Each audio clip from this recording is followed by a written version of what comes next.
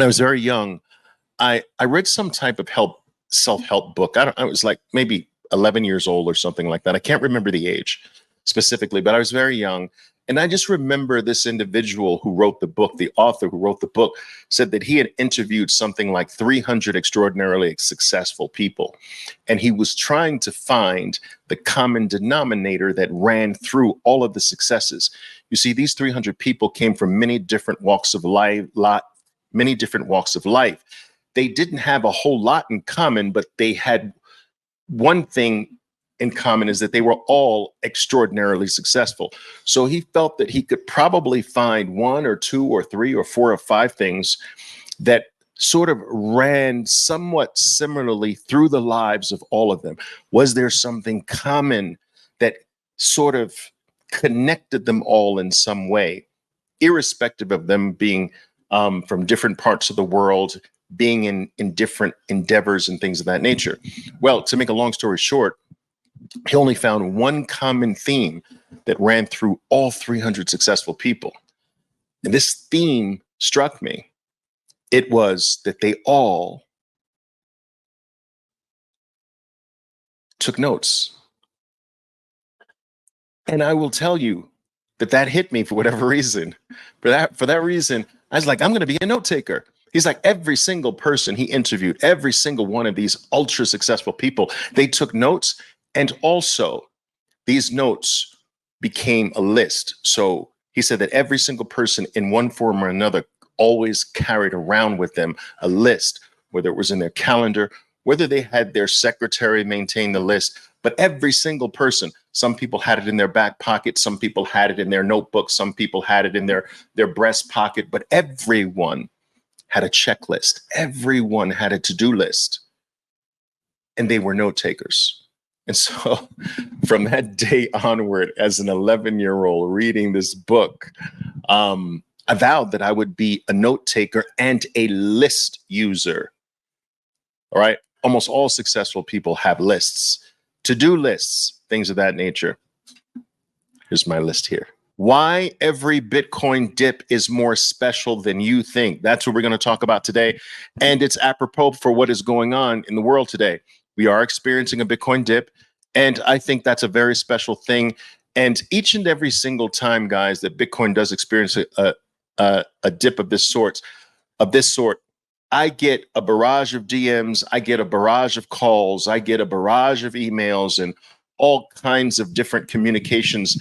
You know, what's going on? What's the cause? Why is this? And I can sense the fear. I can sense the confusion. I can sense so many things that should not be present. And it's apparent to me that a lot of people still have not wrapped their hands around what Bitcoin is, its importance, what it's designed to do for them in their lives. And so they have this almost upside down approach to this very special asset. So I'd like to go over today why every single Bitcoin dip is more special than you think, why it's something that you should actually hope for and wish for and utilize instead of try to avoid or sidestep or even more stupidly short. Absolutely ridiculous. Okay, absolutely ridiculous. So we're going to go over and we're going to go over a number of those things. All right. The first thing I want to tell you is this. First thing I'm going to say is this, guys. If you have not gotten to one full Bitcoin yet, I know some of you have, but if you are one of the people listening to me and you have not gotten to the place where you've accumulated at least one full Bitcoin for your life that you will never get rid of yet, and you want Bitcoin to go up, you obviously still are missing the point. You obviously still have no idea what this is. The last person that should want to see price improvement, price increases in Bitcoin from a USD denominated perspective is the person who has not yet gotten to one Bitcoin. The last thing that you should want is that. The most The number one thing that you should want is actually for Bitcoin to crash, to pull back, to stall, to stop, to fall, and for an extended period of time, so that this can help you accumulate at least the minimum thing that potentially can change your life in the future is one Bitcoin. Why would an individual who only has an amount that's going to get them, even if Bitcoin does extraordinary things, their amount is so small that it's not going to really change their life in any dramatic way? Why would a person who has that small of an amount want to see the price improve? That doesn't even make sense to me. This is the only, listen to me carefully, Bitcoin is the only thing in your lifetime that has the potential to change the trajectory of your entire bloodline. Do you understand?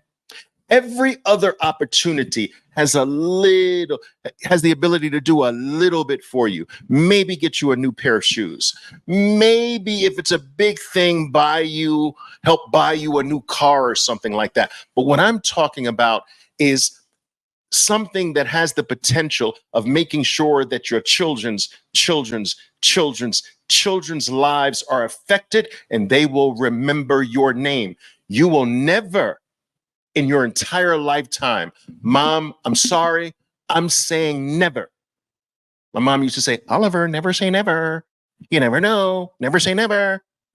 All right, Mom, I'm sorry, I'm saying never. You will never, ever in your entire lifetime, ever have something that has this potential, the potential to change the trajectory of your surname. Something that has the potential to provide generational, massive wealth for generation after generation after generation. These opportunities, guys, only come about every 1,000 or so years. You'll never get another one. And so if you treat this, in my opinion, like it's just another opportunity to help me get another new pair of shoes, or maybe this opportunity will help me take my next vacation next year, like that is missing the biggest opportunity of our entire generation. There are certain things that come along that you can't treat like everything else. And Bitcoin is one of these things. And so I will tell you this again, if you haven't gotten to a place where you have enough for Bitcoin's future exponential gains to make a real difference generationally for you, if your amount is small, too small for even a gargantuan move in Bitcoin to really make a generational difference for you, then you're the last person that should want to see the price improve. You're the last person that should be excited about a Bitcoin pump. You've got to get to a place where this matters, because you will have no other opportunity in your life. I promise you this. There's nothing in existence that has this potential. Nothing that's available to you every single day. Now, some people say, "Well, Oliver, I might hit the jackpot. I might hit the lotto for $1 billion." We're not talking about that idiotic shit. I'm talking about something that's available to you every single day of your life, every single moment, with every single breath, 365 days a year, 7 days a week. This is available to you to grab at the current moment, any second of the day. A lottery win is a once in a zillion chance. We're not talking about nonsensical stuff like that. You should welcome every single dip, because Bitcoin's dips are its benevolence. It's its way of saying, you're not there yet. I'm waiting for you. I'm giving you your opportunity to get this in sufficient enough amounts to change your life and the lives of your children and their children forever. Do you understand this? And I know that what I'm saying is applicable to 90% of you. 90% of you don't have enough. And yet, you don't appreciate a dip that helps you get there faster, to get to enough faster. You appreciate a move that makes it harder for you to get there. The move up makes it harder for you to get there. The move down is what makes it easier for you to get there. You've got the shit backwards, people. You've got it backwards. Your feelings are upside down. I'm constantly telling my traders this all the time, right? The average novice trader, actually, when they're in negative territory, or I'm going to flip it to trading for a second. Most novices traders have their feelings, their emotions upside down. Do you understand this? When they're in negative territory, they hope. I hope this comes back. They're in negative territory. I hope there's a rebound. I hope I get my money back. I hope the situation improves. They hope in negative territory. When they are in profitable territory, they get fearful. They fear that the little profit that they have is going to disappear. I hope it doesn't disappear. I fear that it's going to disappear. So they snatch at the profit before it disappears. They're so used to losing that the little profit that they get, they snatch at the profit for fear that this little profit is going to disappear. They're snatchers at profit. So they're fearful in profitable territory. They are hopeful in negative territory. Now, let me ask you, does that make sense?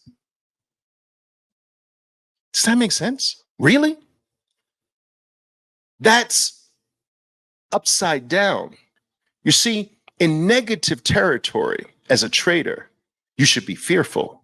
Fearful that if I don't contain or cut this loss, it will eliminate my life, my financial life. If I don't control this, it will take me out. Fearful that it can do so much damage to your life that you give it very little room, if any. You fear in negative territory as a trader. And when you're in profitable territory, you sit back and you hope that that profit gets bigger. You hope that the profits run. You hope that this is the beginning of something big for yourself. Most novices have their feelings backwards or upside down. I am telling you, most of you are dealing with the same thing with Bitcoin. Your feelings are upside down. You are happy when the price rises and pumps. And you are disappointed when the price dips. These are backwards. This is upside down for 90% of you because 90% of you don't have enough. 90% of you don't have a sufficient amount to change your life forever. So you should be hoping for a dip in this case. You should be hoping for a drop. You should be freaking hoping for a bear market, not a bull market. If you're not there yet, this is not your regular opportunity to just say, I just want a decent gain on the amount that I have. No, because this opportunity is the mega one, the life-changing one. All the other ones are regular. So most of you have not gotten to that place where dips are looked at as Bitcoin's way of being benevolent, Bitcoin's way of giving you, the opportunity to do what you're supposed to do, to get on board the freedom train, the generational wealth train before it leaves you forever. Every single 4 years, there's thousands, tens of thousands, and soon millions of people.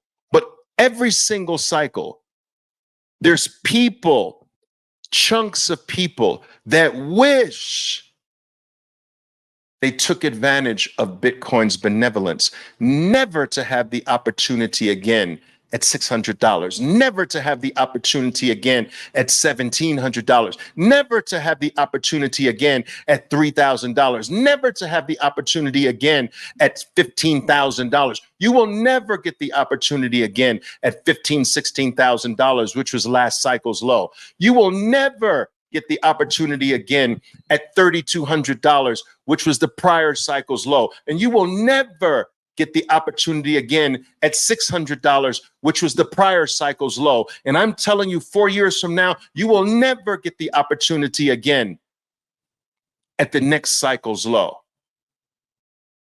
And this will go on every 4 years forever, people. It's going to become increasingly more difficult to get anything of substance. You're going to be dealing with Bitcoin dust in the near future.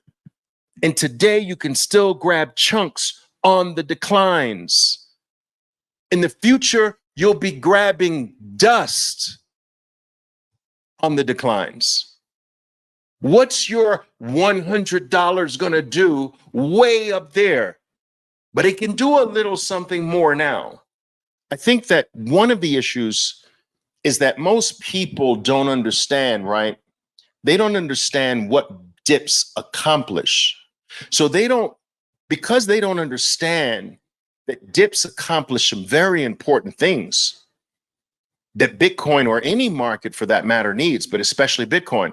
And because they don't see the positive aspect of what dips accomplish, this is one of the reasons they also associate something negative to a dip.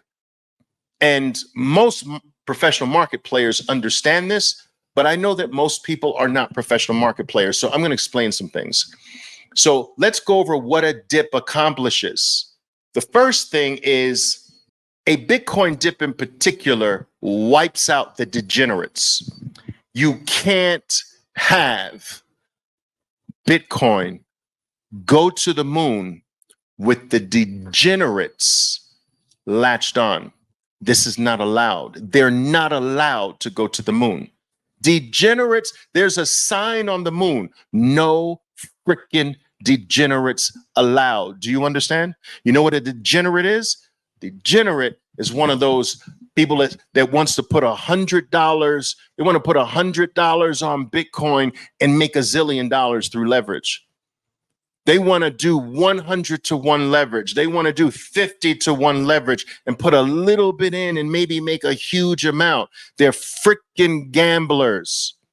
They don't appreciate what Bitcoin is. They're treating it like a freaking trip to Vegas, like it's a crap game. All right.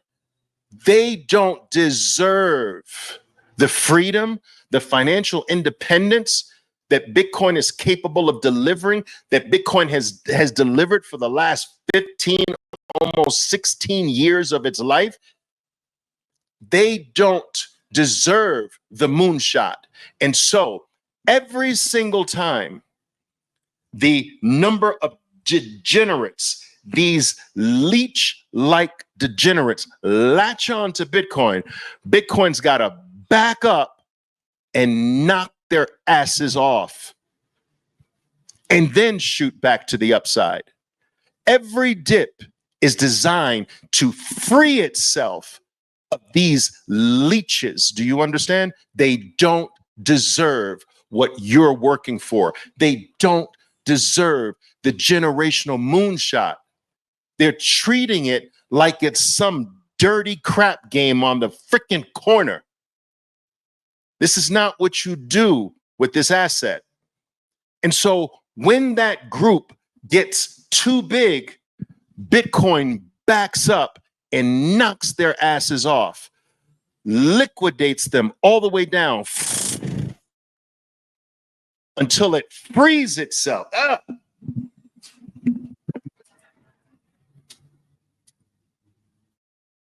And when most, if not all of those leeches are gone, boom, then it takes its shot back to the upside. You understand what I'm saying? So that's number one.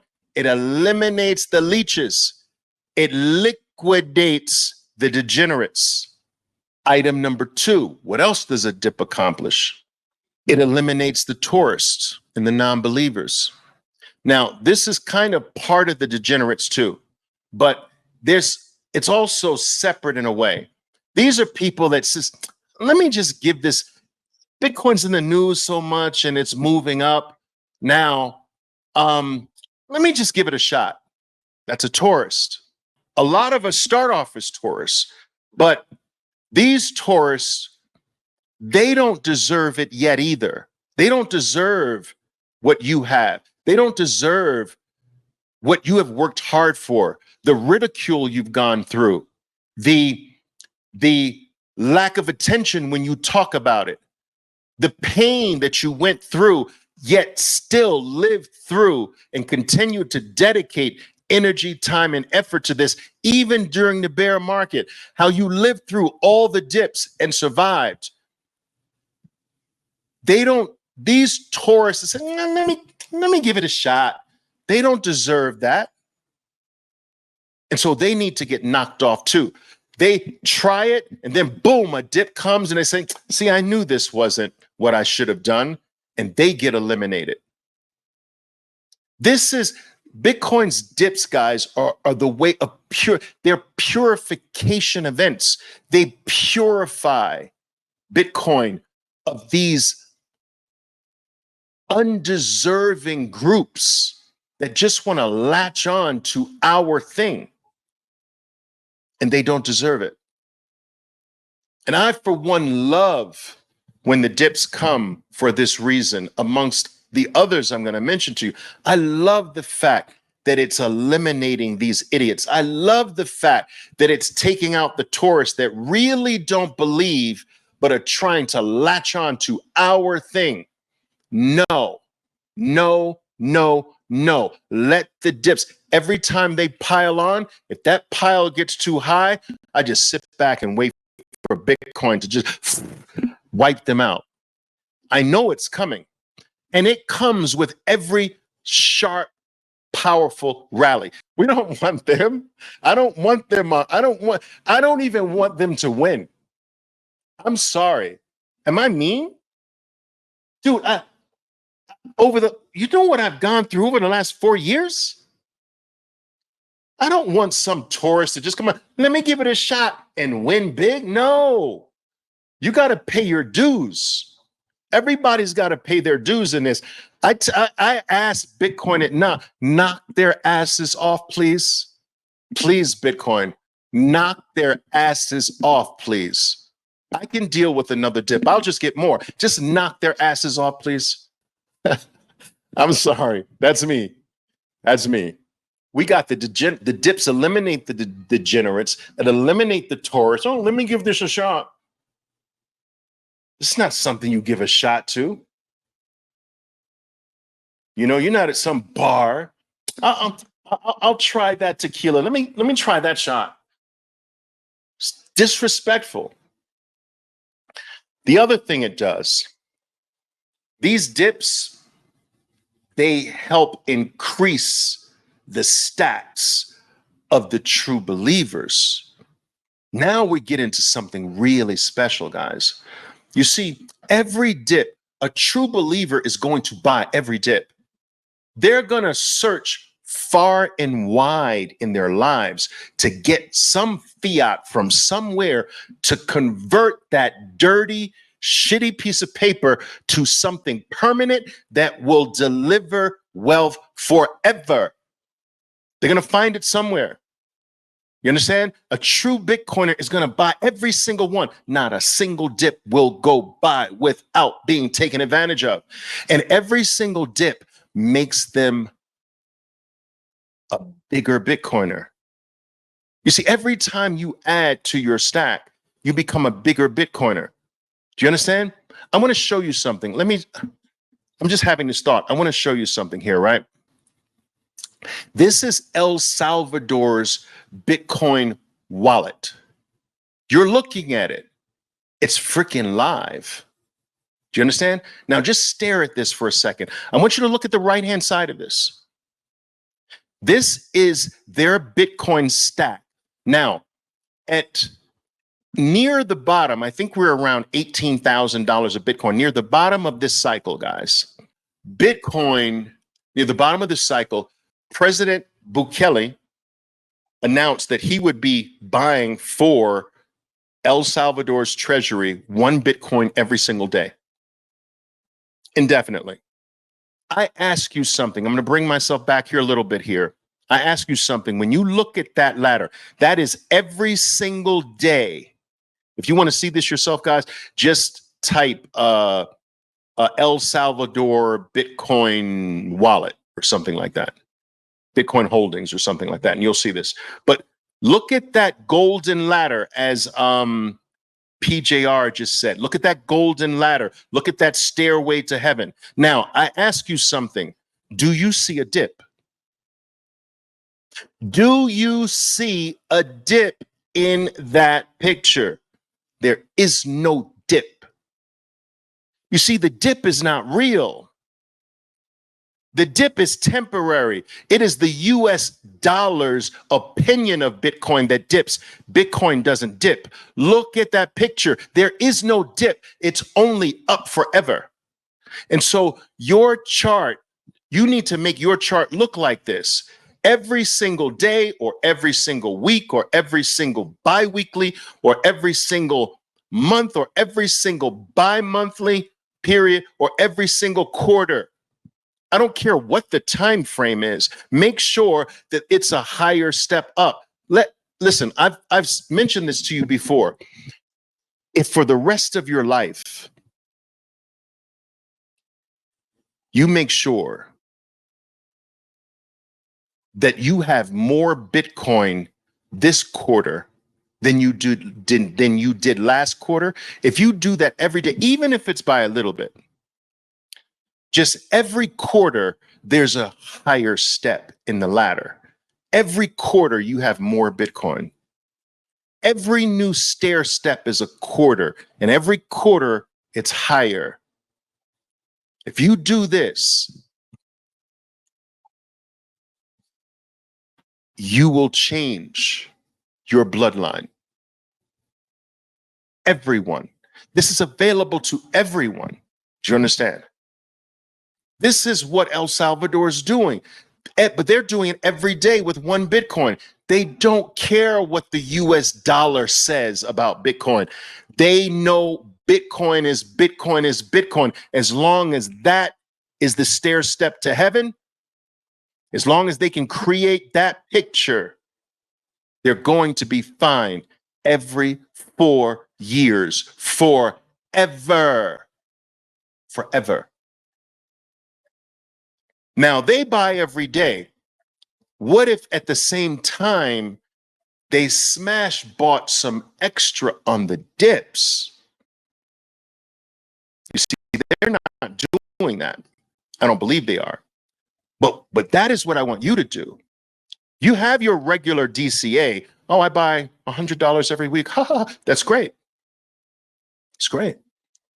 But you have to also kick in some extra when you get these dips.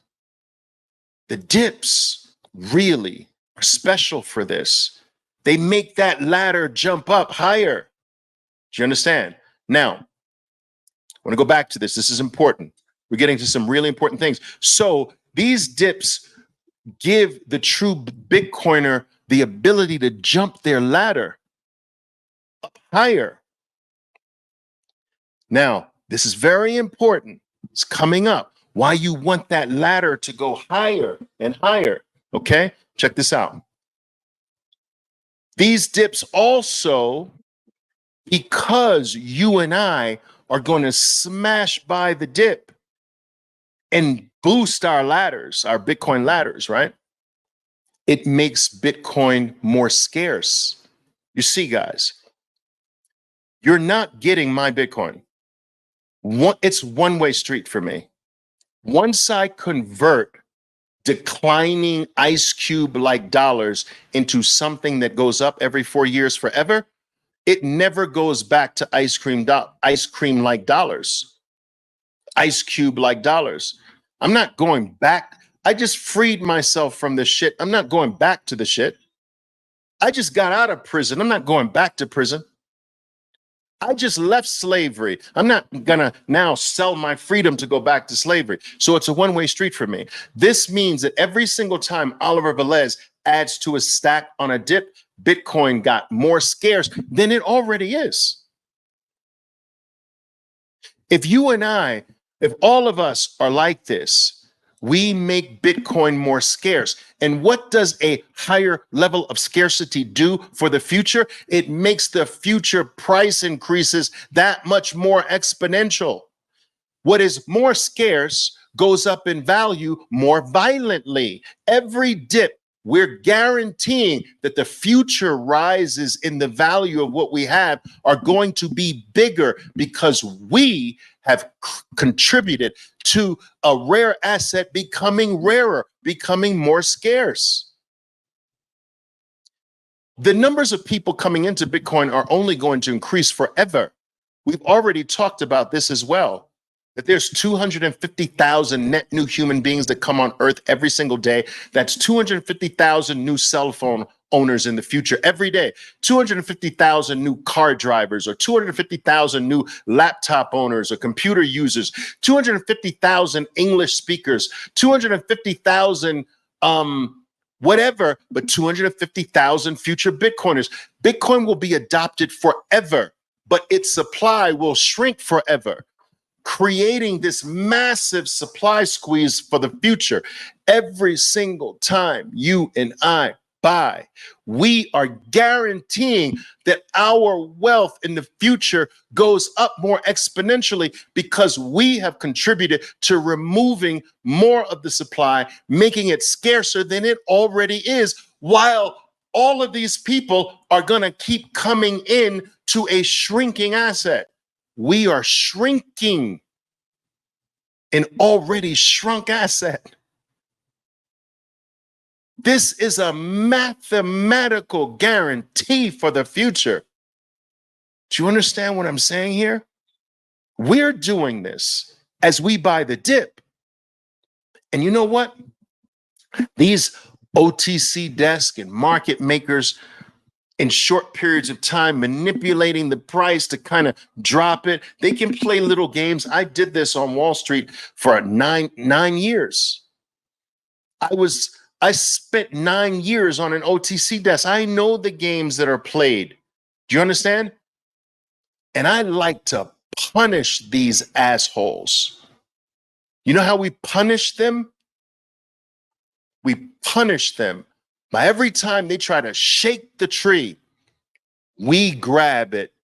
We grab what they're trying to grab. You see, they shake the tree to try to get the weak hands to drop it, and we pick it up. They're dropping it for us. They're bringing it to us. You understand? And we punish them by taking the very thing that they were trying to get to. I love it.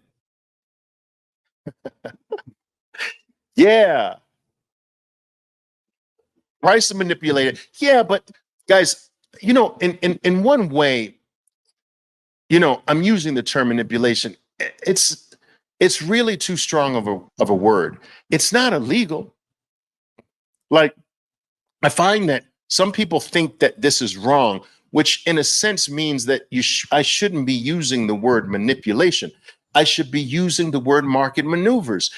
These market maneuvers are legal, a normal part of every market environment. You understand? And so, but, you know, I played those games. Why shouldn't they? In reality, why? Why shouldn't they?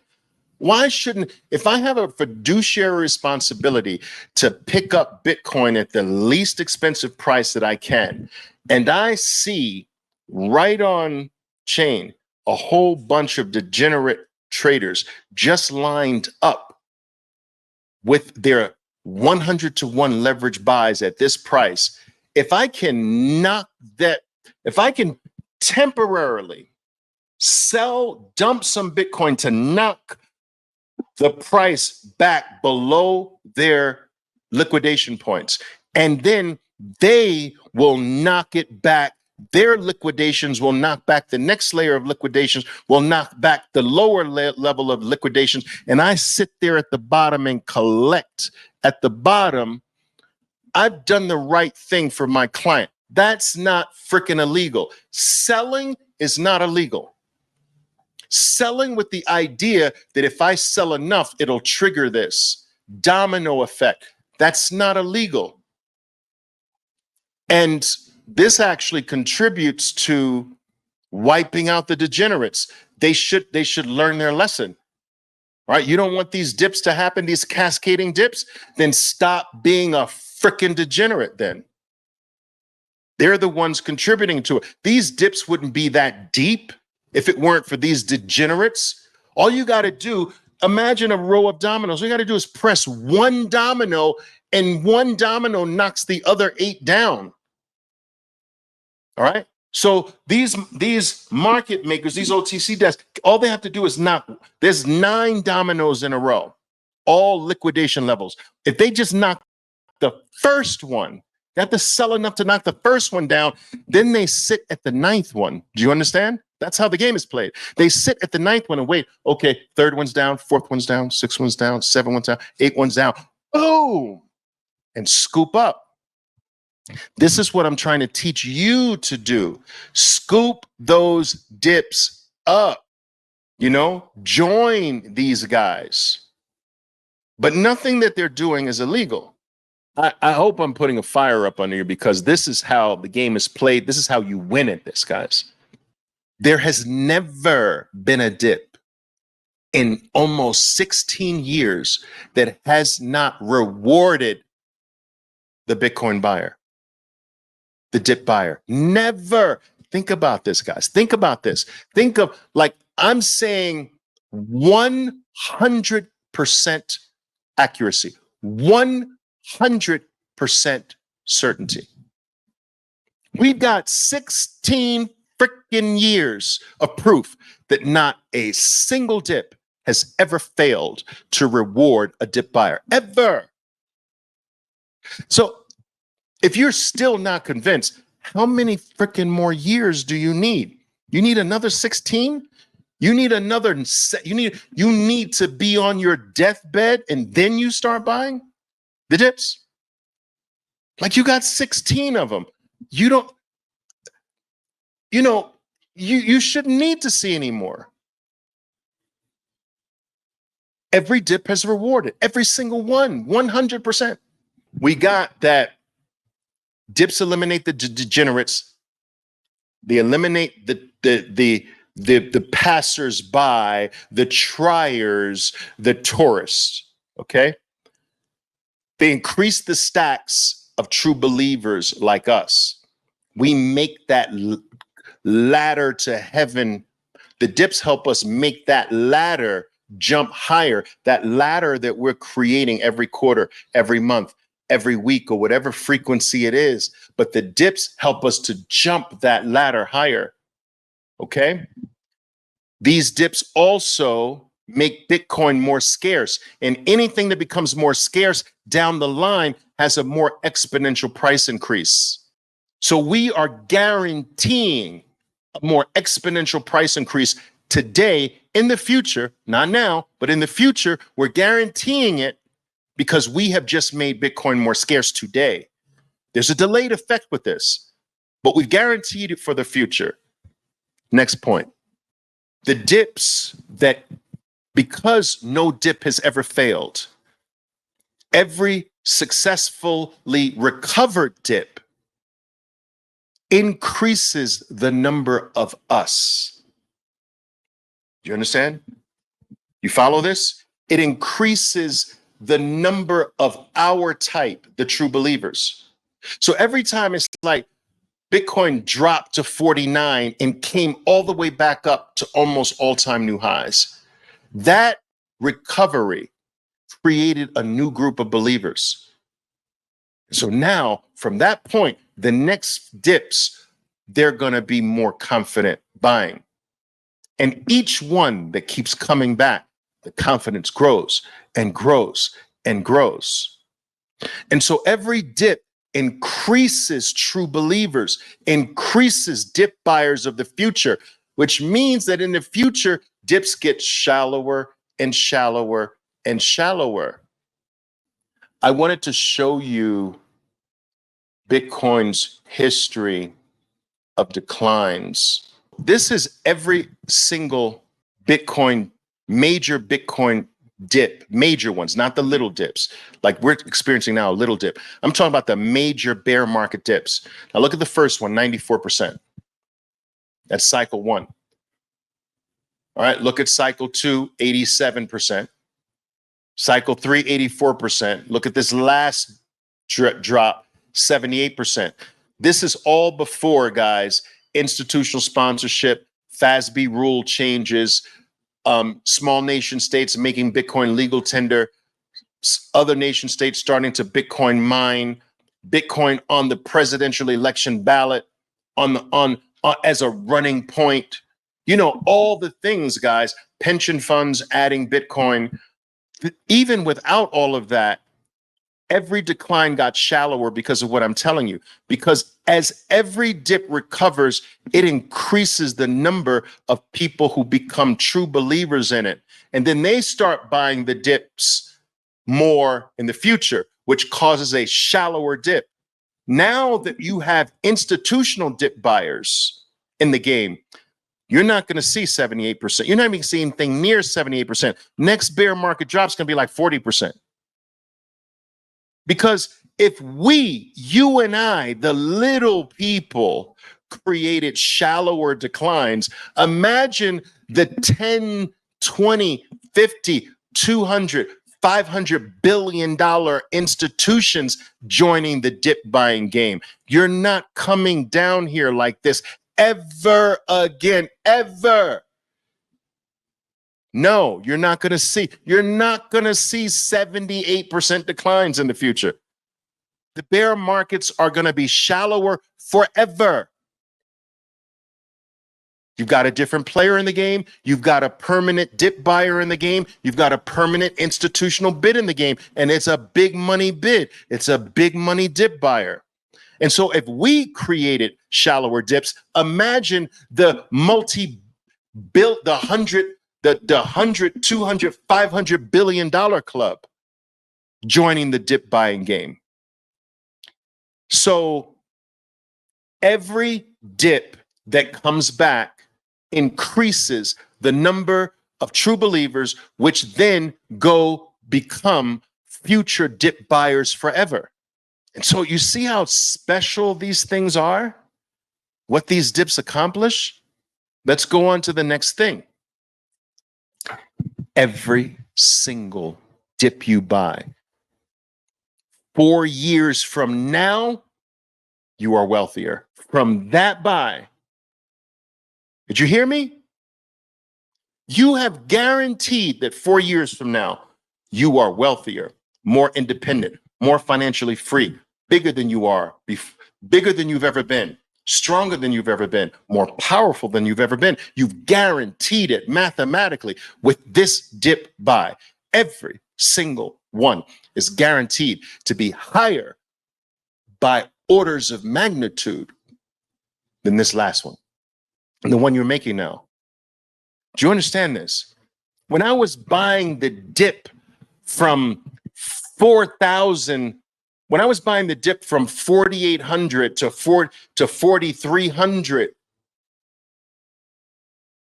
48 to 4,800 to 4,300, 4,300 to 3,800.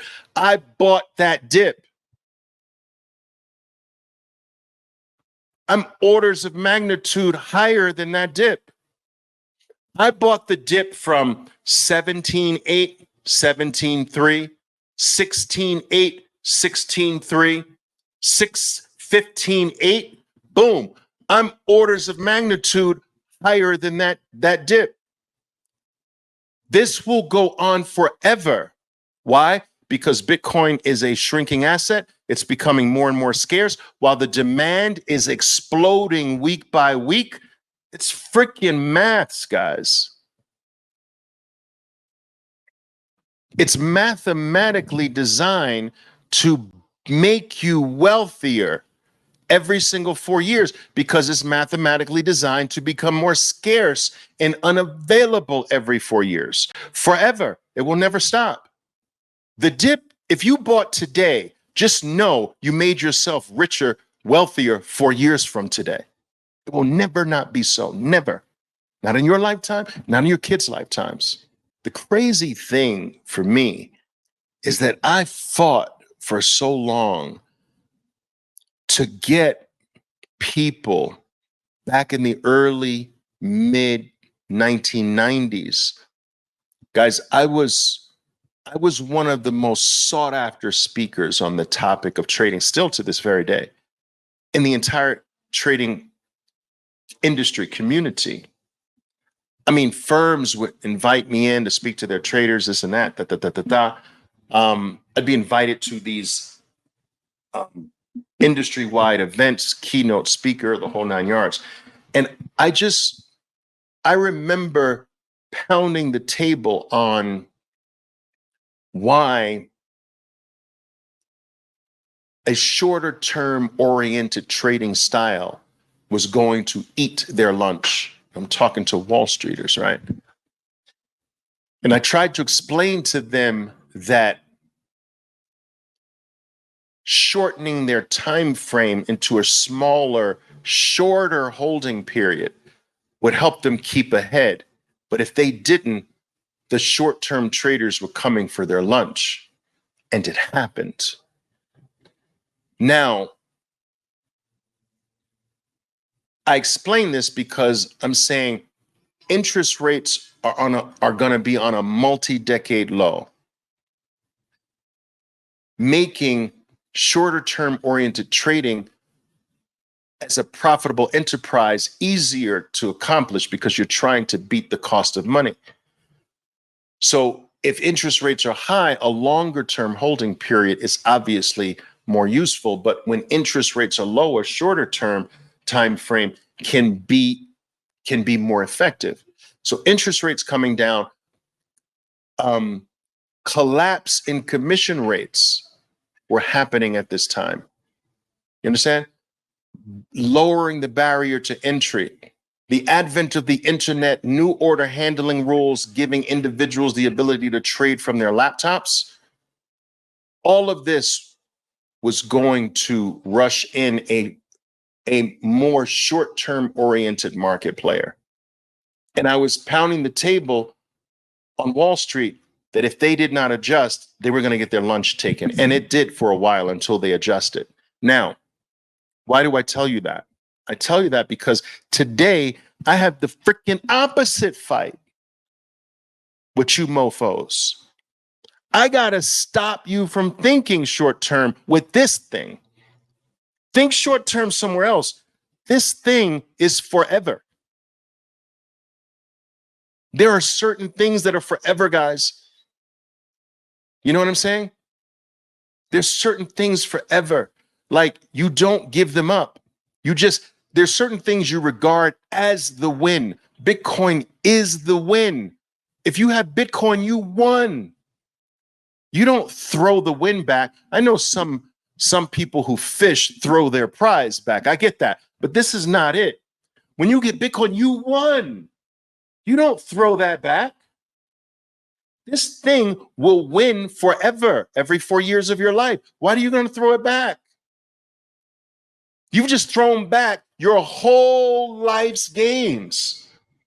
You understand? So I got to stop you from thinking like, well, yeah, you know, I'm gonna buy at the low and I'm gonna sell at the high. No, you're just gonna buy the next decline and you're gonna keep everything, and you're gonna create the ladder. You understand? There's no selling here. Like El Salvador is not freaking selling, people. Do you understand?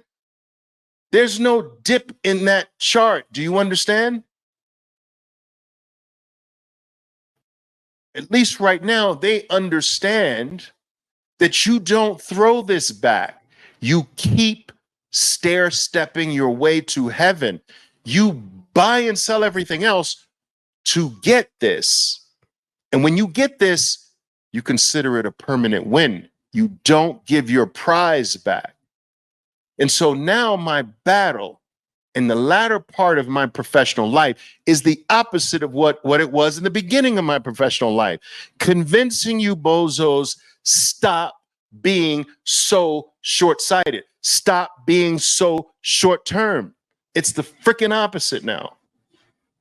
Too many of you are getting fooled by the excess part of a move. I want you to hear me out on this, right? The excess Bitcoin produces a move. Let's say a move to the upside.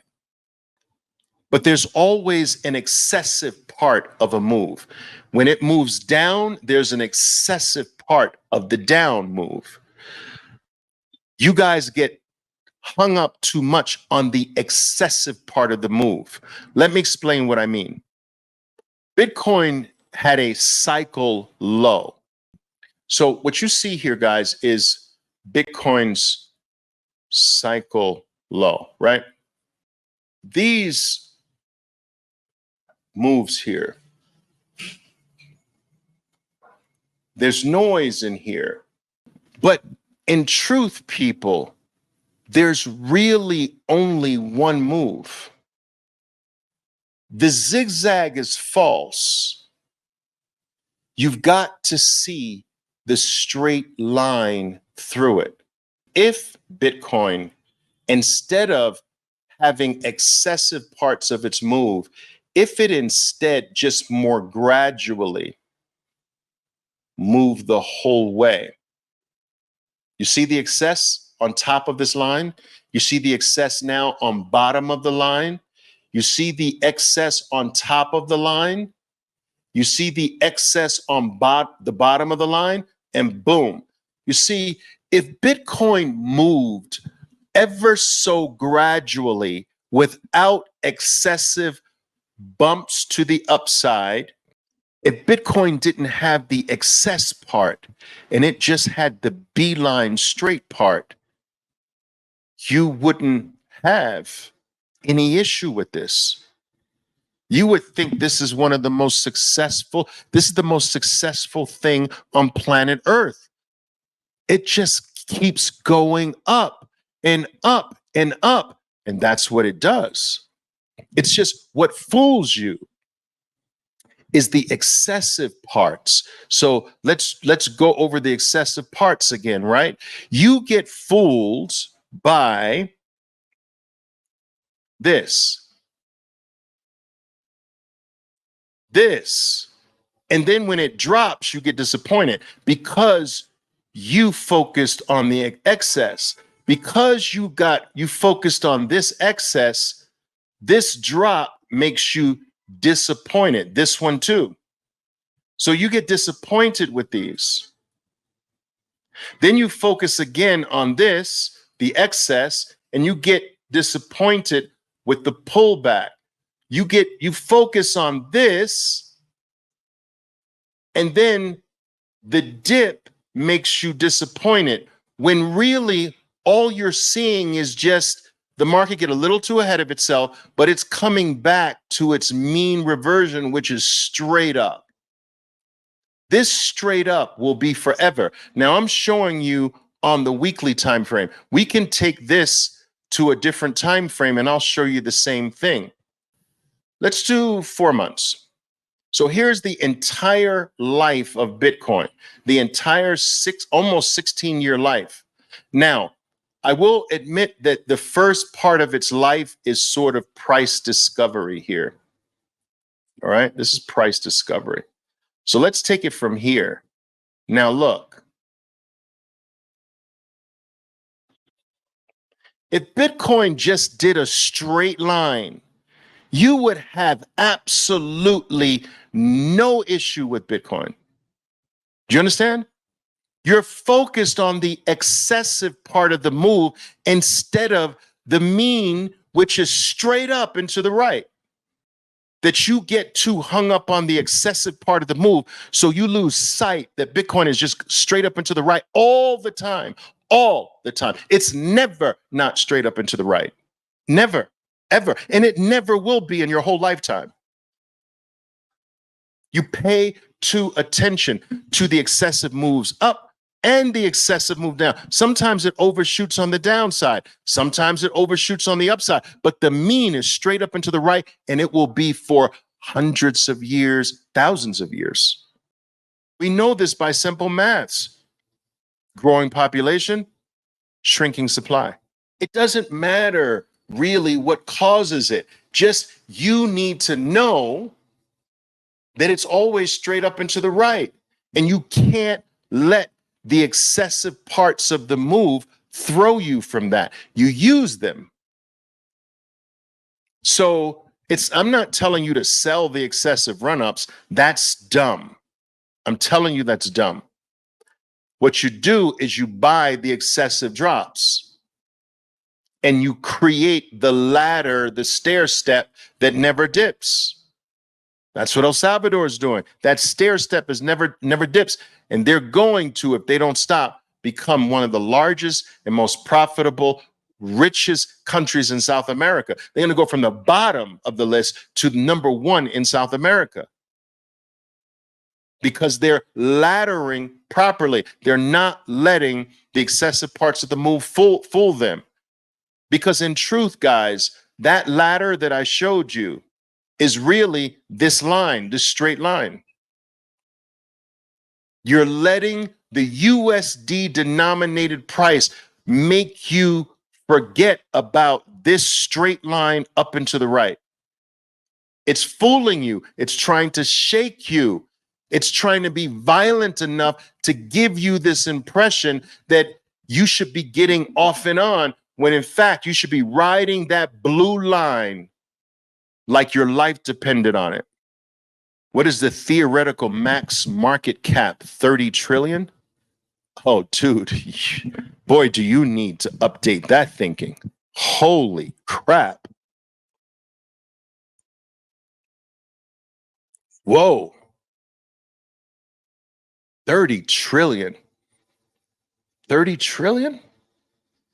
For the hardest asset known to man, the scarcest asset in the world, the rarest asset in the world, the most secure network on planet Earth, the thing that's mathematically designed to rise in value every 4 years.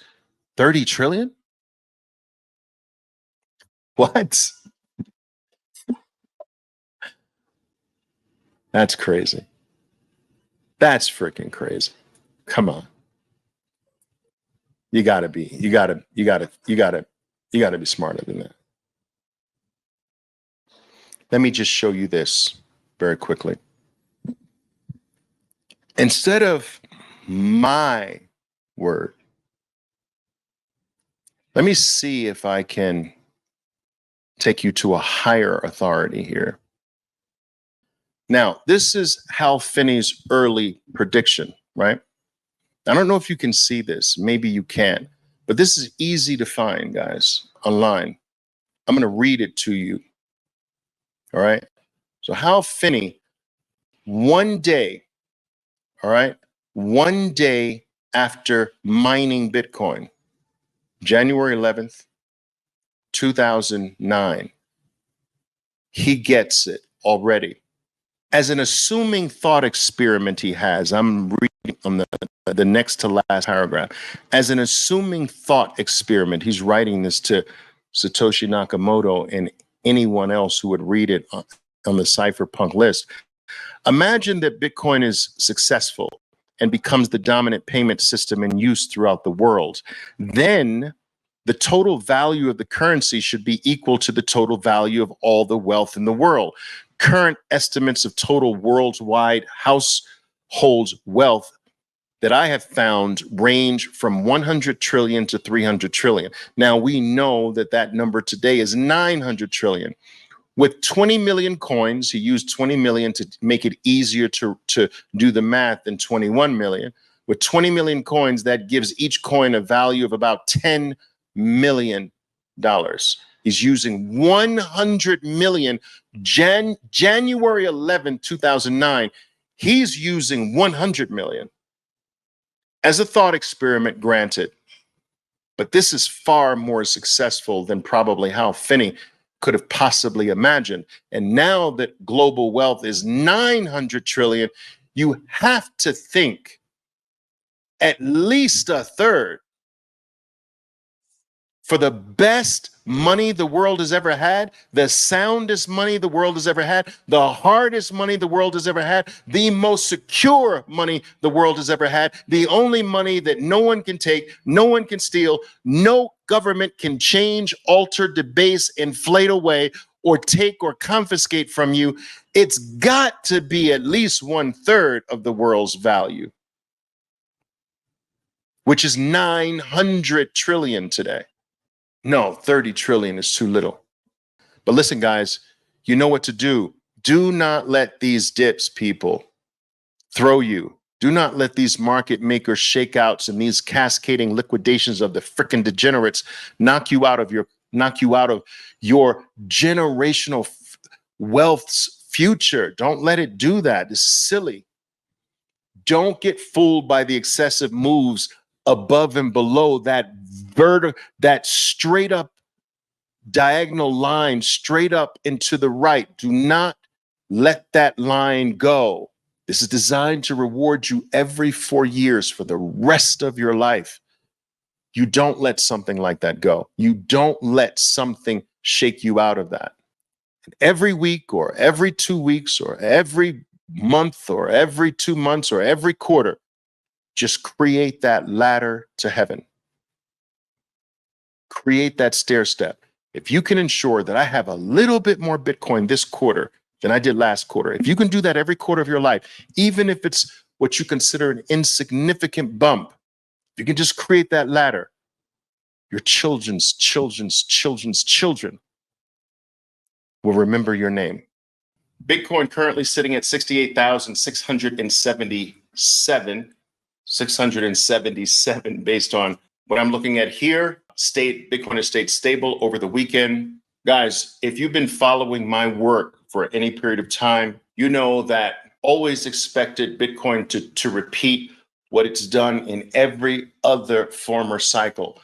That right after the Bitcoin halving, it goes into a lull, what we call a backing and filling period, somewhat of a sideways, choppy, do nothing period, right into US presidential election time and right before US presidential election time, which is your latter part of October, you start to see bullishness return. This has happened virtually every single cycle of Bitcoin's history. And lo and behold, as soon as the middle of October came into play, we came off of the prior dip and started to display some bullish characteristics. We're still currently displaying bullish characteristics. I believe these bullish characteristics, for the most part, will stay in play all the way until the end of 2025. That is, if history's any guide. And of course, history is a guide. It's the only guide that we have.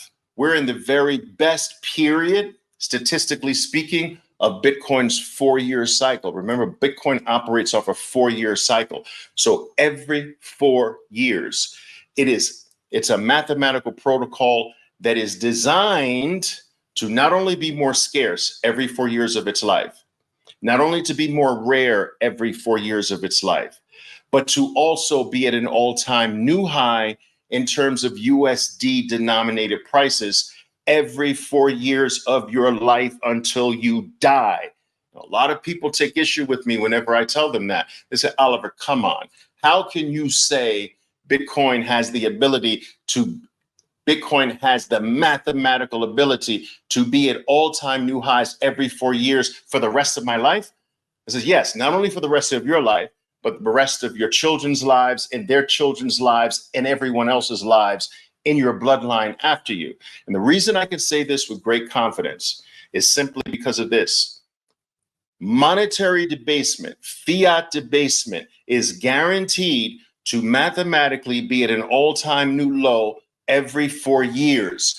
Every 4 years, your purchasing power whether you are using the dollar, the Argentinian peso, the Japanese yen, I don't care what dirty paper money out there you're using, every 4 years, your purchasing power is guaranteed to be at an all-time new low.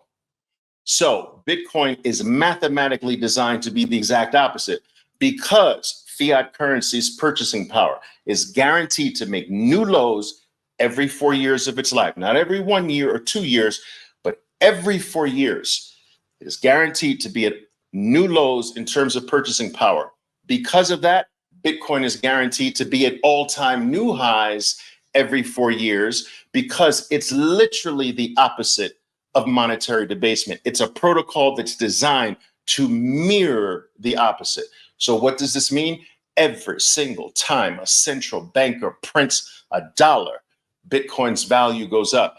Every single time they debase you, Bitcoin's value goes up. Every single time they lie, every single time they spend, every single time they manufacture another reason to spend your money, Bitcoin's value goes up. And let me tell you something, they will never stop spending your money. They will never stop printing money out of thin air. They will never stop the printing press from going burr. Never, never in your lifetime, not in your kid's lifetime.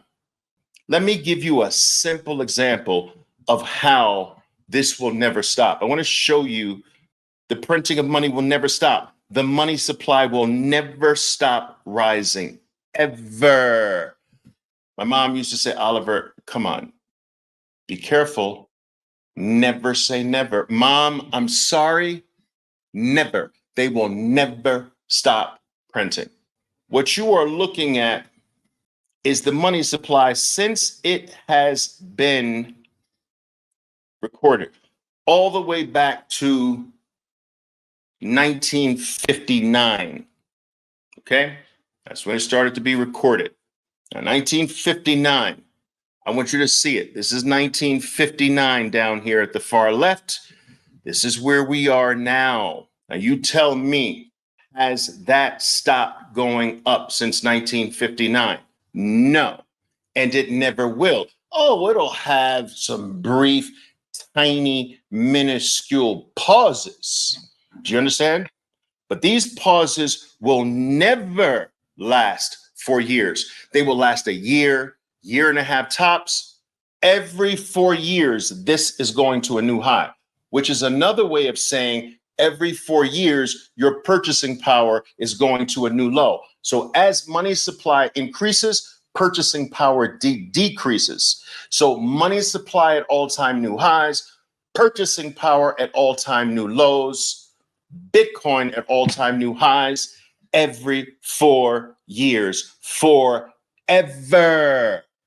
Money supply at all-time new highs every 4 years, Bitcoin at all-time new highs every 4 years. Purchasing power at all-time new lows every 4 years, Bitcoin at all-time new highs every 4 years. It's literally created to be the opposite of monetary debasement. It's inextricably intertwined.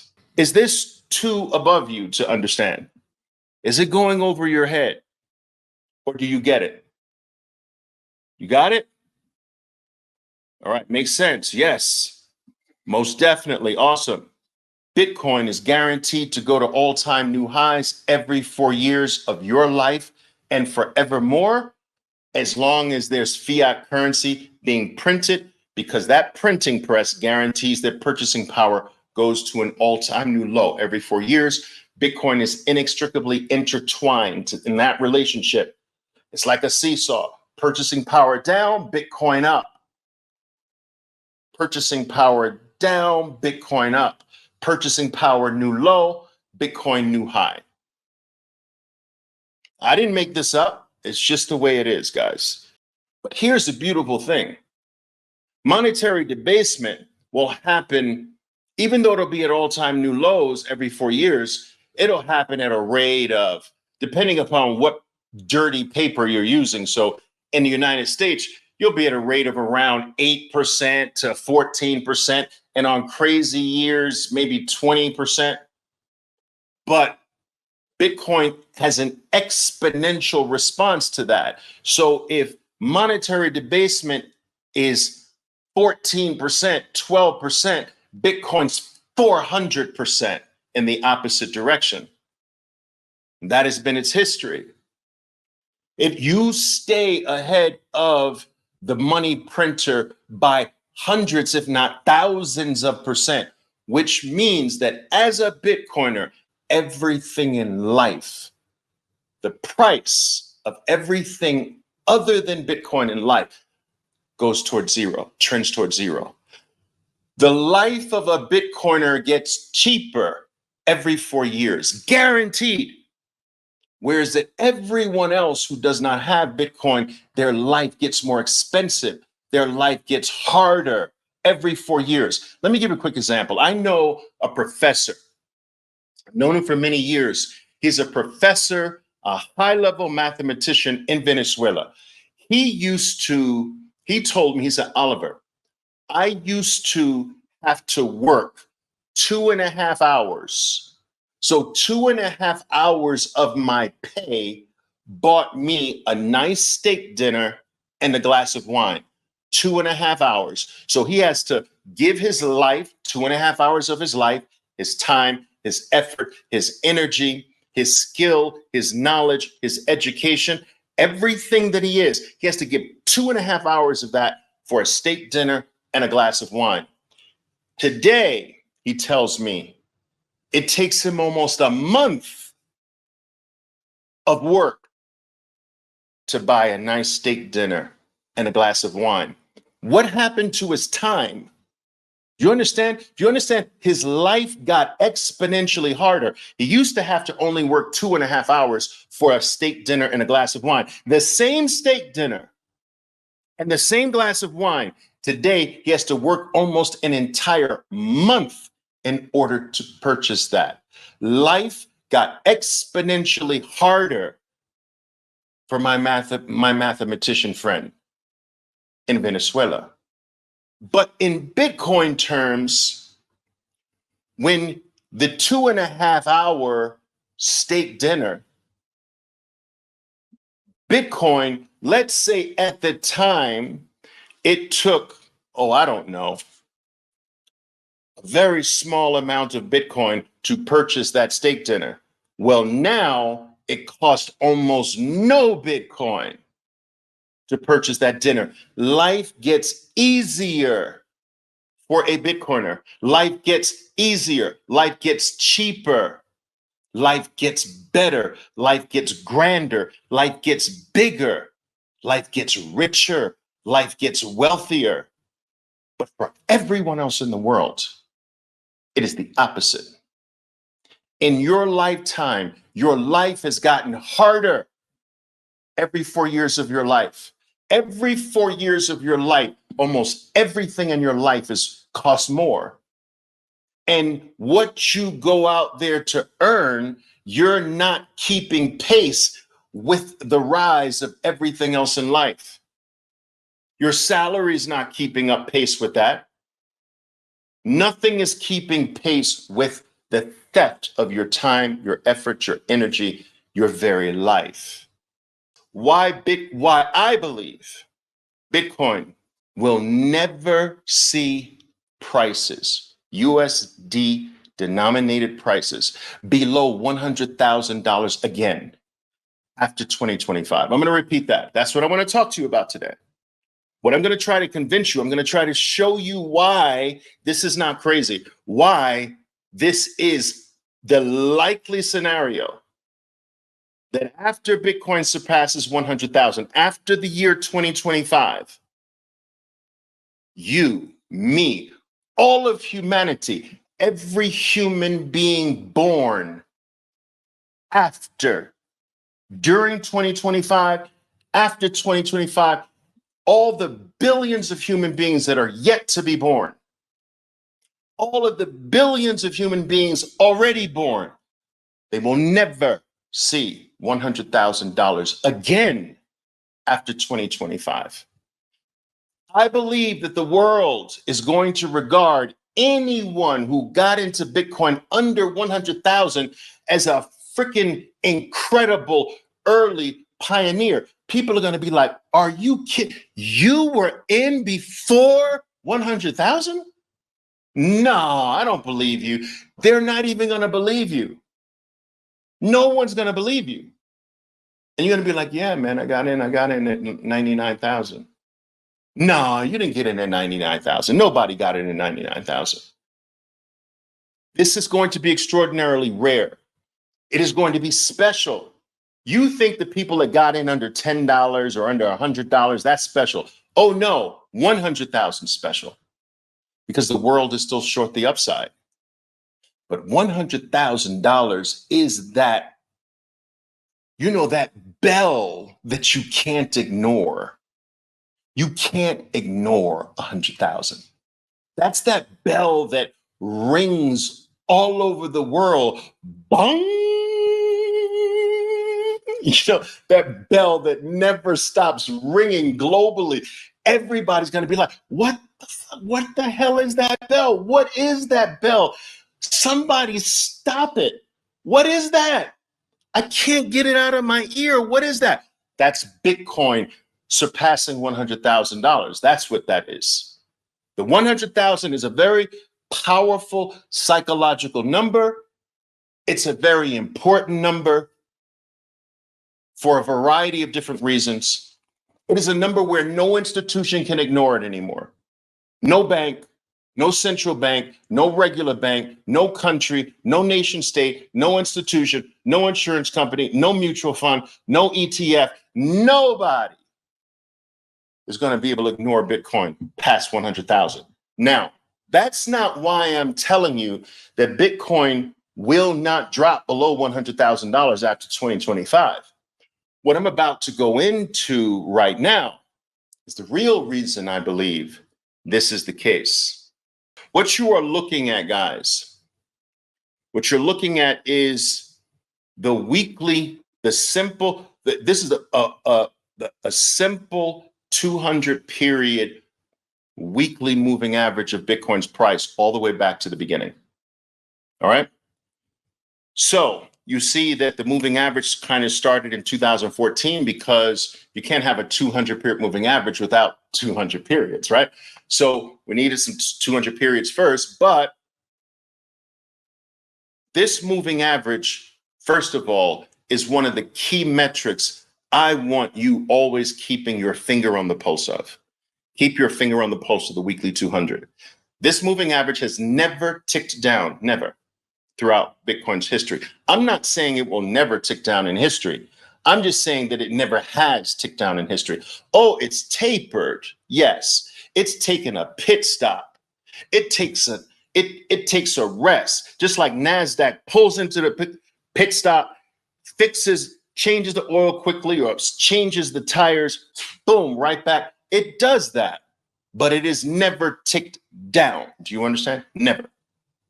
And so in reality, stepping back is looking at Bitcoin's weekly 200 period moving average. Now, what's interesting about this, guys, is that Bitcoin's 200 just recently surpassed 40,000. Now, this is a milestone. It just passed 40,000. So Bitcoin, as we just mentioned, Bitcoin's trading at 68,000 and change, but it's 200 MA, 200 moving average, just crossed 40,000. Okay. Now, I want you to understand the importance of this moving average. From my perspective, is that it denotes generational wealth opportunity time. All right.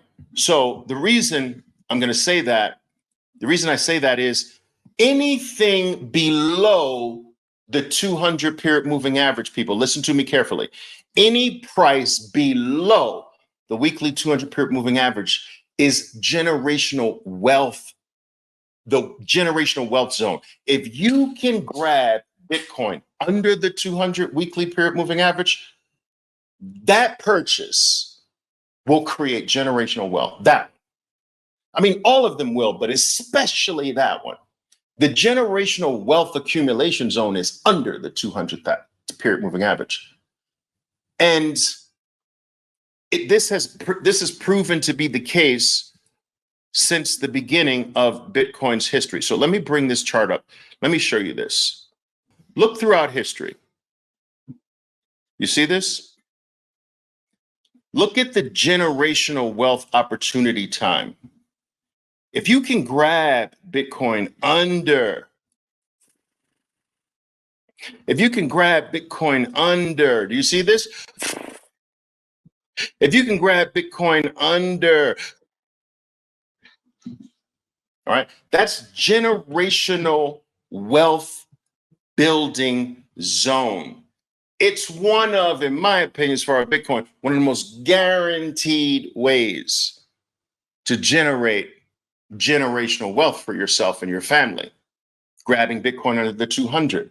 So this is one main reason why it's extraordinarily important to keep your finger on the pulse of the weekly 200 period moving average. That zone under, when everyone's freaking out, when all of your ponytail wearing bears out there calling for Bitcoin 1,000, Bitcoin 3,000, Bitcoin 10, stupid shit like that, that's when you're going to see that in mass. And that's when you should be really piling into this asset. That's a generational wealth building zone. I'm going to give you some numbers. You might want to write them down. Okay. I like to look at the 200 in the past, which gives me the ability to project where the 200 is likely going to be in the future. Now, this is important because remember, I told you that period under the 200 is the real juicy generational wealth accumulation zone. So coming up with a projected 200 means this way. Projected 200 price is just as important as trying to come up with a projected USD denominated price of spot Bitcoin. In some ways, I think projecting the 200 is more important. Here's why. Let me give you some statistics. I just told you that the weekly 200 period moving average on Bitcoin just crossed 40. Now, if we go back to the last halving, okay, 2020, but we go back to the same day today, so October, what is it? October 20th, okay? October 20th, more or less, right? So October 20th, 2020, you go back to the 200 in 2020, you'll find that the 200 was around 6,800. So the 200 period moving average was at 6,800 more or less. The same day, this day, 4 years ago in October of 2020. 4 years later, today, we just crossed 440,000. So now let's do some math on this. If you were to calculate the percentage rise from 6,800 to 40,000, you'd come up with about 488% gain. That's a 488% gain. Okay? That's what the 200 period moving average experienced, a 488% rise in 4 years. Now, this rise, people, this rise occurred before there was a MicroStrategy, before there was nation states like El Salvador adopting the Bitcoin standard, before there was regulatory clarity on the asset, before there were spot Bitcoin ETFs, before the 4 biggest wealth managers on planet Earth pounding the table as Bitcoin marketers, before FASB rule changes, Do you understand? Before SEC approval of options on Bitcoin, spot Bitcoin ETFs, before US presidential candidates running on a Bitcoin pro platform, right? Before before the biggest holder of assets in the world, BNY Mellon, the biggest custodian in the world with $50 trillion of assets it's responsible for as a custodian. 50 trillion, 50 trillion, fighting for and getting approval to custody Bitcoin. Before before institutional sponsorship, there were no institutions in Bitcoin before 2020 to speak of. So before all of this, Bitcoin's 200 period moving average experienced a jump of 488% 4 year to 4 year. October to October, this October, 6,800 to 40,000. You get this, right? Now, this is before all of this bullishness. One would expect that the next 4 years, the possibility of the 200 jumping more than 488% because it did it without all of these things. What is it going to do with all these things? So I'm saying that there's great odds that this next 4 years, the jump in the 200 is far bigger than just 488% without all of these bullish things. But let's put that aside. Let's assume that with all of these extra bullish things, Bitcoin just simply repeats. So it's 200 period moving average, 488% higher.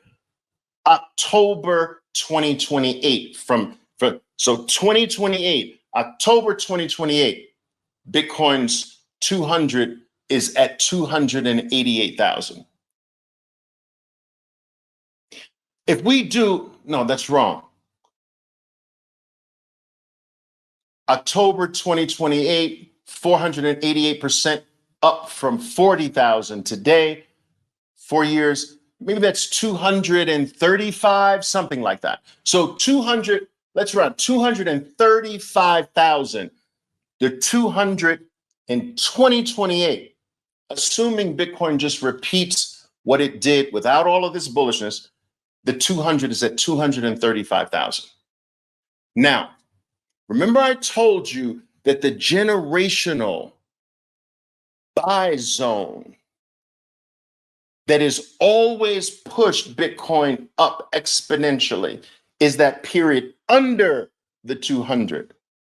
Well, if our projected 200 is 235, the zone under 235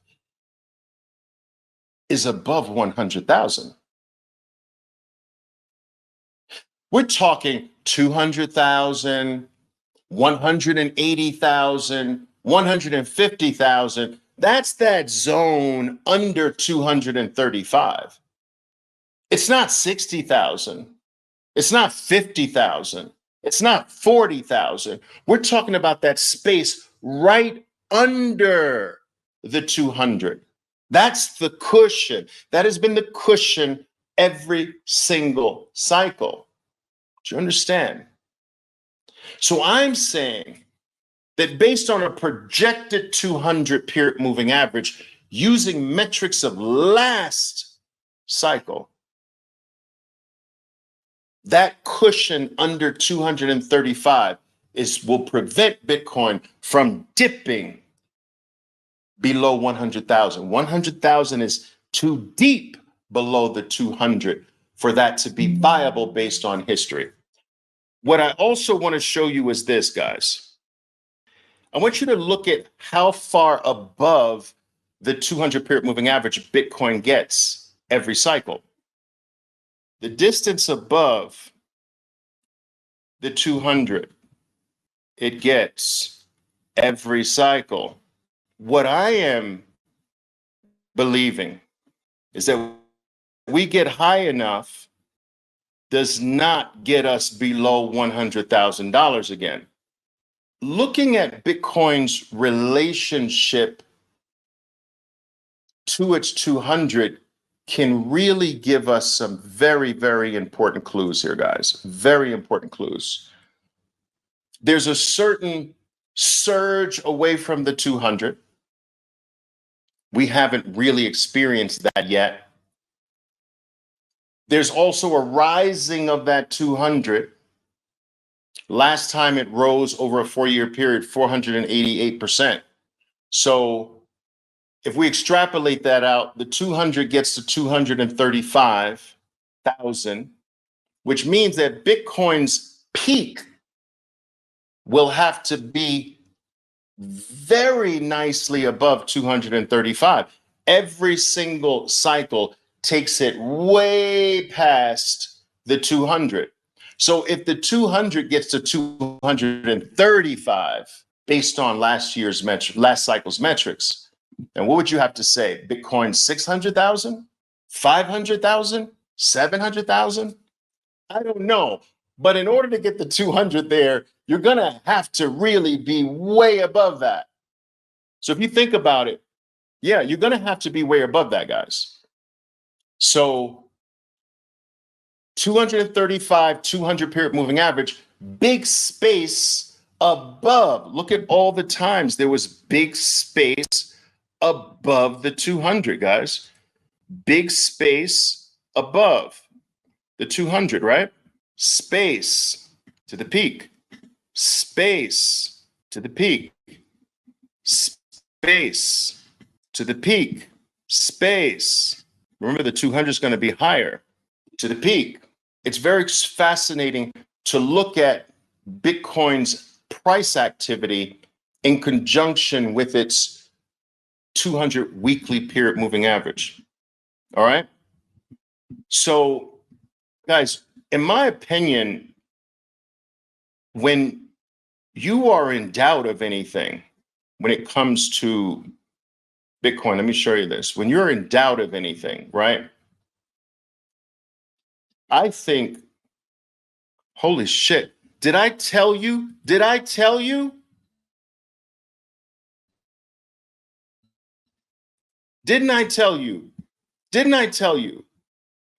that Bitcoin pumps every time I do a lot? 69, baby. Didn't I tell you this? Look at that. I told you. Now, Hank is saying something interesting here. He's saying that, well, we had an 80 vol asset, Oliver, but, volatility is going down. I think that's only temporary. You're going to get a waning in volatility. But I just don't think so fast. I think that you have lulls in volatility the same way you have lulls in price. And the reason for this is because of the scarcity of Bitcoin, guys. You understand? The scarcity of Bitcoin actually prevents, because so much is in self-custody, out of circulation, you have a small float. Whenever something has a small available float, it will always retain high volatility. You understand? So it's unique in that respect that most of the supply is off the market in cold storage. Most of your Bitcoin is not available in the market. This affects volatility, especially when elephants are involved. So the institutions are elephants, right? The elephants have come to play with a dwindling amount of supply that's available. My supply is not available to the elephants. Your supply, if you have it in cold storage, is not available to the elephants. It makes an ever so shrinking, already small amount of supply only available to an ever growing institutional elephant-like audience That leads to volatility. You can't tell me that an elephant stepping into a bathtub doesn't violently move the water in the bathtub. The water doesn't stay calm when an elephant steps in. Now, if an elephant steps in the ocean, that's a very different story, right? But Bitcoin's not an ocean. It's a shrinking little bathtub. And when elephants are coming to this bathtub, no one's going to tell me that these elephants stepping into a bathtub is not going to violently move the water. So, I would say don't confuse the lulls that you see for permanence. All right.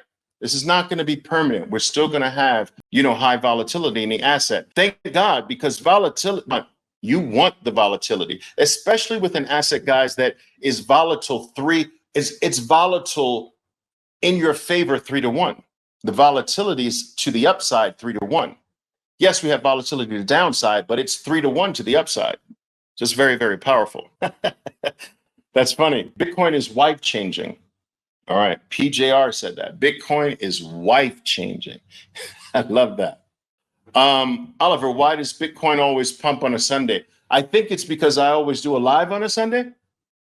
No, I'm teasing. I think it's largely due to the APs of the ETFs starting to go to work, to be honest with you. That's my theory. My theory is that they start Japanese hours. They start Eastern hours, the APs, the approved partners of the ETFs. They go to work. They go to work now. They go to work 5 p.m. more or less, New York time.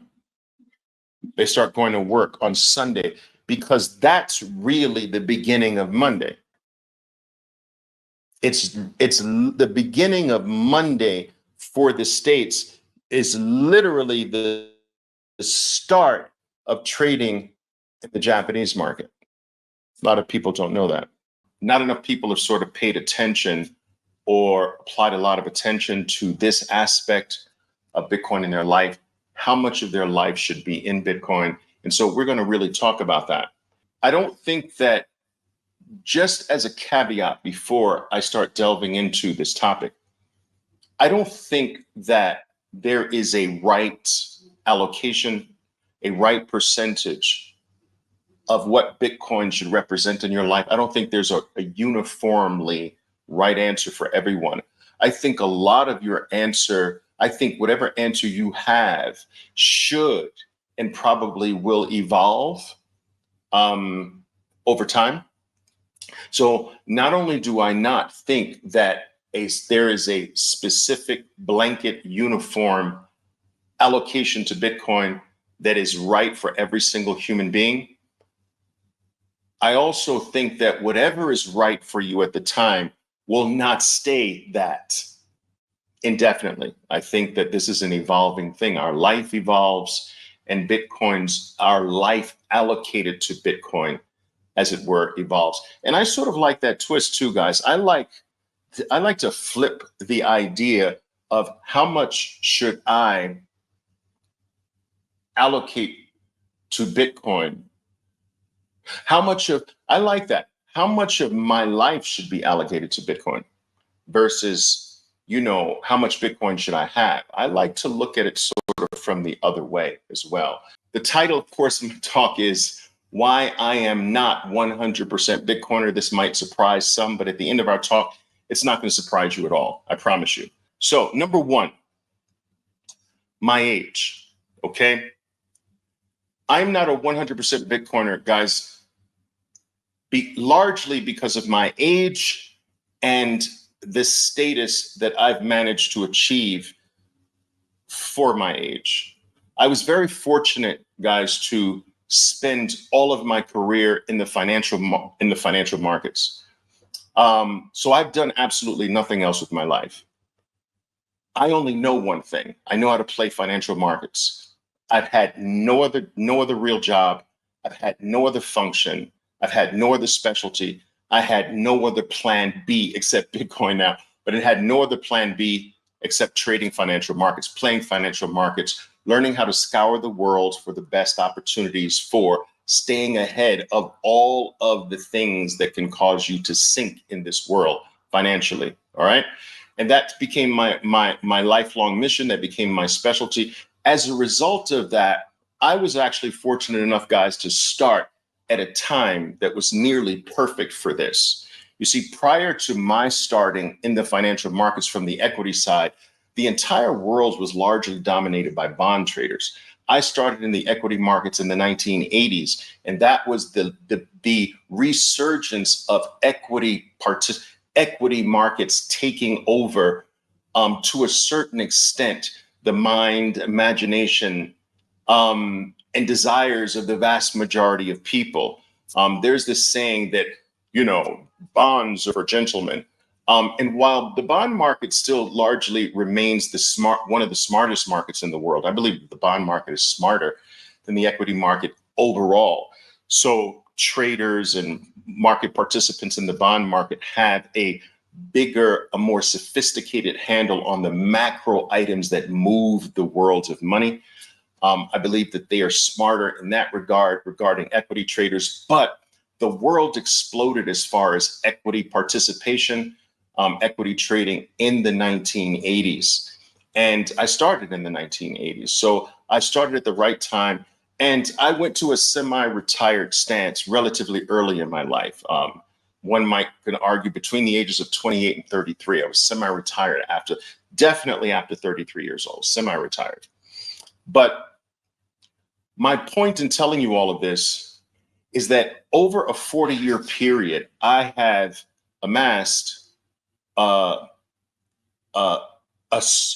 certain amount of assets. All right. And these assets have basically fallen into two broad categories. All right.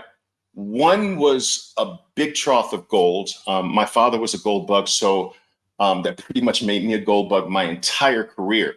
So my entire career, I always knew that gold was real money, fiat currency, not. So anything that I didn't need outside of my collective investing and so forth and so on, I socked away in gold.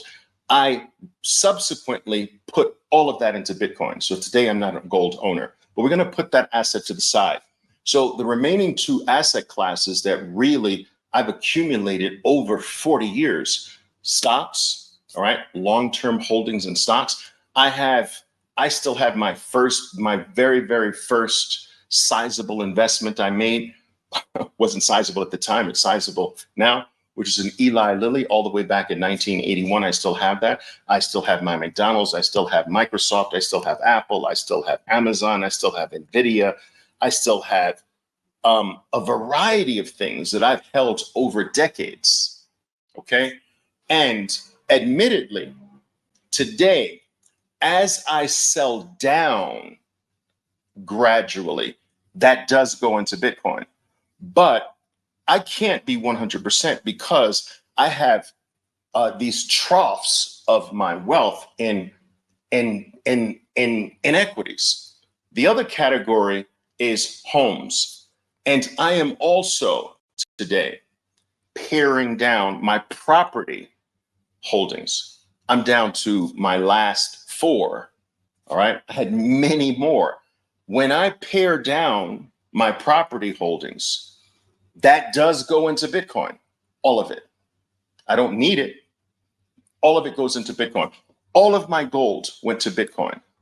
Anytime I'm paring down my wealth portfolios, it goes into Bitcoin. So my Bitcoin holdings are also being contributed to by these wealth tranches that I have accumulated over the past 4 decades of my career. So to be 100%, I would have had to sell all of those right on the nose and put everything into Bitcoin at the same time. That's just not smart. Okay. There's tax planning. There's timing of the asset's value that you want to incorporate. There are legal issues, and of course there are tax consequences. So all of that requires that you do it systematically and appropriately the best way so that you don't get yourself killed or reverse some of the benefits of you working so hard to amass these things. So the two large categories for me were equities and properties. They are being wound down, okay? And as they're wound down, they're moved into Bitcoin. So that's the reason number one. As a subset of reason number one, I will go into this as well. I've reached a stage in my life, guys, where I believe that I played life extraordinarily well. And I've reached a point where I don't want to live without chairs. Do you understand? I want to live life at a certain level. I believe I've earned that. I've worked hard for that. And I've been doing that for a long time. That is not something I'm willing to sacrifice at this particular point. All right. I want to be able to have nice dinners. I want to be able to every now and then get a really nice bottle of wine. I want to be able to take my family on a vacation anywhere they want to go. All right. I want to be able to do the things that I've worked very hard for. You know, when I was in sixth grade, my sixth grade teacher, her name was Miss Nardiello. I'll never forget this name. She gave us an assignment. Some of you might know this story. She gave us an assignment when I was in sixth grade, and she told us to go home over the weekend and come back on Monday and give her our specific personal definition of what being wealthy, being rich, being successful is. She wanted to know, what's success for you? What's wealth for you? Because her view was that it's different for everyone. Everyone has a different image of what that is. So, make a long story short, I realized over the weekend that I couldn't really find anyone in my life I could point to say, that's who I want to be. That's what I want to be. That's what I want to accomplish. And this was an eye-opener for me. I didn't know anyone. I looked amongst my family. I looked amongst my relatives, my neighbors, and I couldn't find anyone. And this was eye-opening for me. But I remembered something. I remembered one Christmas, I think I was like 6 years old at the time. It's a Christmas that I'll never forget because I felt as though I made my mother feel inappropriate. And I carried around this guilt about that because I wanted this special pair of skates. My mother promised that she was going to get it to me for Christmas, but she wasn't able to. She wasn't able to. Something came up. She got me a couple little trinkets, but I came down, looked for this prize, this gift of mine, and I could see the disappointment, the sadness in my mother's face because I was so disappointed that I didn't have my skates. I never wanted to see that look in my mother's face again. And I felt like it's my fault. I should have pretended. I should have acted like everything was okay. I shouldn't have acted so disappointed. Never want to see my mom look like that again. She was heartbroken. So remembering this, I went back into Miss Nardiello's class on Monday morning. Sorry for the lengthy story, but there's a point here and I'm about to drive it home, right? Went back to Miss Nardiello's class on Monday morning. It was my turn to stand up after maybe 6 or 7 other kids stood up and says, you know, I want a fancy car. I want a big giant mansion. I stood up and said, she says, well, Oliver, what is your definition of success? I said, Miss Nardiello, my success, my idea, my definition of success is as follows. I never, ever want to have to say no when I really want to say yes. And this statement of mine made everyone in the room quiet. And I could see that my teacher, Miss Nardiello, was a little blown away by it. I never want to say no.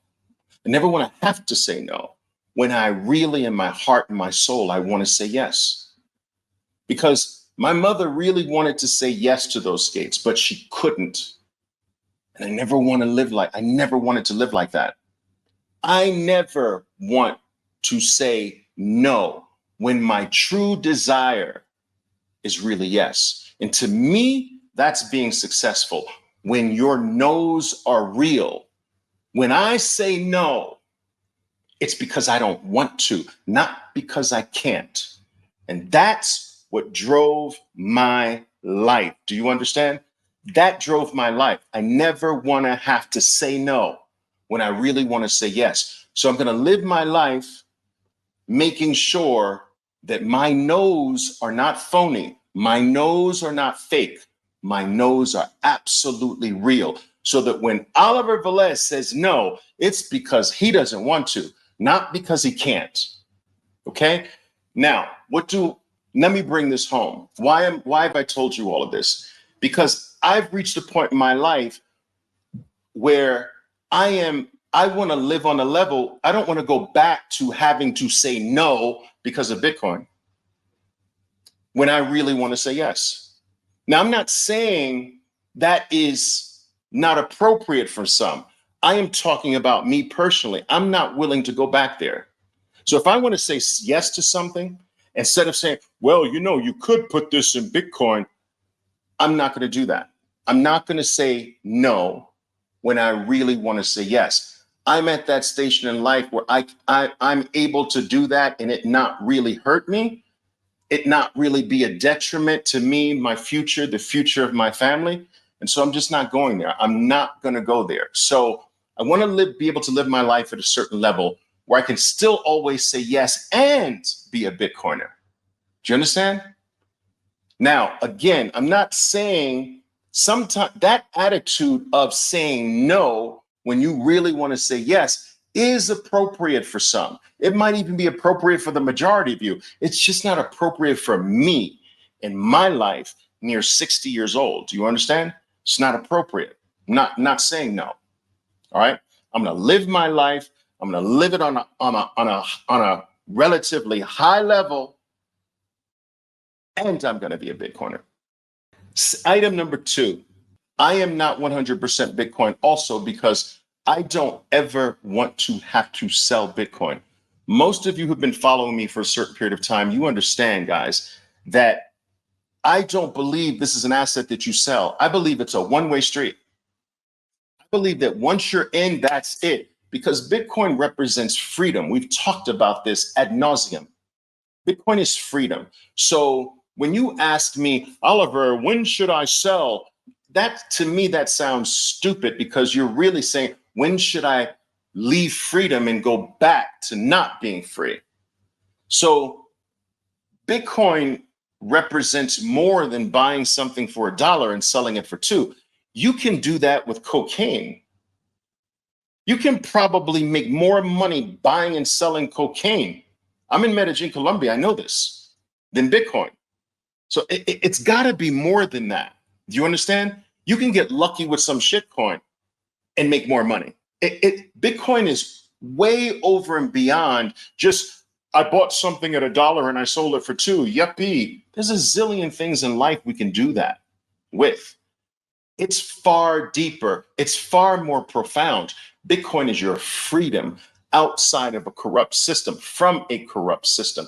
Bitcoin is your freedom to not be at the will and the whim of a group of other men. Bitcoin is your freedom from being able to be stolen from, being able to be confiscated. Bitcoin gives you your time back. Do you understand? So Bitcoin is far more than just a financial reward. And if Bitcoin has liberated my life, I am not thinking about, when do I go backwards? So I'm not a big believer in selling Bitcoin. And if I were 100% Bitcoin, life's surprises can sometimes seem a little unfair. And I don't know what it is, but oftentimes when life surprises come, they do not come in very well-timed moments for you. Invariably, at the worst time to sell Bitcoin, if you're 100%, you will have to sell it at the worst time possible. I would say that's going to be That's going to be what happens to you the vast majority of time if you're ever forced to sell Bitcoin. You will not be forced to sell it when everything is rosy and it's rocking and it's up in the stratosphere. You'll have to sell it when it's the worst possible time, when it's the time you should be sinking almost every. That's the most appropriate time. You should almost be sinking everything you have into it. Now life's surprises have come and you have to sell at precisely the wrong time. You should be piling more in. I don't want to find myself in that situation. I never want to have to sell this. So I believe it's possible for an individual to have too much Bitcoin. Yes, as bullish as I am on this, as much as I believe Bitcoin is freedom, you can have too much. You can have too much if you put yourself in a position where someone can take it from you because you got hit by a car, or because your mother got sick, or because something else happened. You understand? No one is taking my Bitcoin. Once I have it, it's a one-way street. It's mine forever. You're not getting no one is getting their hands on it anymore. So I don't want to live my life on the edge where I'm going to have to give this up to someone else. I'm also a big believer that there's a point in our future, guys, where Bitcoin just will not be sold anymore. That's right. You're going to have to work for it. You're going to have to deliver value for it. And that value better be something stupendous, because no one is going to give you Bitcoin for government printed money in the future. As more and more people understand, like, think about this. No one in Venezuela is going to accept from an American Venezuelan bolivars for them. If someone in Venezuela builds websites and I need a website as an American, they're not going to say, pay me in Venezuelan bolivars. They're not accepting that shit. Do you understand? Give me gold, give me Bitcoin, give me US dollars. You're not giving me Venezuelan bolivars. Well, that story is coming to everyone ultimately. It's just starting on the fringes, and it's going to work its way all the way to the middle. There will be a point where government money, that the moment you touch it, it's worth less. No one's going to take that for the value they deliver. They're going to take something that is lasting, something that is real. That world is coming to us. Do you understand?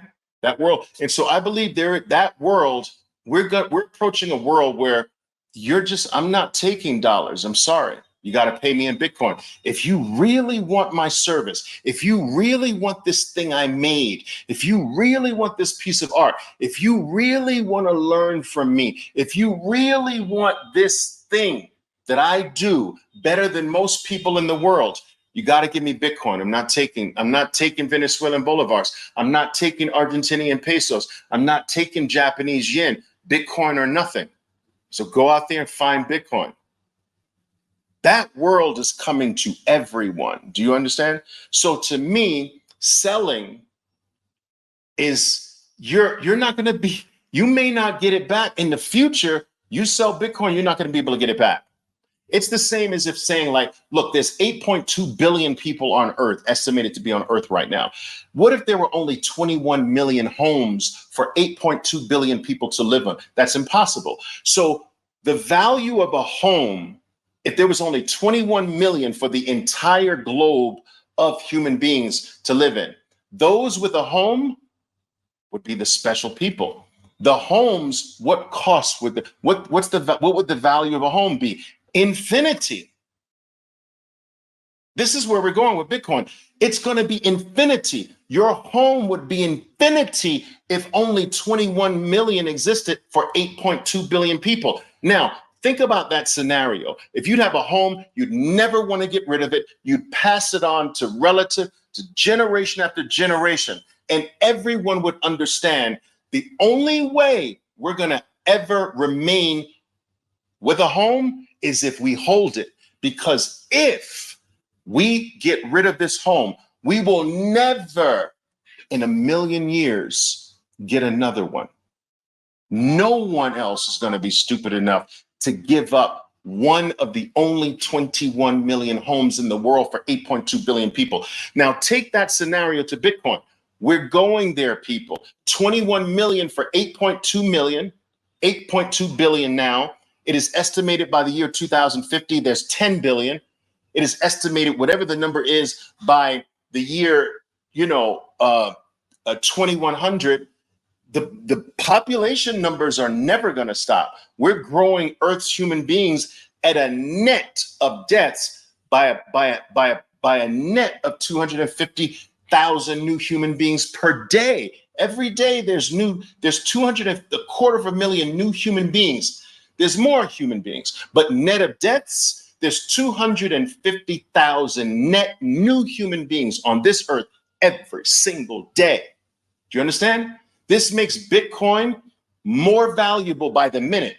Every single human being born, the value per Bitcoin goes, the value per human being's worth of Bitcoin goes up every few seconds of the day. That's crazy. So there will be a point when, as the world understands more, like they understood the importance of fire, like they begin to understand the importance of electricity, when they begin to understand the importance of the radio, then the computer, then the smartphone, then the internet. Do you follow what I'm saying? It's all the same. It's the same trajectory. It's the same path repeated over and over again. And when everyone understands, you're not going to be able to buy this for paper. I'm telling you. No one's going to give it to you for paper. And so I'm sorry for digressing a little bit. My major point is this. I think Bitcoin should be approached as a one-way street. You don't ever let it go again. And there is something that happens, guys. Something that you unleash that's hard to get back. When you sell Bitcoin, you break something. It's a sin that, in my opinion, that's hard to be forgiven for. You release something, it becomes easier to do it again. Do you understand? You break your virginity, if you will. And that is not good. It is hard to get back to that innocence again. It is hard to get back to that full respect for what Bitcoin is, that you don't let me go. Once you have me, you don't let me go. So I don't ever want to be in a situation where I am forced to get rid of my freedom, to get rid of the hardest money on earth, the hardest asset, the best performing asset in the history of the world. The only thing that human beings can't touch, confiscate, steal, debase, inflate, stop, halt, ban. There is nothing like it. And give it up for what? Give it up for what? The fifth? It's in short order going to be the most valuable thing on planet Earth. What do you give up the most valuable thing on Earth for? The 12th most valuable thing? The 25th most valuable thing? Like, what do you sell the Mona Lisa for? Do you know what the value of the Mona Lisa is? There is no value. It's infinite. When's the last time you've heard we're selling the Mona Lisa? Nobody sells the Mona Lisa. You don't sell that. I don't ever want to have life force me to give this to another man. I approach it like 21 million homes for 8.2 billion people. I may never get it back, and certainly not at that price. I need to live in a way where I have a certain amount of wherewithal I can use for life surprises. I have a certain amount of wherewithal where if my family wants to go to Tahiti for 2 weeks, okay, let's go. I have a certain amount of wherewithal to handle anything that life throws at me, but you're not getting at my Bitcoin. That you're not doing. Okay, reason number 3. As much as some Bitcoin maximalists, and I consider myself a Bitcoin maximalist, I'm proud of that actually. As much as some Bitcoin maximalists like to think that we live in a Bitcoin world, we don't. Bitcoin is a burgeoning money, a burgeoning new system. And yes, I believe its current trajectory of taking over everything will stay intact because it's outside of the hands of human beings. The only thing that's stoppable is what human beings can stop. And Bitcoin can't be stopped by human beings. It can't be touched by human beings. It can't be influenced by human beings. It can't be altered. It can't be halted. It can't be stopped. It can't be fucked with by human beings. So its trajectory will continue for as long as you live and beyond. I believe that. But right now, you've got to know that we're just not in a world where it is appropriate to live 100% on a Bitcoin standard. It doesn't even make sense to me. I don't want to limit my options. I want to have all my options. So look, if I want this and Bitcoin's not accepted and dirty fiat's accepted, I'd much rather give my dirty fiat. I'm not giving this dude my Bitcoin. Let me give him my dirty fiat. Gresham's law states that bad money drives out good money. And this is true. Bad money drives out good money. Now, some people look at that negatively. No, that's extraordinarily positive. And here's how Gresham's law works. Bad money drives out good money. Because look, I've got Bitcoin, good money, and I've got dollars, bad money, melting. The guy says, I'll take Bitcoin or USD. You think I'm giving this dude my Bitcoin? Driving Bitcoin out of circulation and using the bad money. I'm getting rid of the junk. I'm getting rid of the garbage. Take the garbage. Oh, I need eggs. Take the garbage. You're not taking my Bitcoin. Driving that in my pocket. So bad money is, if there's good money and bad money, the bad money drives the good money in your pocket out of circulation. As more and more people put the good money in their pocket and use the bad money for transient things in their life, when enough people have Bitcoin in their pocket, some people are going to start saying, wait a minute, I don't want your bad money. That good money in your pocket, in your cold storage, I want that. You want what I'm offering here? You want this? You want my home? You want this penthouse? Okay. Give me the good money.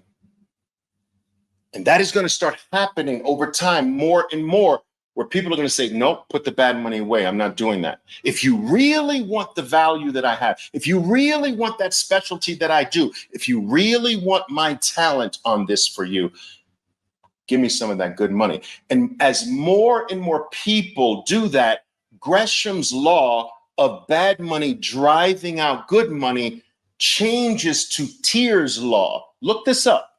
Gresham's law, Tyr's law. Look them both up.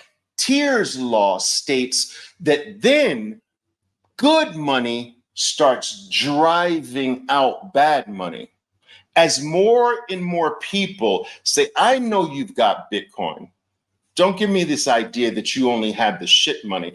I know you got Bitcoin. If you want this, you're going to have to give me the good money. As more and more people starts doing that, less and less people start accepting the bad money. And now good money drives out the bad money.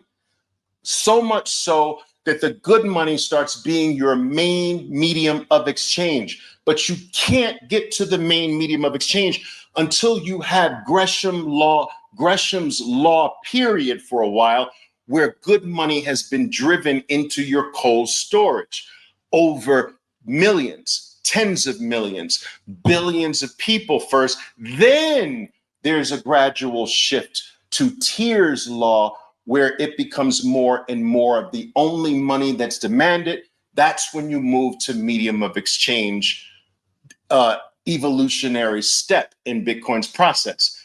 Now, I say all of that to say this, people. We're not there.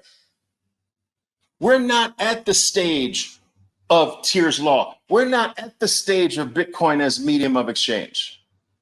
And thank God, because number go up is bigger during Gresham's law. It is not that big during Tier's law. Don't rush Tier's law. Don't rush medium of exchange. That's when your main money starts to stabilize. I want more number go up. So these medium of exchange maxis have no concept of the evolutionary steps in the process of a money becoming a full-fledged money. So this is why I say that Bitcoin is a burgeoning money. It is on its way to being a full-fledged money. And thank God, because the greatest opportunity is before it becomes a full-fledged money, not after it becomes a full-fledged money. Because we live in a world where I have Bitcoin, listen to me, I have Bitcoin. I also have dirty fiat. And people are still stupid enough to say, give me the junk? Really? Man, I'm going to take that trade every day. I'm going to keep my Bitcoin and give them the melting ice cube. Oh, you want the melting ice cube? By all means. I'm not rushing the day where someone says, Oliver, no, I'm sorry, man. You got to give me Bitcoin. But I need this for my family. All right, if you need it for your family, you're going to have to give me Bitcoin. Oh, okay. I'm not rushing that day.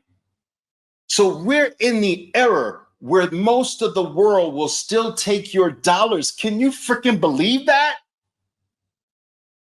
The thing that's mathematically designed to make you wealthier every 4 years of your life. They don't want that. They want the thing that's mathematically designed to make you poorer every 4 years of your life.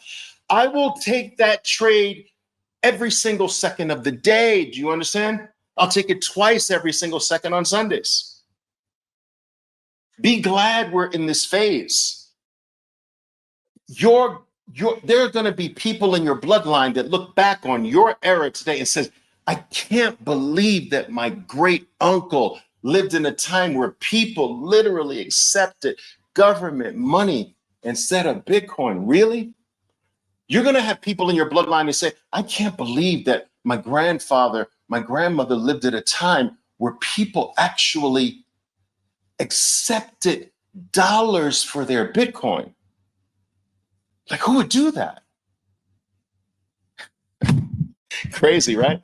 So my point is that because we're not there yet, I'm going to use the bad money and keep the good money. But if I'm all in on Bitcoin, I got to use the good money just like I would use the bad money. Or I need to put gas in the car. Or I need to now cash out some Satoshis to go grocery shop. I'm not doing that, dude. We're not there yet. That's freaking wishful thinking. That none of that makes sense to me. I'm sorry. I'm offending some Bitcoin maximalists right now. I consider myself part of you, but I'm not there.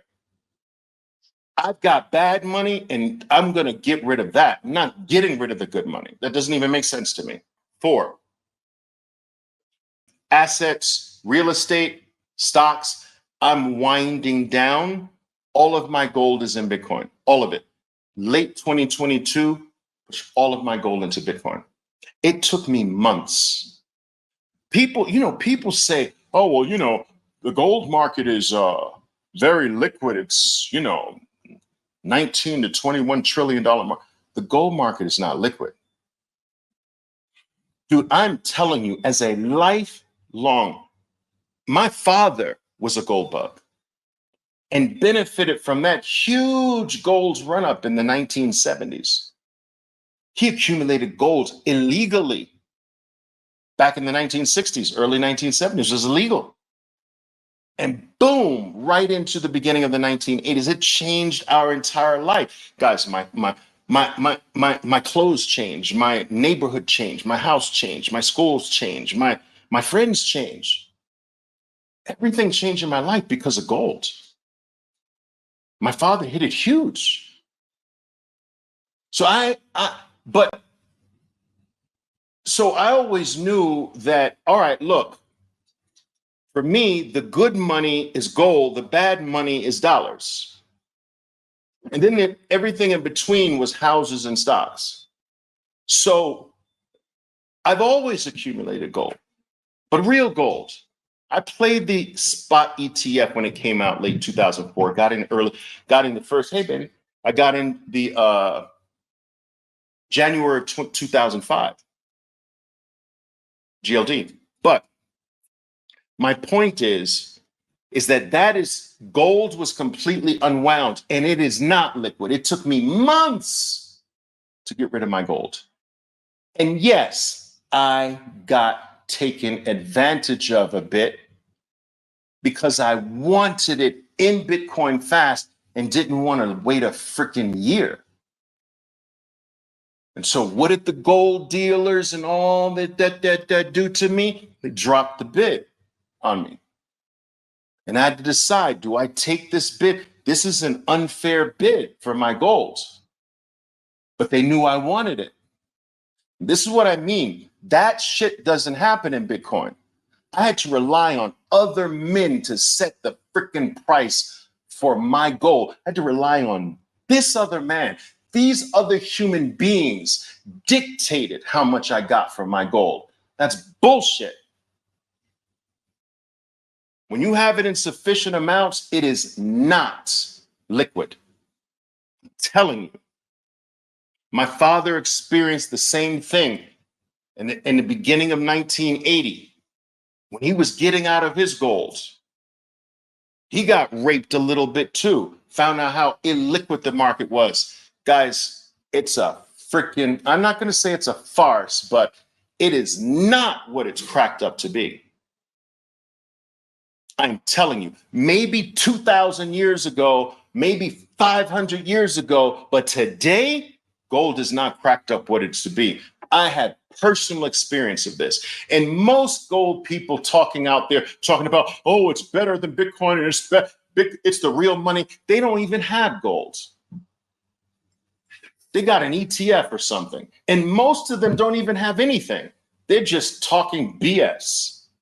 Aren't you tired of like just poor people with nothing pretending like they know shit? Here's item number 5. I always want a certain amount. I don't know if this is just drilled into me from just really young, but I want a certain amount of dirty money, cash. I want a certain amount present at all times. At all times. Because as I mentioned earlier, I want to be able to meet any surprise life comes at me so that I can live fearlessly. I don't care what happens in life, I can handle it. I don't want my family to live in fear. I want them to live with in an absolute fearless way, unbothered, untethered by anything that can happen in life. That takes a certain amount of cash always on hand. I'm telling you to live like that. Now, from this cash amount, I'll be able to handle any life surprise. Just throw me any curveball. I got it. Without you touching anything that I won't want you to touch. That's number 1. Number 2, from this cash, whenever the rarest, the scarcest, what I consider to be the most valuable asset on earth, the hardest money, the hardest asset human beings have ever come in contact with, whenever that shit goes on sale, I've got cash to boom, swoop it up with impunity, without any concern, without any thought, without any like, where am I going to find some money to buy the dip? I used all my money to buy the dip. I don't have any left. And people say that with pride. There's a meme out there. I got to find this meme, right? There's a Bitcoin meme out there. It says, you guys still have money to buy the dip? I always want to have something that available to buy the dip. Do you understand? Always. Some Bitcoin maximalists will disagree with me. I get it. I understand. But that's just for me. I have bought every single dip for the past 4+ years. I have missed not a single one. Do you understand? Not a single one. I've demonstrated this live on X.com. I've demonstrated it in your face. Every single dip I buy, every single one. I want my life structured that way. I want to be able to take advantage of opportunity when it comes, not just say I'm broke when it comes. I don't have anything. I wish I had something to take advantage of this opportunity, but I'm out. I didn't build my life to be out. I want to be in all the time. I want to be in the opportunity. You guys still have money to buy the dip? I don't ever want to be that dude. Some people are proud to be that dude. I don't want to be that dude. Dude, man, if a huge opportunity come, I want to be in. I want to be able to be in. I want to be able to at least be in. Remember, I never want to have to say no when I really want to have to say yes. I really want to buy the dip, but I can't. I never want to be in that situation. I didn't work hard to be in that situation. I can't. It's like a little kid. I can't. All right. You guys get what I'm saying. You understand what I'm saying. Item number 6, guys, I don't want this to come across the wrong way. Please understand that if it does, it's not my intent. It's not my intent to come across the wrong way. So I don't want this to come across the wrong way. I've built my life in a way where my cash flow daily is big. It's huge. So I have a strong daily cash flow. So this makes it almost, I'm not going to say impossible, but it makes it very difficult to be 100%. By the time I'm buying Bitcoin, like more of it's come in. All right. That's just the way I've structured my life. All right. So the cash flow is constant and it's 24 hours a day. Right. So what I do is this moves into one of my future points, but I always retain 15%. So I've always looked at my cash flow as I can do whatever I want to with 85%, but 15% goes to the cash till. Do you understand? And what I mean by cash is cash equivalent, something that is very liquid. It's not just simple cash sitting in a freaking bank account. You understand what I'm saying? It's cash and cash equivalents, right? So 15%, 85%, I can do anything I want with it. This goes into my next point, but because of that strong cash flow on a day-to-day basis, it's difficult to be 100% Bitcoin. It's difficult. I've always taught, guys, I'm in the financial markets. I've been training traders starting on Wall Street for many years. I've trained some of the best traders on Wall Street for working for some of the best firms, hedge funds and so forth and so on. Later in my career, I decided to switch my focus to train Main Street, how to play like Wall Street, right? And what I've always taught Main Street was always come to me and say, Oliver, what kind of trader should I be? Should I be a trader that focuses on developing income, which is smaller, but more frequent, income smaller, more frequent? Or should I be one of the traders that I read about that focuses largely on big, longer term, wealth-oriented plays? Which one should I be? Which one should I focus on? I'm like, that's the wrong question. That's like saying to a coin, which side should I be, heads or tail? No, dude, you're both. And so I always built a strong cash flow game. And so cash flow to me was like your bloodline, your life. Cash flow allows you to live free. Cash flow allows you to have little to no concerns, no fears. You can do this and it's replaced the next day. You understand? So it does require that you be more responsible than someone who gets their pay measured out. I get paid once a month. Okay.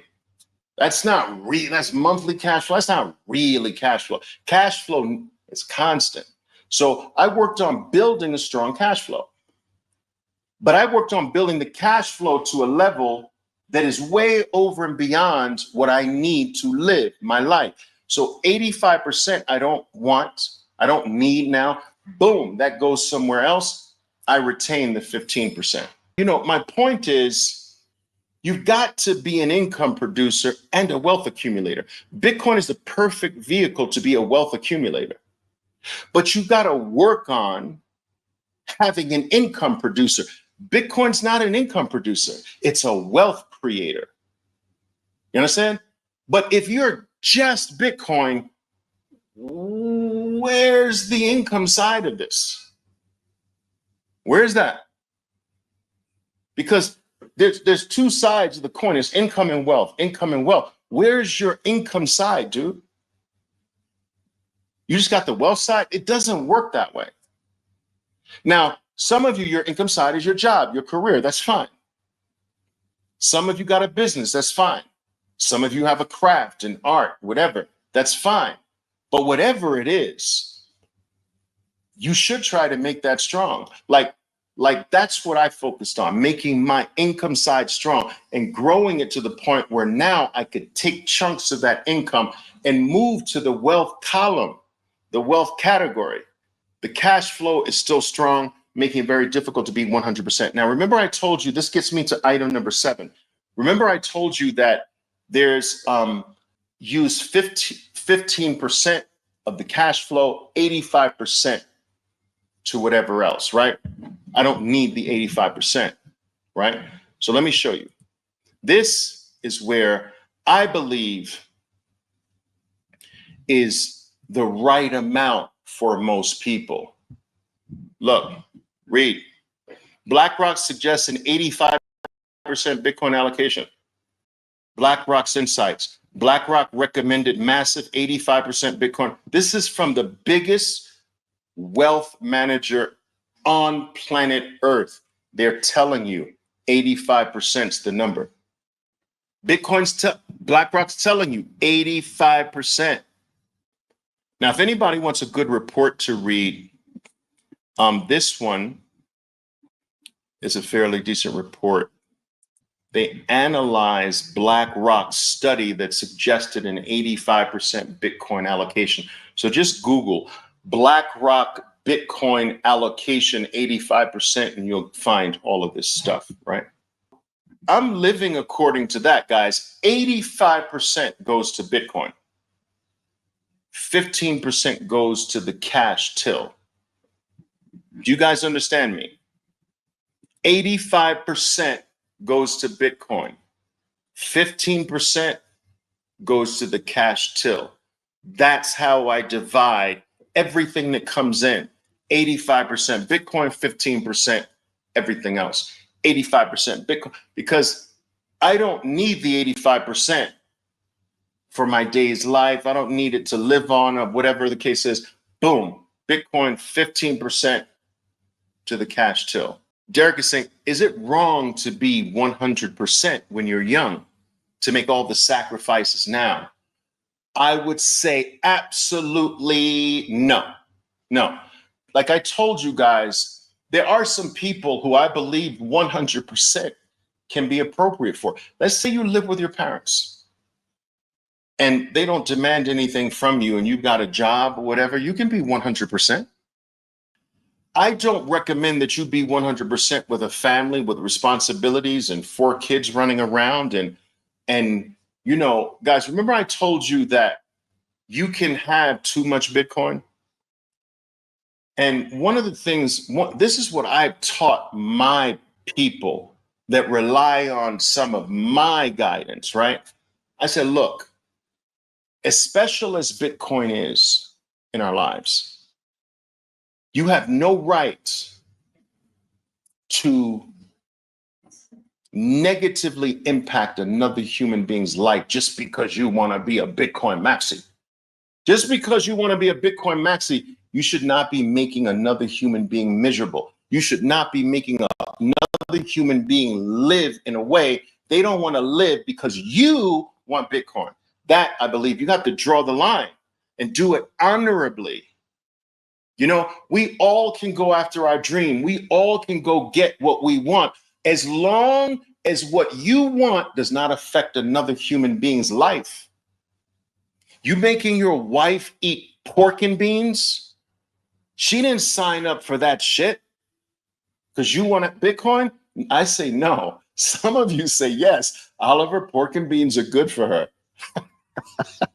But I'm just wired a different way.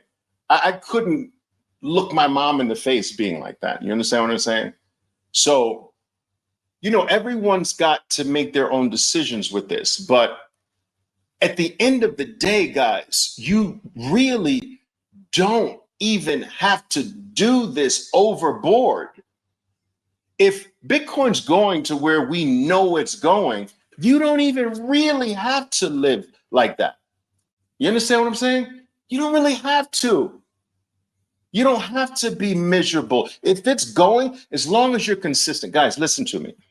If you can do, remember what I'm always pounding the table on.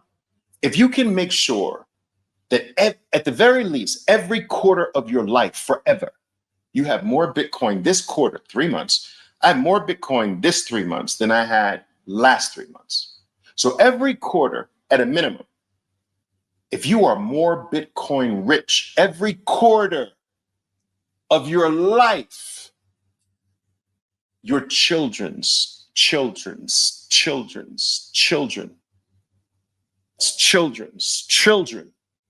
will remember your name.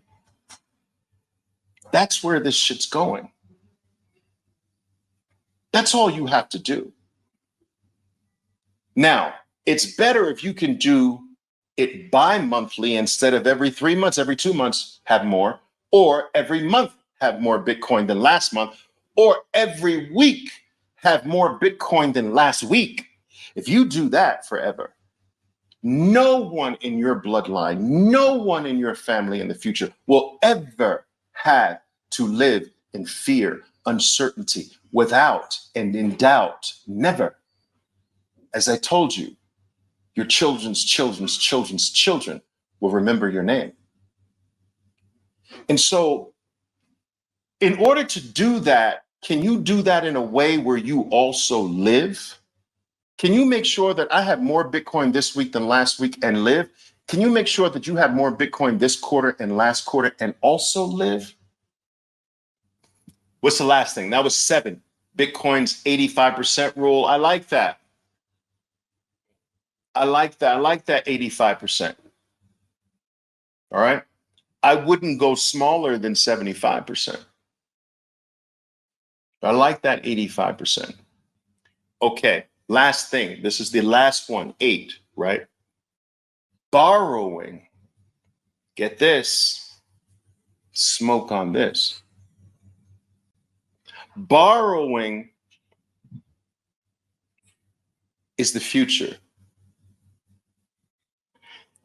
And as that becomes more fleshed out on Bitcoin, borrowing against your Bitcoin, we can inch toward a 100% allocation. I told you that I don't believe that whatever stance is yours is appropriate for you now will stay that. I mentioned that at the top of our talk today. If it's 85%, you're not going to stay at 85%. As life goes on, I believe we move closer and closer to 100% because the world's going to move to a Bitcoin standard anyway. So the movement itself is to 100%. But what I'm saying is that borrowing in particular, it's available today. You can do it. You can pull it off. It's a little bit cumbersome. Some people require you to do it through an LLC and this and that, but this is going to proliferate over the next 2 years. You will be able to walk into any financial institution on planet Earth, post Bitcoin up as collateral, and get anything on planet Earth you want without ever selling a single freaking Satoshi. This is coming, guys. Do you understand? And when that happens, Yes, now we can go 100%. That's it. That's turning your Bitcoin into the ultimate self-run bank. Do you understand? Because you can tap it up for anything in life you want without selling it. And that's going to move us closer to a 100% Bitcoin standard. Believe it or not, the financial institutions putting on a second and third, lending is a third layer. So the financial institutions coming into the Bitcoin space and adding a third layer to it, a third layer, that's layer 3, loans and financial services on top of Bitcoin.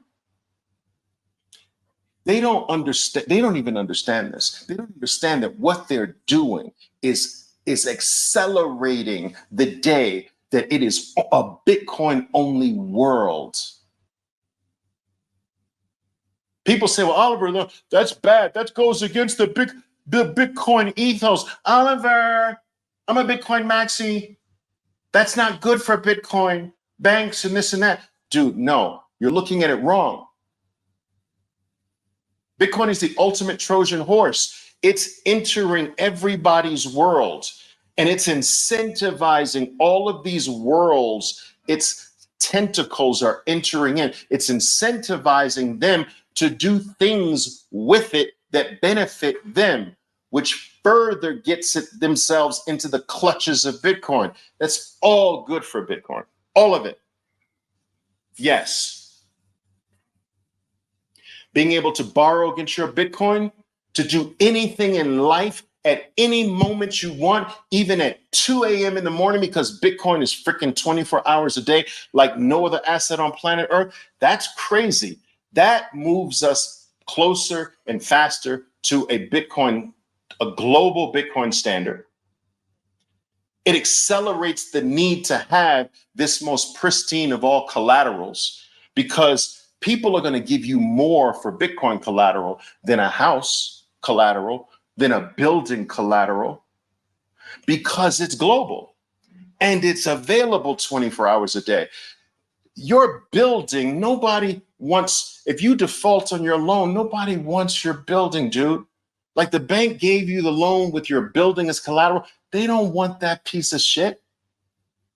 And if you default, they now have a building to deal with. Jesus Christ. They don't want that, but they'll want Bitcoin. Oh, if you default, there'll be no problem defaulting. They got your Bitcoin. They'll have legal rights to your Bitcoin. So they will give you more things. They will give you anything you want for Bitcoin. They won't give you anything you want for any other form of collateral. But for the most pristine collateral on planet Earth, they'll give you anything without fear, knowing that it's liquid 24 hours a day. There is little to no downside risk, especially if the loan is over collateralized, which is what I believe most of the loans will start out being, over collateralized loans. So if you need $100,000, you might have to put $150,000 up or something like that, or maybe more. But that's okay, as long as you don't have to sell your Bitcoin. So let me just show you what's coming, guys. Can I show you this? Read this. Smoke on that. That's right, smoke on that. You guys smoke on that for a little bit. When I finish, I'm going to smoke on this. Nothing like a good Cuban. Those fringe benefits. Having a little bit of cash on the side, you know? All right, smoke on that. $2 billion is being invested, initial financing, to do what? To give you and me the ability to borrow against our Bitcoin and get anything on planet Earth we want without ever having to sell our Bitcoin. Read it. They're out to build an incredible platform to support Bitcoin investors' financing needs. All right. We are excited to help unlock Bitcoin's full potential. continue to bridge the gap between traditional finance and digital assets. This is a good thing, guys. All right. Plans to launch a Bitcoin financing business to provide leverage to investors who hold Bitcoin. All right. They're going to start off with $2 billion and go from there. It's crazy. Now, this is just one firm. Do you understand? This firm, by the way, holds all of the US treasuries for Tether, USDT. All right. There are no slouches here. But you think that's going to be the only one? You think the financial world is just going to let Cantor Fitzgerald do this? Every bank in the world, every financial organization in the world, every insurance company, every financial organization in the world is going to clamor for your Bitcoin as posted collateral. You are going to be the one sought after. You are going to be the new elite. You're going to hold the world's most pristine form of collateral. Do you understand? There will be a different level of collateral for those who hold actual Bitcoin versus those who hold paper Bitcoin like ETFs. No one in the world is going to tell me that it's going to be better to hold a Bitcoin ETF than hold the real thing. No one in the world is going to tell me that. But Oliver, it's the same thing. Bitcoin ETFs are the same thing. No, it's not the same thing. That's like saying my cheap little rendition of the Mona Lisa hanging on the wall that I bought for $10 down the street from the Louvre in Paris is the same thing as that ugly picture that I saw in the Louvre. That's not the same thing. There's no way, there's no world in which owning the real thing is less valuable than owning the thing that's not the real thing. Like that's just even stupid. It's stupid to even think that. Smoking anything is not good. Yeah, sometimes not good is good.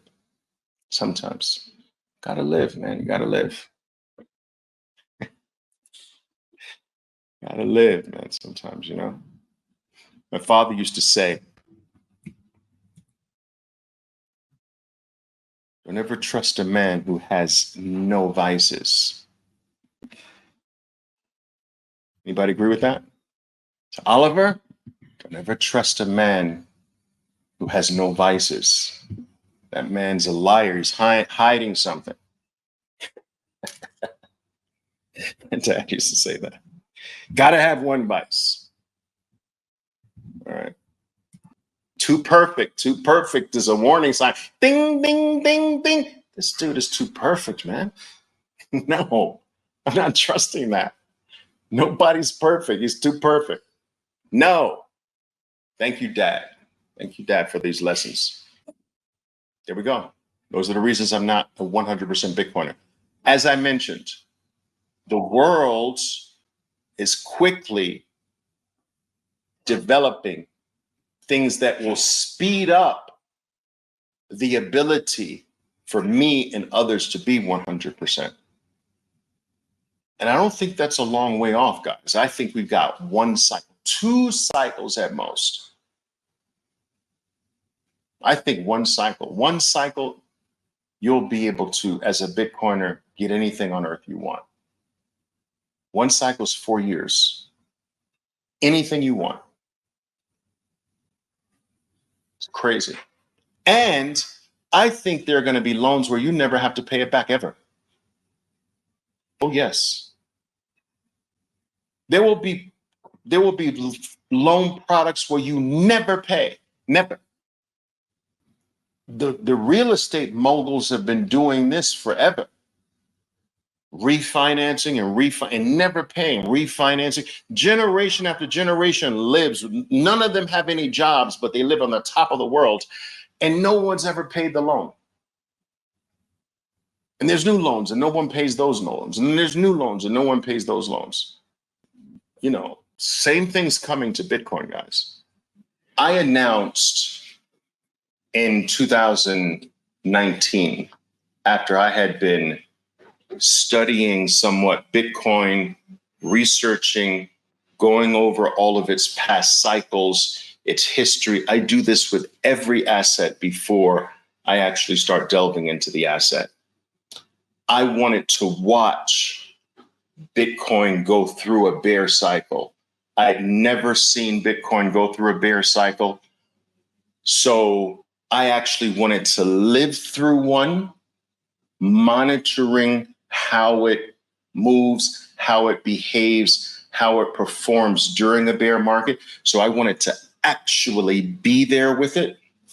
But I also wanted to study every other bear market in the past. I wanted to study every other bull market. I wanted to dissect each one of its past cycles.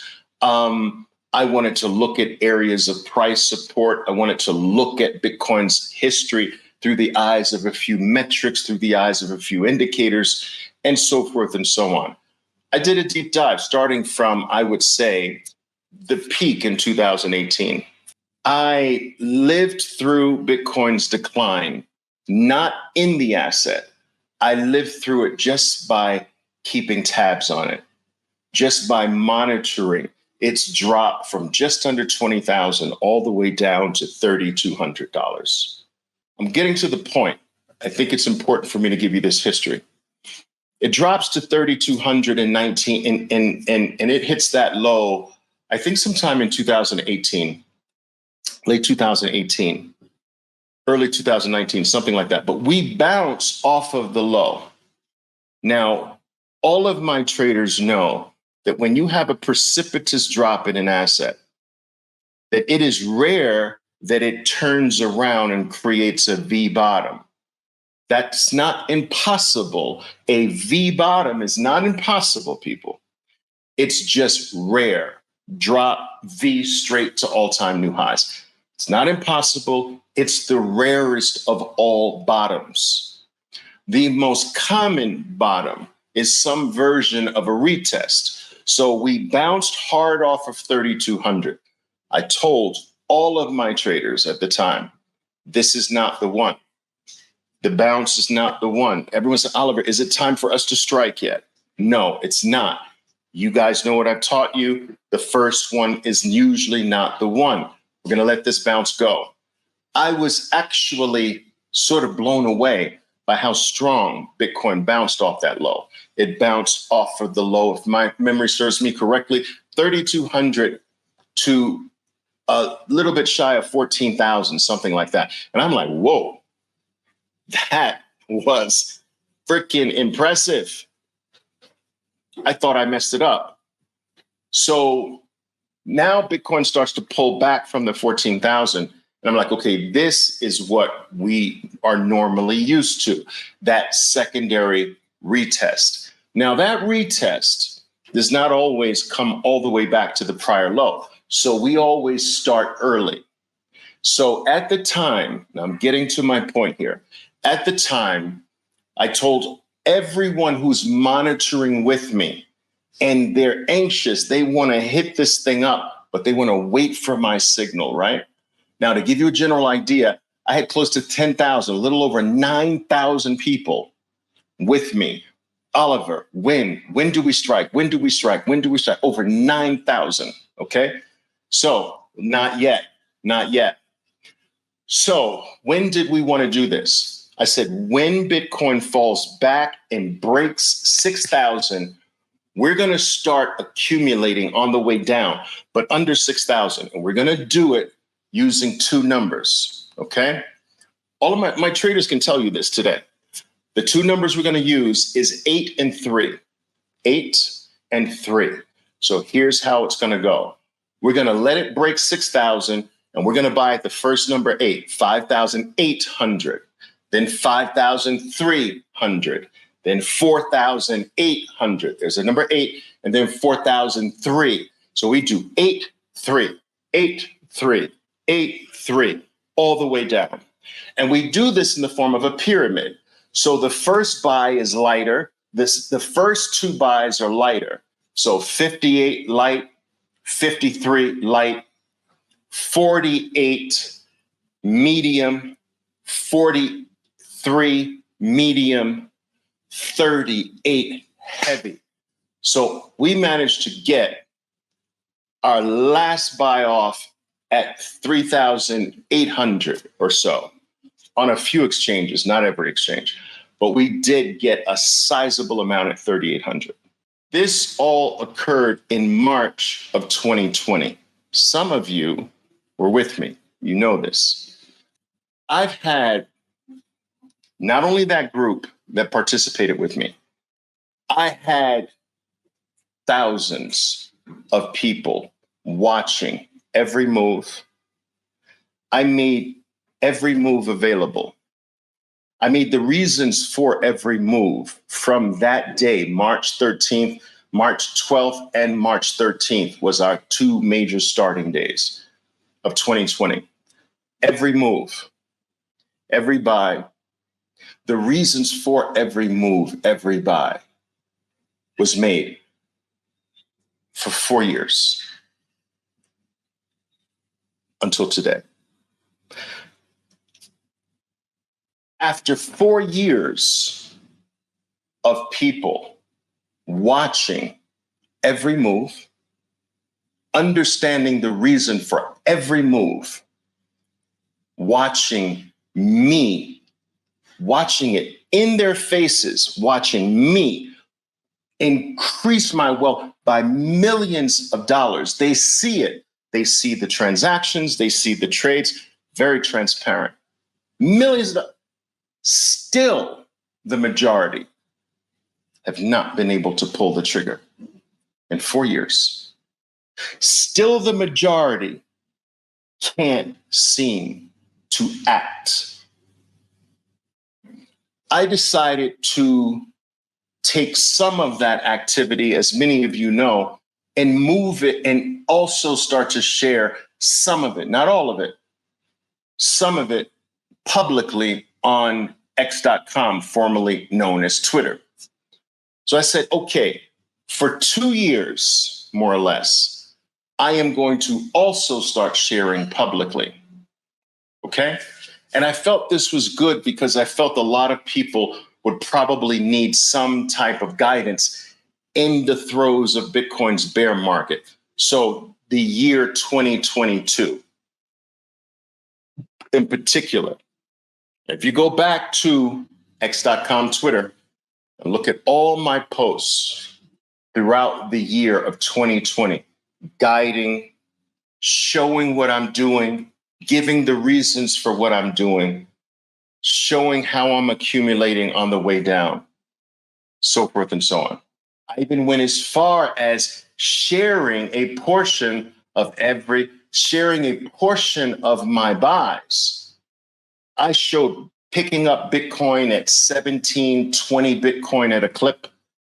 I show this publicly, live, in your face, irrefutable. Can't deny it. People have watched me nail the bottom of the bear market at 16,800. Remember, that's my favorite number, right? So 8 and 3. So they watched me grab 17.8, 17.3, 16.8, 16.3, 15.8. Last buy. Bottom of the bear market. Showing, here's 20 Bitcoin I just bought. Here's 17 Bitcoin I just bought. Here's 12 Bitcoin I just bought. Showing, watching those publicly, those things go from 15.8 to 73,000 and still doubting, still wondering, still fighting every comment of mine, still not believing, still like lost. So I have groups of people that have watched from March of 2020. I have groups of people that have watched from the bottom of 15,800 right here publicly with me every day They watched me nail every single Bitcoin dip, every single one. They watched every single one work, all of them, not one without fail. Crazy. And still can't take the opportunity. And you know what's the crazy part? The majority can't act. The majority can't believe. And this will always be the case.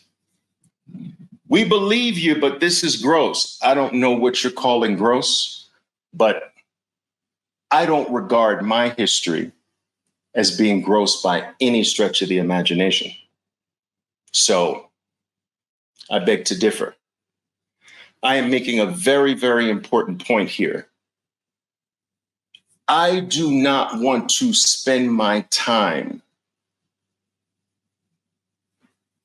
doing this and have you do nothing. Have you not be able to change or adapt or see what so many others that are smarter, more informed, more intelligent, more financially sophisticated are actually doing. And you still can't see. You still can't act. It's crazy. I just don't want that to be you.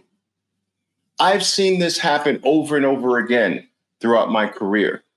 Those who want to try to be a professional trader or handle themselves better in the market just can't seem to pull the trigger, just can't seem to take a chance, just can't seem to act. And I just don't want that to be you. And so if this is you, so go away then. Go away. Go away, GK. Go away. So if this is you, there are certain things that you can do to make acting a lot easier for yourself. All right? There are certain things that you can do. And this is what I want to cover today.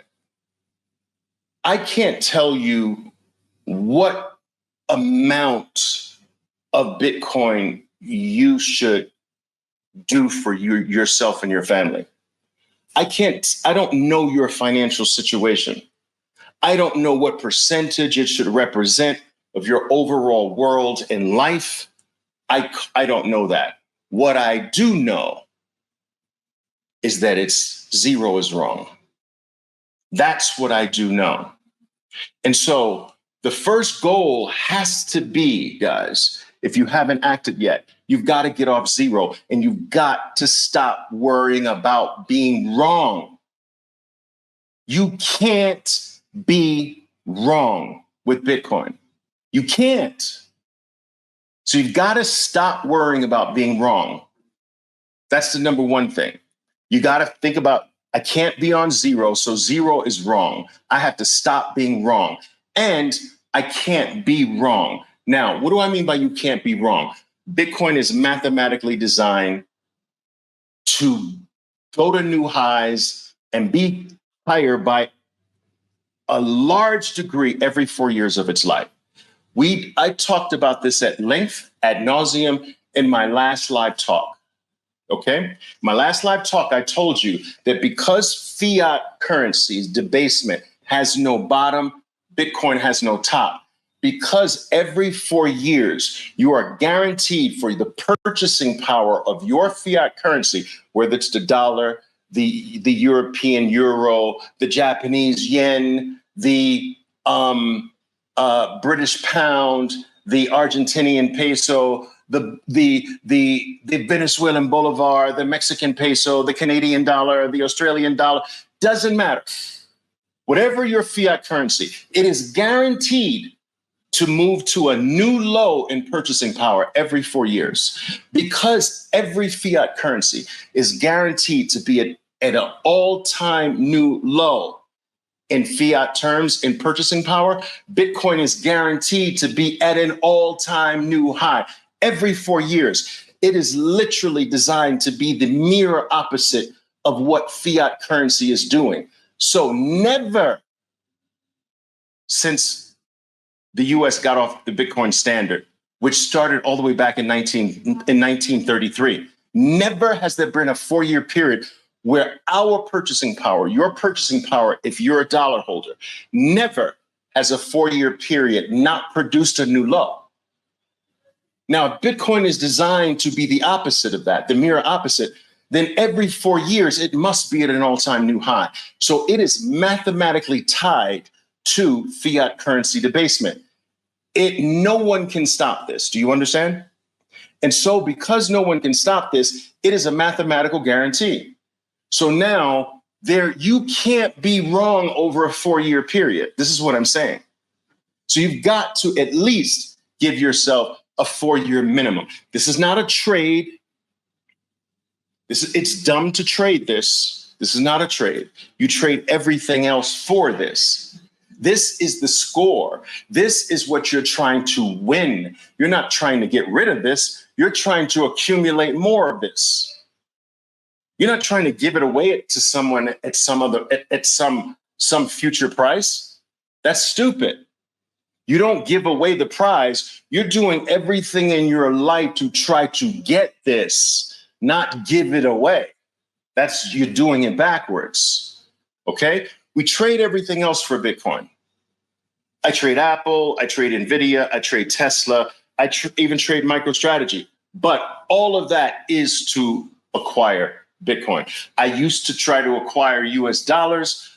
I don't do that anymore. I'm trading in my life to acquire the soundest money we've ever had access to, and that is Bitcoin. So I give my life to Bitcoin today, whereas before, most of my life, I gave my life to the almighty US dollar. Now I give my life to Bitcoin. It is more superior than the US dollar. I've just swapped an inferior money for a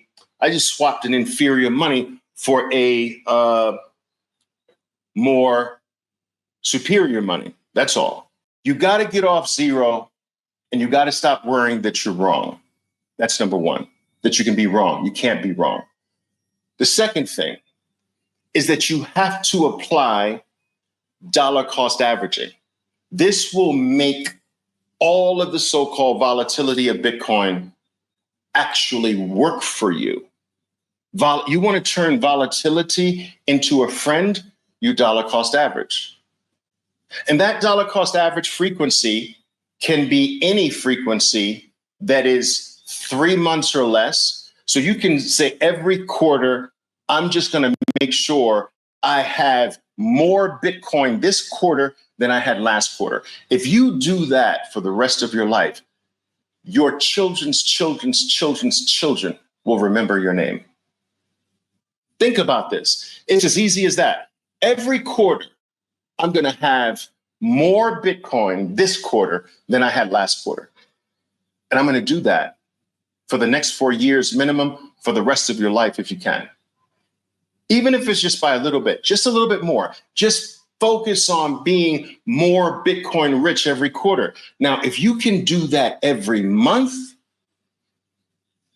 you pick the game up, baby. If you can do that every week, whoa. Now, some people do it every day. All right. But studies have shown that every day versus every week, the difference is so minuscule. You don't really have to do it every day. But if you can do it every week, I'm going to make sure that I am more Bitcoin rich this week than last week. I don't care what the US dollar says it is. I don't care what the price is. I just need more Satoshis this week than last week, or this month than last month, or at the worst, this quarter. I need more Bitcoin than I had last quarter. And so if I were to chart my DCA amounts, it would be a straight beeline to the upside. Do you understand? Your chart would be straight up. Your chart, if you were to chart this, would look like El Salvador's Bitcoin wallet. So take a look. Look at the chart on the right-hand side. All right. I believe Bitcoin was around 18,000 or so dollars per Bitcoin when President Bukele said, we're going to start from this day buying 1 Bitcoin a day for the foreseeable future. And so look at the chart, show 1 Bitcoin added every day. That's what you need to create for yourself. Whether that goes up every quarter, whether that goes up every month, whether that goes up every week or every day, but there is not a single dip in that chart. Do you understand me? Tell me you understand what I'm saying. This is the way to generational wealth with this asset, guys. Creating a chart like that, whether it's quarterly, bi-monthly, monthly, weekly, daily. So what are the things? You got to get off zero. You got to give yourself a minimum of a 4-year period. You think in terms of 4 years. Get off zero. Think in terms of 4 years, which means that you will never be wrong in 4 years. Never in your whole life. Remember what I told you. Bitcoin has no top because fiat currency has no bottom. Fiat currency is guaranteed to be at an all-time new low every 4 years in purchasing power, which guarantees that Bitcoin's at an all-time new high every 4 years, forever, for the rest of your life, for the rest of the lives of your children, their children, and so forth and so on. This is just mathematically baked into the protocol, and it's always happened and always will. Now, I know that's a bold statement. Some of you consider that a bold statement, but it's really not when you fully understand. There is, guys, so you have to, before I go to the next thing. So you have to get off zero. You got to give yourself a 4-year time period minimum. You have to dollar cost average. Make sure you're more Bitcoin rich either every quarter, bi-monthly, every month, every week, or every day. You pick a time frame and stick to it. And your life, the lives of your family members, will be changed for the better forever. I did this starting all the way back in 1981 with a little company, wasn't little at the time either, but little in terms of price back then, but little company called Eli Lilly. I dollar cost averaged into Eli Lilly from March 1981. I did it for 20 years. 20 years. I dollar cost average every month into Eli Lilly for 20 years. It was actually every quarter, but I had a dollar amount for a month, and I would do 3 times that amount every quarter. And it was automatic from my checking account. I did it through their DRIP program, right? Dividend reinvestment program. Now, the crazy thing, guys, is that my first investment was split adjusted, I don't know, $150, $200.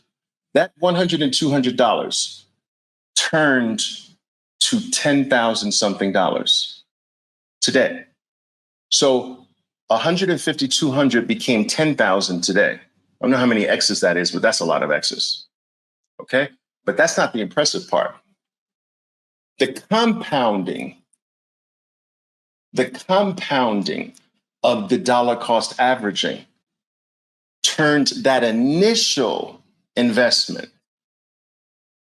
into 22 million. Think about it. The compounding turned it to 22. So with no compounding, it turned into 10. With the compounding, it turned into 22 million. I am telling you this, I have done this my whole career. I found a solid, powerful asset that was going nowhere. a Microsoft. I did it in Microsoft from 1994. So look at this. I did this exactly what I'm explaining to you to do with Bitcoin. I did it with Eli Lilly in 1981, and I added McDonald's a few months later in the same year, 1981. So Eli Lilly and McDonald's was the first ones I started doing this plan on. And there were a variety of others from Procter & Gamble, DuPont, but those were the two main ones. Then the next main one was Microsoft in 1994. The next main one was Apple in 1997. The next main one was Amazon in 2001. The next main one was gold when gold had issued, when the US approved its first spot gold ETF, late 2004, early 2005. I did it in gold. And then I started doing it in NVIDIA in 2010. Now, I have brought the receipts on this in your face. All of these things for many years. Many of you know the stories, okay? But I am telling you that the formula is the same. As long as you can be certain that it's an asset that's not going anywhere, it's as solid as they come. It's a powerful asset. It's a wealthy, it's a rich asset. And anything that's over $1 trillion now is considered to be a very wealthy asset. There's only like what, 6 of them in the world, 7 of them in the world, and Bitcoin is one of them. Maybe there's 8 of them, not even. Gold, we got to take gold and silver out. So we take gold and silver out. There's only, let's find out how many $1 trillion assets there are. How many $1 trillion assets? There aren't many. And I think Bitcoin is one of, let's do it. Okay, so check this out. Look, Bitcoin is the 10th most valuable asset in the world. Just take a look at that. The 10th most valuable asset in the world. And some of you are still like this. But Oliver, I'm not sure. So what do you need it to do to be the number one in the world? Like, that's not how you take advantage of opportunity, is it? You don't wait for something to become number one, then say, now I'll start. Like, the potential is catching the 100th one that has potential to be number one over time. It's catching the Michael Jordan at 9, 10 years old, not after he's already won all of his championships. Then you say, now I want Michael Jordan. Dude, he's almost finished with his freaking career. You catch it early. You don't wait. People are saying, well, Oliver, I just need more proof. Need more proof of what? It's the 10th most valuable asset on earth. It's 15 years old. Everyone on Wall Street, everyone on the street says, listen, if you want to be absolutely sure of a market player's record, you want to be sure that a mutual fund is really solid. You want to be sure that a hedge fund really is not a flash in the pan. They got lucky. You want to make sure that they really have talent behind them. You want to make sure that you're putting your 401k in a very good, well-run, well-managed mutual fund that's just not lucky. A money manager that is proven to be really solid and is not kind of fluffing the numbers. You know what they always tell you? Look at their 10-year record. Do you know why? On Wall Street, 10-year record is the gold standard, Bitcoin standard, no pun intended. You know why?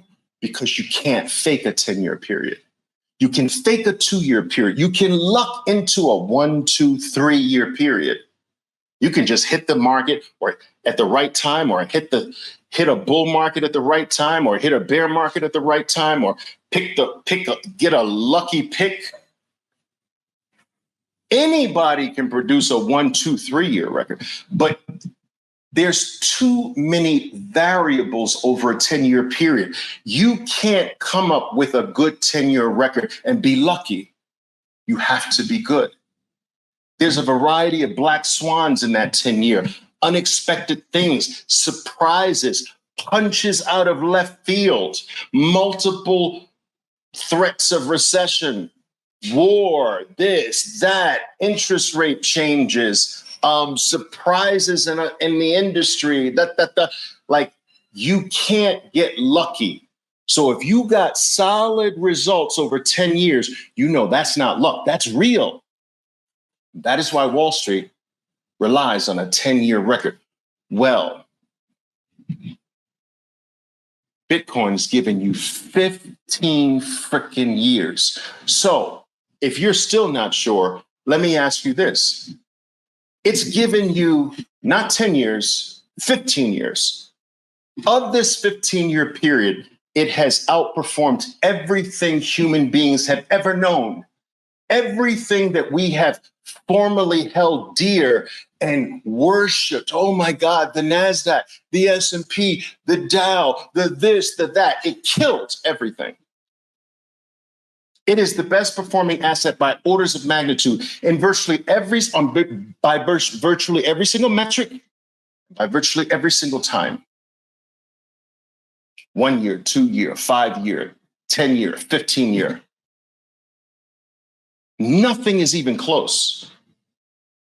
Second place is so far behind, it actually thinks it's first. You ever see someone in second place, but because first place is so far, they can't see someone in front of them, so they take the glory. I'm in first. No, dude, you're in second. First is about to lap you. That's how far second place is. Bitcoin has a CAGR of 213% a year. The second best is 16. 213, number one, second best, 16. What? That's not even, you can't even say that's second place. That's just in a completely different universe, galaxy, right? So my question once again, if 15 years is not enough, if proving that it has wiped out, murdered, totally destroyed every other alternative that you have, despite the fact that some of the brightest minds on earth today in the financial world are pounding the table on this thing, despite all of that, you're still doubting. So my question is, what do you need to happen to not doubt anymore? Now, if you tell me, Oliver, I need it to go to number one, I'm like, okay, that's something. At least you have a metric. Most people don't even have a metric. It's a dumb metric. You gain by something being in something that becomes number one. You don't wait for it to become number one. That's stupid. But okay, you might say, well, Oliver, I need another 15 years. I need 30 years. And I'm like, well, how long do you expect to live, bro? Like, so, you're going to wait until you're 70? All right, at least it's something, but I just don't think that's smart either. You understand? And so, guys, my point is that Bitcoin has already done everything that it possibly could do to make you believe, to make you see it, to make you act. And if you haven't acted, then the problem is you. You're the block. There's nothing else that needs to be seen. Another 15 years, that's dumb. Waiting for it to become number one, that's going to happen in short order. That's dumb. You're going to miss out. You're missing out on unnecessary upside potential. So it must mean that you're scared. So what are you scared of? So you must be scared of it dropping on you. But I told you, if you make sure that every quarter you have more Bitcoin this quarter than last quarter, those drops become your best friend. Because if you're putting $100 this quarter in and it's now down, and the $100 the next quarter gets you double the amount, your Bitcoin wealth just went up huge. So all of those vagaries in price get kind of evened out when you dollar cost average. So you don't have that excuse if you dollar cost average. You don't have the excuse that it's volatile. That's gone out of the window if you dollar cost average. The dollar cost average turns you into a winner. It turns the volatility into a friend. Now, I want to give you a trick. This is very true. They're fooled by the US dollar price. And what I'm telling you is that you should just focus on this. So let me show you. Once again, you should focus on this. This chart right here. This is what you should focus on right there. Create that chart. And the US dollar dropping the US dollar denominated price of Bitcoin dropping can make you make that chart look better, can make you make it jump higher. The goal is to make that keep going up. And if the US dollar denominated price drops, it gives you a greater ability to make that go up, not a lesser ability. So now the drop becomes a friend if you flip your focus to this. You understand? Flip your focus to this, making that keep going up without dipping. What's the odds that Bitcoin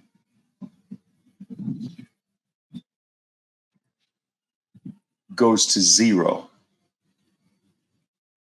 Just goes to zero, and no one on planet Earth is ever interested in it again. What do you think those odds are? Give me a number. We're at 66,000, from 66 all the way to zero. And Oliver Velez is no longer, Michael Saylor is no longer, no ETF is no longer, no one on Earth, no one in the world is interested anymore. Nobody, not a single human being wants it. It's going to zero. It went to zero. What's the odds? I don't know where this dude learned math, but he should get his money. You should get your money back, Lucien. You should get your money back. All right, now let me take, yeah,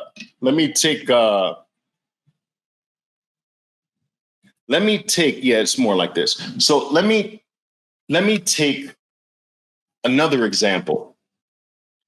I'm going to take another example. So it's better for me to take it with this example, to show you with this example, because some of you lose your freaking mind when I use Bitcoin. So I'll use something from the TradFi world for you, because some of you get stupider when I just replace the item with Bitcoin for whatever reason.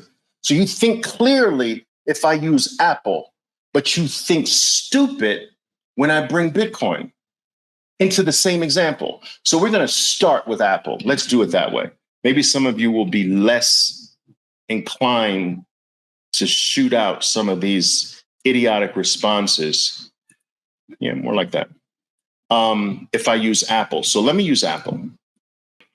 Here's Apple. It is trading at, look at it carefully. It is trading at $233, almost $234 a share. Apple. What's the odds of Apple going to zero and not a single human being ever wants it, ever wants to touch it? No human being, no organization, no anyone. Once it ever touches, so now it's zero. What's the odds of that happening? You give me the number. I'm almost getting every answer zero, but you didn't give me, but I got less zeros with Bitcoin. You see what I'm saying? Now, this is what I'm talking about. You have an organization, right, that goes to zero. This is crazy. Most people are saying zero. Some people, this guy says negative 1,000%. That's past zero. But I didn't get anything like that for Bitcoin. Now, let me tell you how that's silly. Okay, let me show you how that's silly. Okay, let me show you how this is silly. Watch this. Smoke on this. This is how silly that is. To think that it's zero for Apple more than it's zero for Bitcoin. Watch this. Can you read this for me? I'm going to highlight it for you. The average lifespan of a company on the S&P 500 is 18 years. Let that sink in. Let that sink in. 18 years. And you guys are telling me that a mathematical program, a mathematical protocol like the internet has greater odds of going to zero than Apple? I was going to say, are you stupid? You know that meme, the Forrest Gump meme? Are you stupid or something? All right, let's look at this. All right, let's look at this. Let's keep going. I'm not finished with this point here.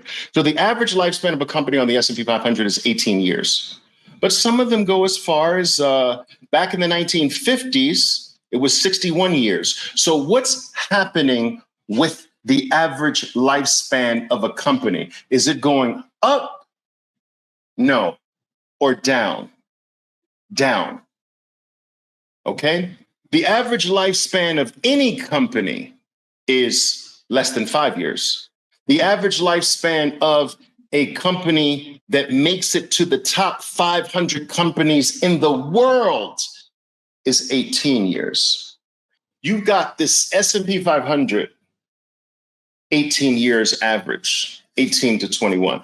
Then you talk about the real special ones that just dominate their industry. That moves to about 60, 61 years. So you can bet your whole life that Apple will be zero. Oh, yeah. You can bet your whole life and win that Amazon will be zero. You can bet your whole life that Google will be zero. There's more companies in the cemetery today than actually are alive today, right? Of course, average lifespan is less than 5 years. There's, out of all the companies that used to be on the Dow Jones Industrial Average when the Dow Jones Industrial Average was formed, where are they today? And most of them in the cemetery. How many times have companies been kicked out of the S&P and new ones added? More times than you can count, right? Where are they now? In the cemetery, right? Bitcoin will never go to the cemetery. We're talking about assets that are run, manipulated, and controlled by human beings that guaranteed to go to zero. But math will never go to zero. The internet will never go to zero, and the internet of money will never go to zero. Bitcoin is the internet of money. Bitcoin's a mathematical protocol. To make Bitcoin go to zero, you have to eliminate the mathematical protocol. 1 + 1 has to stop equaling 2. It's not going to happen.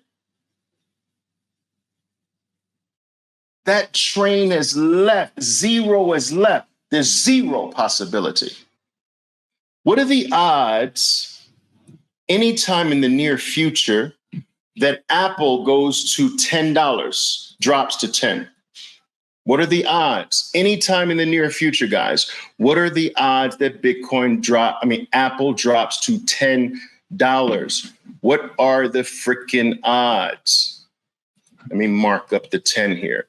So zero is practically zero.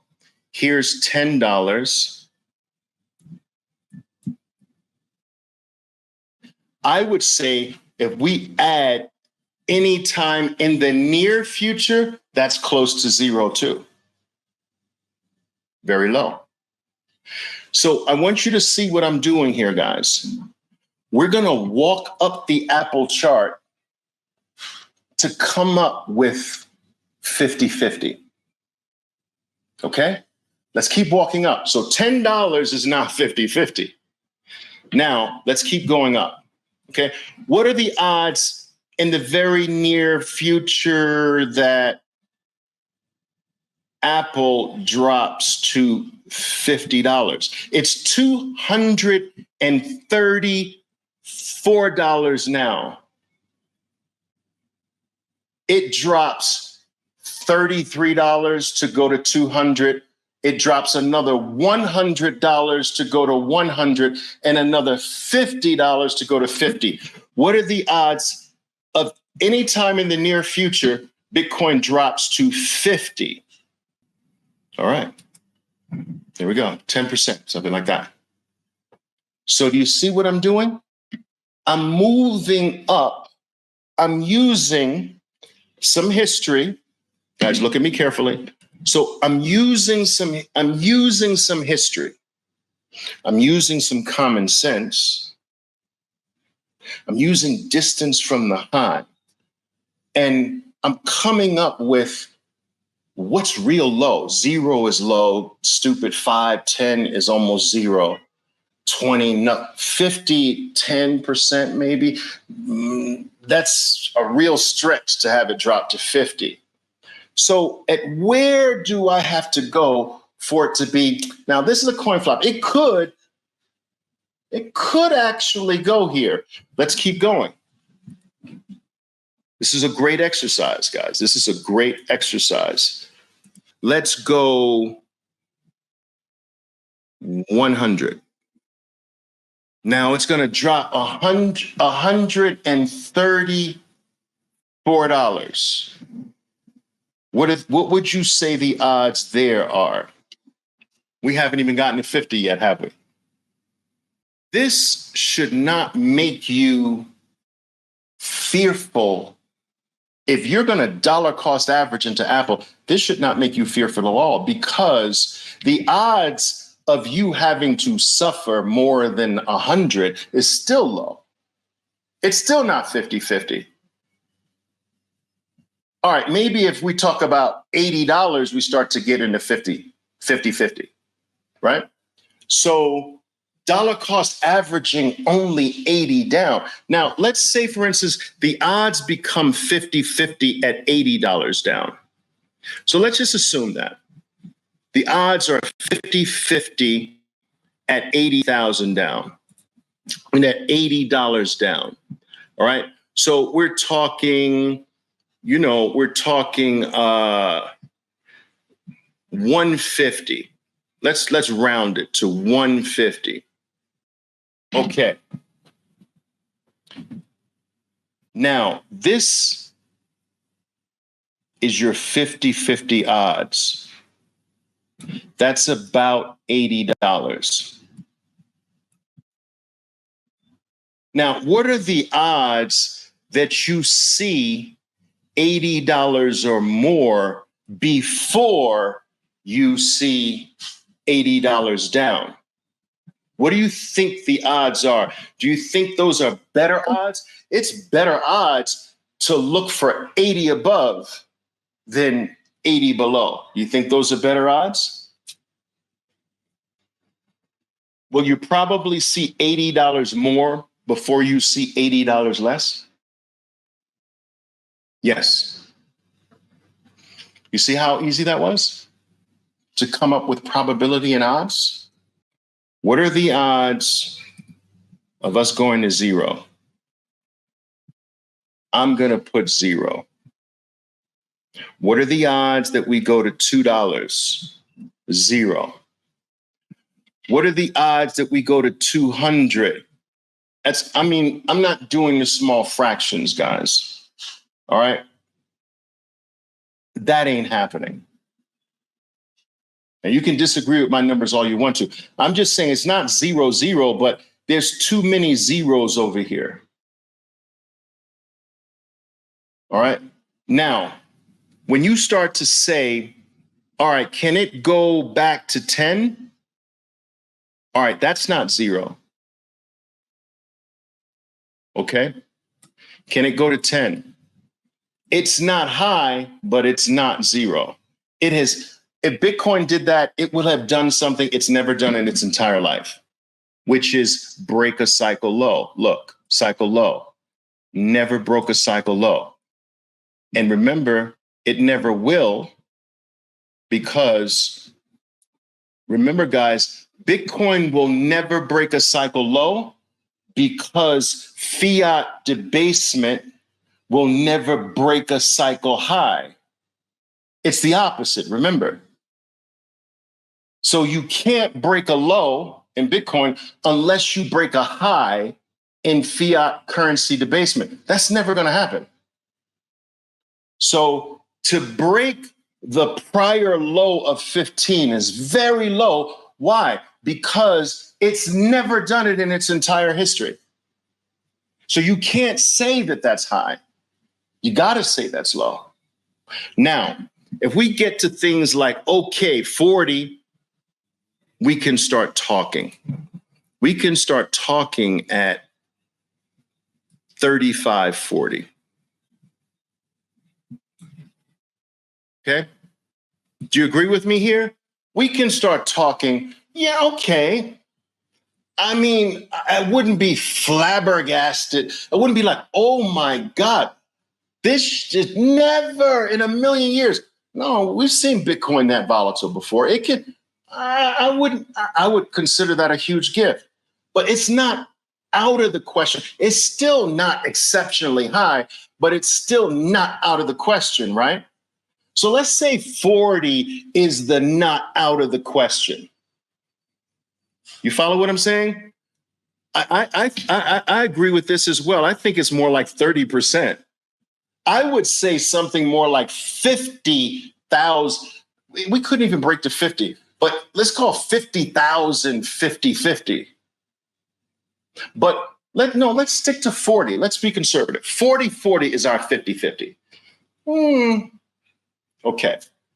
So what does that mean? So what's the difference between 40 and 60? It's 20,000. You see? So our distance, we're operating with a difference of 20K. This is our probability of 50-50 on the downside, 20K. Are we more likely, listen to me carefully, are we more likely to see 20,000 more in price than we are 20,000 less in price? You tell me. What would you say? What would you bet on if you had to bet your life? I'd bet we're probably going to hit 20,000 upside faster, or that's more probable than 20,000 down. But tell me what you think. Or you think 20,000 down is more probable. You might think that. Okay. Yes. Likely more. Do you see how we backed our way into that? Do you understand, guys? You see this basic process? You're backing your way into odds. But what's the movement that's more likely? Bitcoin going to zero from 66. That's a $66,000 risk that we already said, that's just stupid. That's stupid. Really, the stupid risk you should consider is not to zero. You should consider to its prior cycle low. But we're gonna work both of them. I'm gonna work the more intelligent, stupid risk. Then I'm gonna also work the absolutely asinine, dumbest hell risk scenario. So zero is the absolute asinine, dumb as hell, dumb as fuck. All right, that's zero. that means you have a $66,000 risk at the absolute zero. But do you believe, I believe,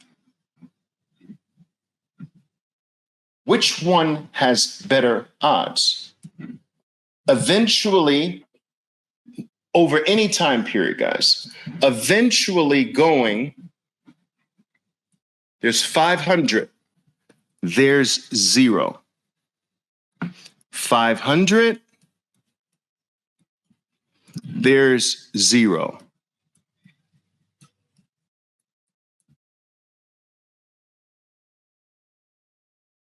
Which one is more likely to be hit first? 500 or 0? Just any of you give me your thank you. Which one do you look at the chart? What do you think has greater odds of being hit first, 500 or 0? All right. BD says 0. See what I'm saying? This is the stupidity that comes when you replace the same thing we did with Apple. Everybody was saying 0 at Apple, but now it's not 0 for Bitcoin. Crazy. All right. So 500, of course. Now, here's the $64,000 question. Do the math for me. How many 66,000s are inside of 500? Oh, people, your risk unit being as dumb, right? Let me get them again. So even if I want you to put this guy's hat on yourself, I know it might be uncomfortable for a minute, but just do it for a minute. Let's become as dumb as fuck as this guy, okay? Just for a second. So we're now BD, okay? I got $66,000 risk, but I have 500,000 potential upside. Now, some people would say $1 million. I'm just going to be conservative, 500,000. I'm going to do a calculation. My risk unit is 66. My upside is 500. How many risk units of 66 is 500 made up of? Do you understand? And that is how you calculate a good bet. Wait a minute, right? So you pull out your freaking calculator on your freaking smartphone, 500,000 divided by 66,000, that's 7.6 times. So this is 66,000. So this is a 7.6 times. You have one risk unit of downside risk, but you have 7.6 risk units of upside potential. Guys, 1 to 7, almost 1 to 8 chance of winning. 1 to 8 chance of losing. An 8 to 1 chance of getting $500,000. Dude, I will take that. I will take the other side of dumb as fuck positions on this all day long and twice on Sunday. 3 times on Sunday. I will take this calculated bet every single time. You mean I got it's 8 to 1 in my favor? What? But wait a minute. That's the BD. Is that his name, BD? That's the BD mindset. Let's add a few IQ points. Do you understand? So now we're going to add a few IQ points here. Okay? Let's add a few IQ points and say, well, wait a minute. Oliver's right. Bitcoin has never broken a cycle low ever in its entire life. And if Oliver's right, it never will. So let me use the cycle low as the ridiculous, not zero.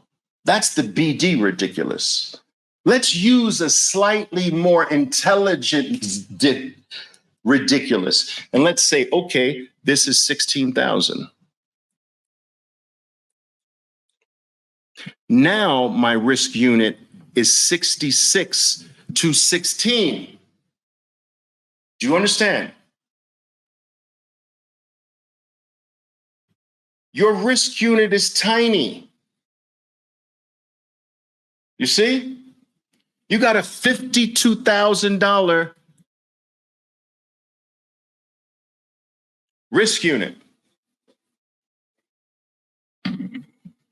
Well, not even. It's a $50,000 risk unit here, guys. So you have a calculated bet on the best performing asset in the history of all mankind. An asset that has outperformed everything humans have held dear. A calculated bet on a protocol that cannot be touched, halted, stopped, eliminated, banned, stolen, confiscated by any human being. No human being can touch it. No organization can touch it. No nation state can touch it. It is untouchable by humans. Do you understand? That it runs without any human intervention. It is literally the mathematical protocol. It is literally math on a protocol.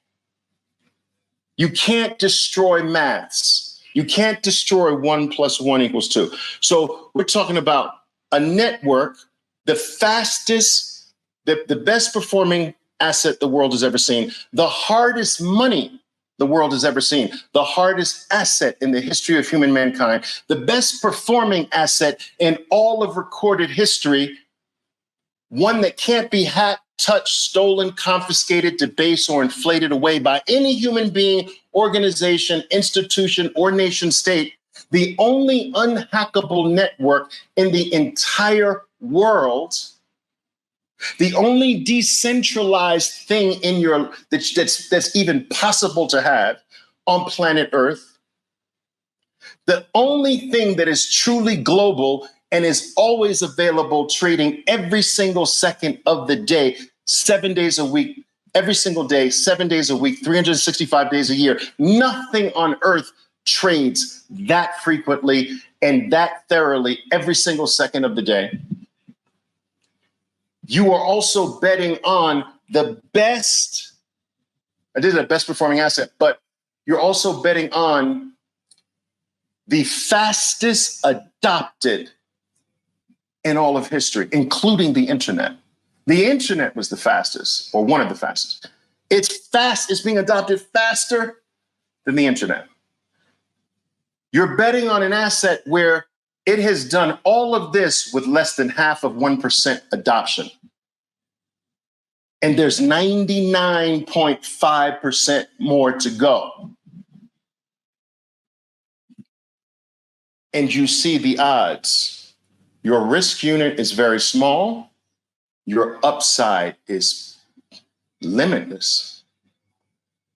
The math shows that the odds are just overwhelmingly stacked in the favor of getting off zero and doing something with this, because the odds are just too overwhelming. It's the fastest asset to reach $1 trillion, the fastest asset to reach over 100 million users, the fastest technology, the only global thing on Earth. How crazy is that? There is nothing else that's global, guys, except air. Wild.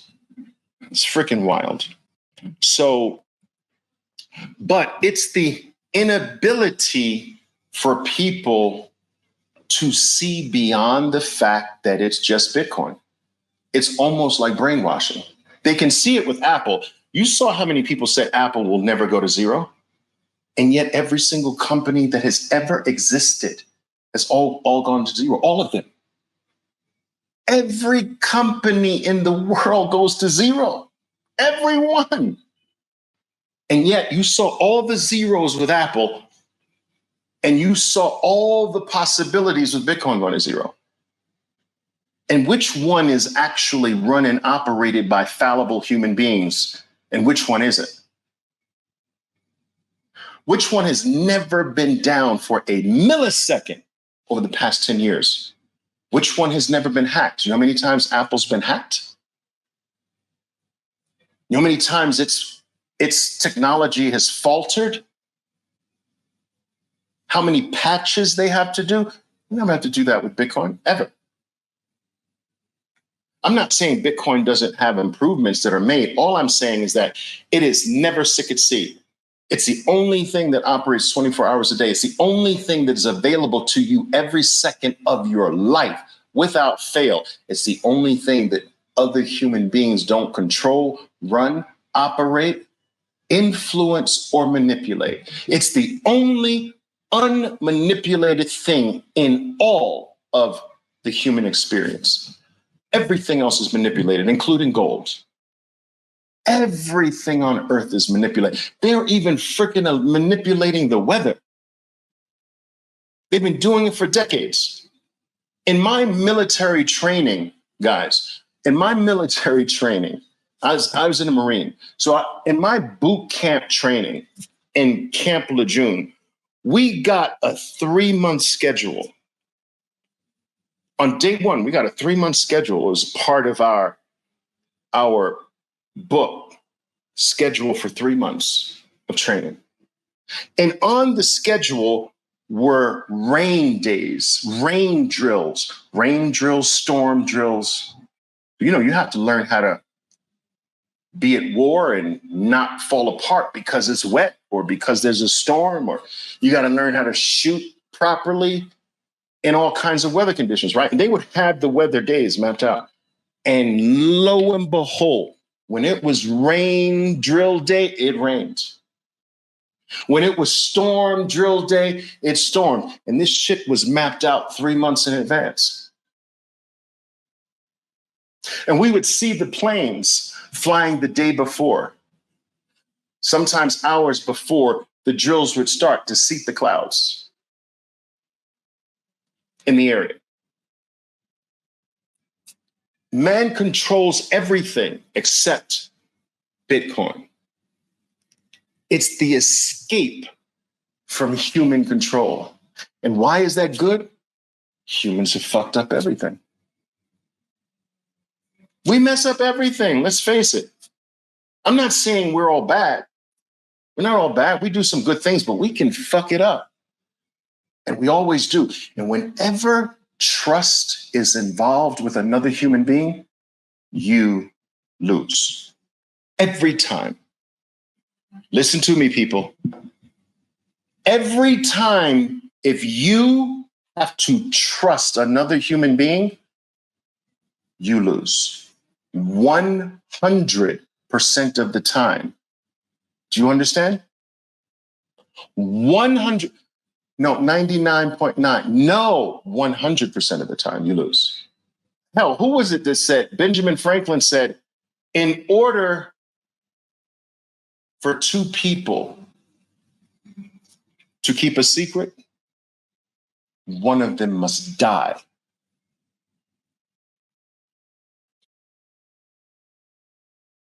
Bitcoin removes the need to trust human beings. This guarantees its certainty. This is why it's so certain. Human beings can't touch it and can't fuck it up, can't mess it up.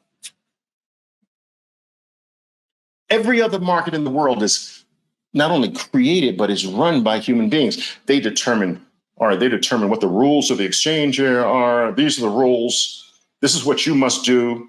This is what we must do. These are the hours that we're going to operate. We're going to open here. And if we get the short end of the stick, we're going to change the rules on you. All right, remember GameStop? Change the rules. Remember the crash?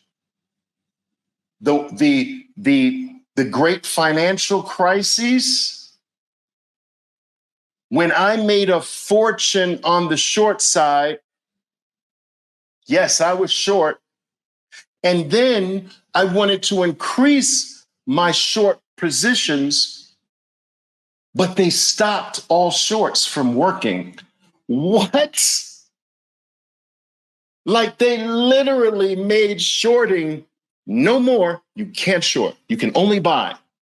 You can't sell. You can only buy. You can't sell. What? And when the humans that control the shit, when they get the short end of the stick, they change the rules. And you would do it too. You would do it too. You wouldn't let your family go down and you could simply just change the rules. You wouldn't do it. If it came down to I ran the exchanges and you guys are betting against me and you're winning and I'm about to get wiped out and my entire family is about to get wiped out and all I have to do is change the rules to not get wiped out, I'm changing the rules on your asses. Me, I'm going to do it. I will change it. I will change it on you. You will change it on me. I will change it on you. That's because we're human. Bitcoin saves us from all of that. Do you understand? No rule changes. Protocol, 1 + 1 doesn't stop equaling 2. And that's why it's so certain. Someone was saying, I saw some other comment earlier, don't forget tulips. So we're comparing Bitcoin to tulips now, right? That sounds intelligent. Well, let's compare it to a flower. Let's compare a mathematical protocol to a flower, Oliver. Remember the flower? Oliver, remember the flower, right? Bitcoin is like the flower, right? Really? All right.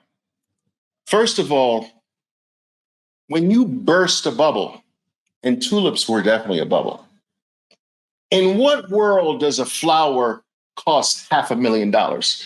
Come on, people. In what world? In what world is that valid and sustainable? We're not talking about a mathematically, thermodynamically sound vault that can store all the world's money and no human being can touch it, stop it, confiscate it, take it from you, and there's no leak, only you have access to it.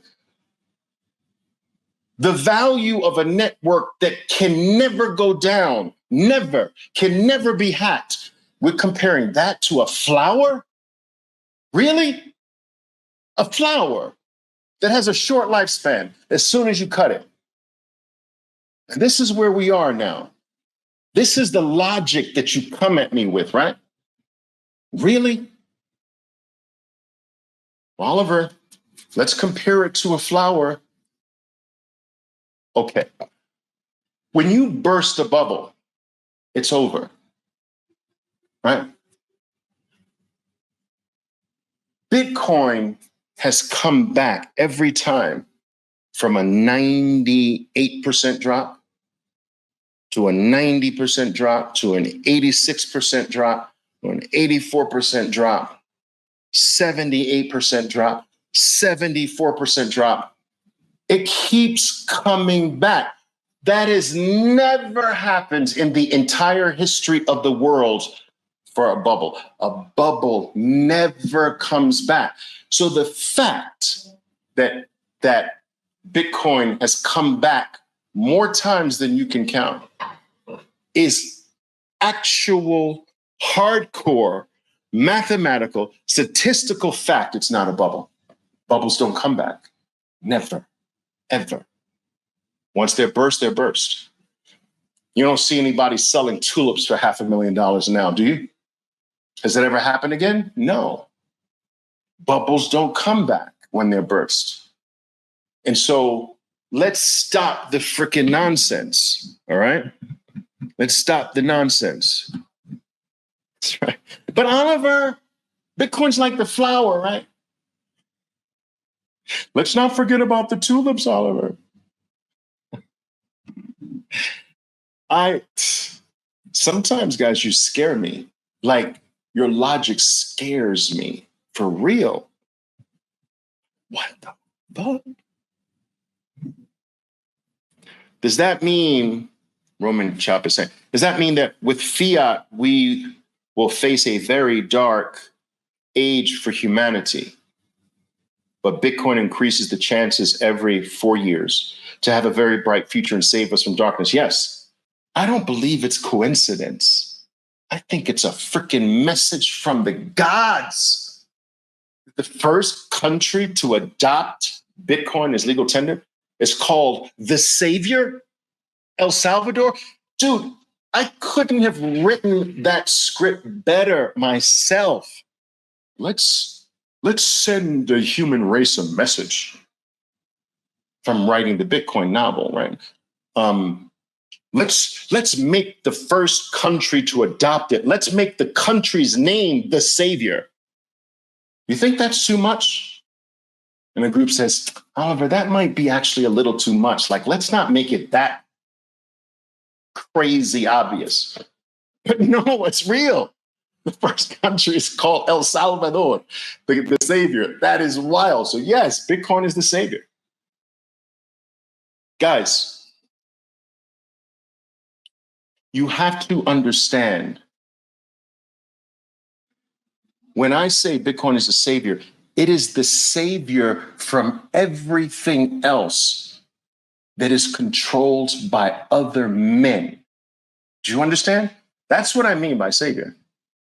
It is saving you from, we have never had a choice. We've always had to go out into the field like freaking slaves, toil on someone else's soil, someone else's land. Do you understand? And we have to toil for their money. The landowner makes his own money. So it says, listen, you have to go out on my land and you have to work for my money. You can't choose another money. You must work for my money. And you say, but why? Because you were born on my land. That sounds like a freaking slave plantation, doesn't it? Just because you were born in Venezuela, you work for that Venezuelan money. Just because you were born in Argentina, you got to work for Argentina's money, their money, that plantation's money. You can't say, well, I don't like the Argentinian peso. I would like to work for the US dollar. They're going to be like, dude, get your ass back out there. It's Argentinian pesos here. And say the US dollar again, I'm going to give you another slash. Okay? So you say, but what about my children? Yes, just because your little brats were born here, they're going to have to work on my land and they're going to have to work for the money I draw pictures on. I got artists to draw nice, beautiful pictures on it. Be appreciative, please. I had them put art on it, on the number 1, on the number 2, and I got a little pyramid here on the right-hand side. It's very freaking artistic. Be appreciative. I made it for you. But here's the trick. You want a little piece of plot on my plantation? You want a little piece of plot? I'll let you have a piece of plot. I'll let you even call it yours. It's really mine. I'll let you call it yours. I'll let you say to all of your friends, I own it. I own this piece of land. I own this house. Really, it's mine. But as long as you pay me every year, and if you want someone else to live here, you're going to pay me again. You're going to pay me to transfer it, and you're going to pay me every year. And I'm going to make sure that the payment you pay me for the house that you think is yours, the payment is going to go up forever until you die. I will make the price value of my land go up, so your payment to me is bigger every single several years until you die. You will pay me more and more just to say, this is my piece of land.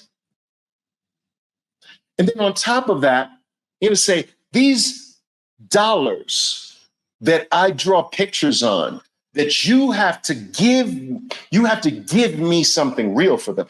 You got to give me your time. You got to give me every ounce of intelligence that you have, what you've learned, your skill, your talent, whatever you do good. You got to go out. You got to give that to me. I will give you a piece of paper with a beautiful drawings on it. Now, you will be able to take these pieces of papers and use it on my plantation anywhere you can use it. But I'm going to make sure that every single year of your life, the number of paper that you need to buy milk, eggs, meat, and bread, I'm going to make you need more dollars to buy these same things for your family every year until you die.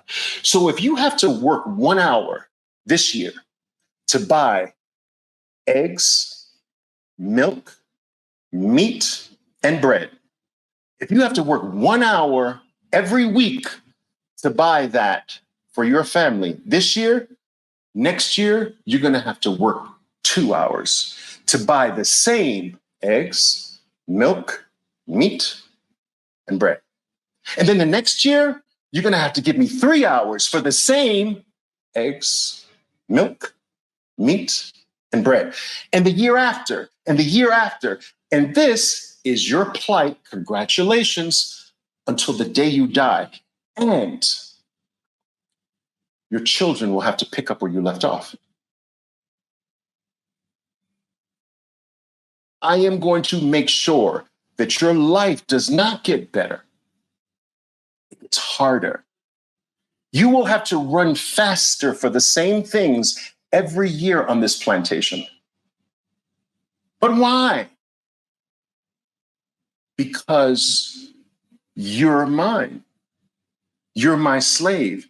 And I want more from you every year until you die.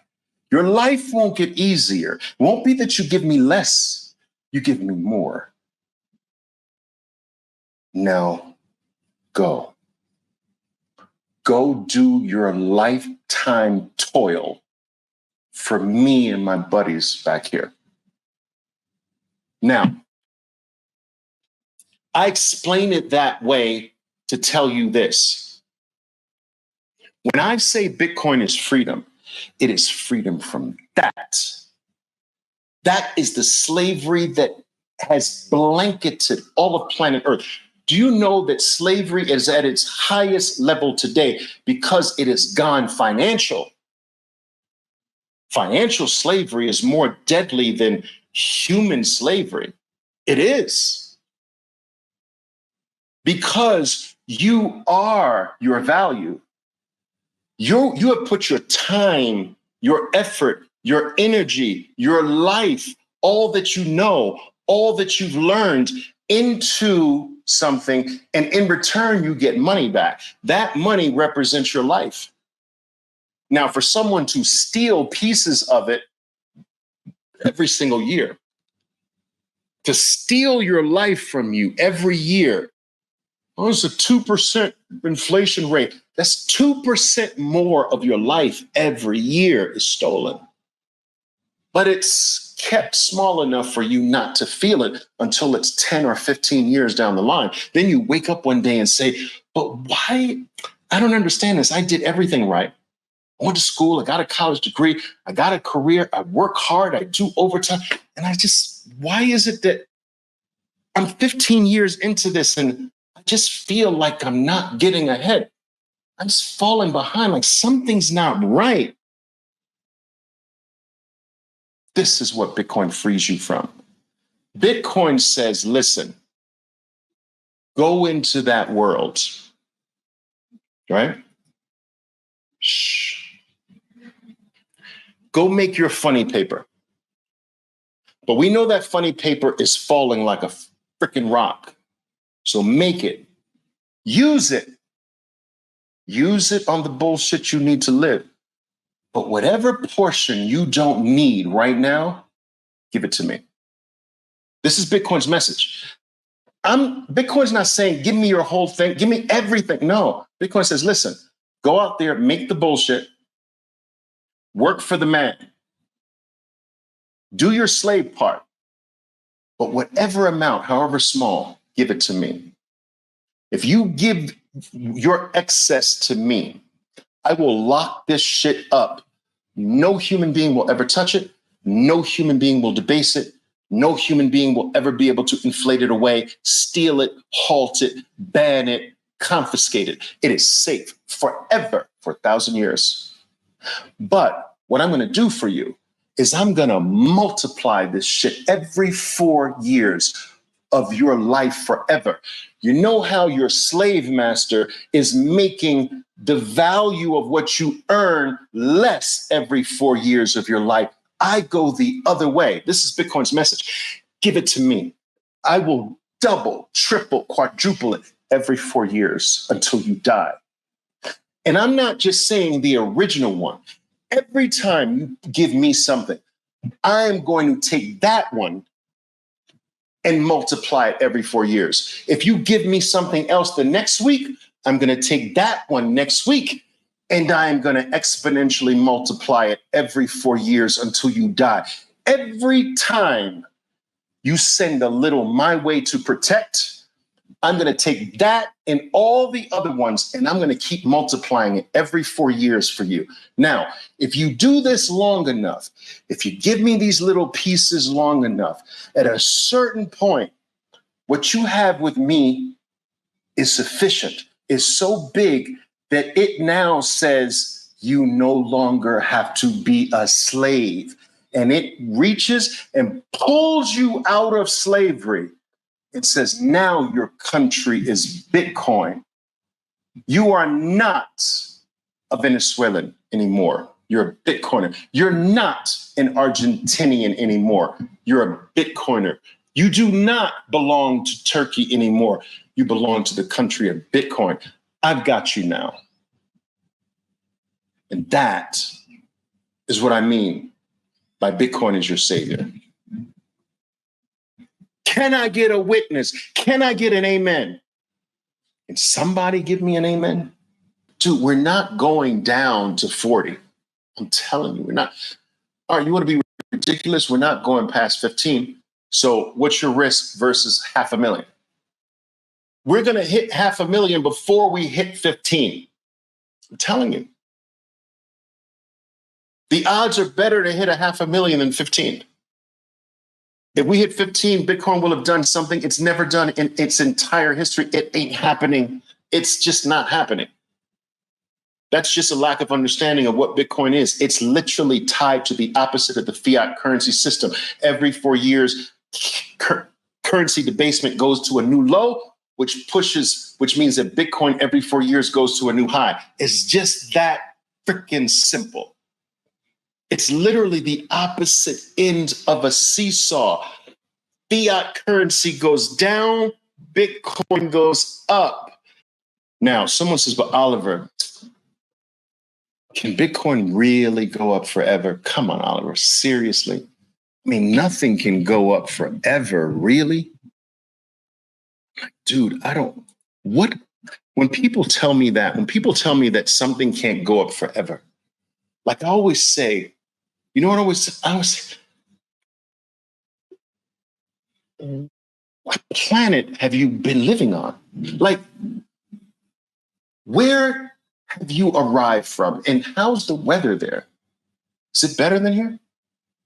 Like, dude, what do you mean? There's plenty of things that go up forever. Population goes up forever. Dude, look, the stock market's been going up for 200 plus years. The bond market's been going up for 600 years. Silver's been going up for 9,000 years. Gold's been going up for 6,000 years. Apple's been going up for 48 years. Microsoft's been going up for 45 years. Google's been going up for what? 27 years. Amazon's been going up for what? Well, Google maybe 25 years. Amazon maybe 27 years. Dude, things go up forever all the time. And just look at your stupidity. That's going to.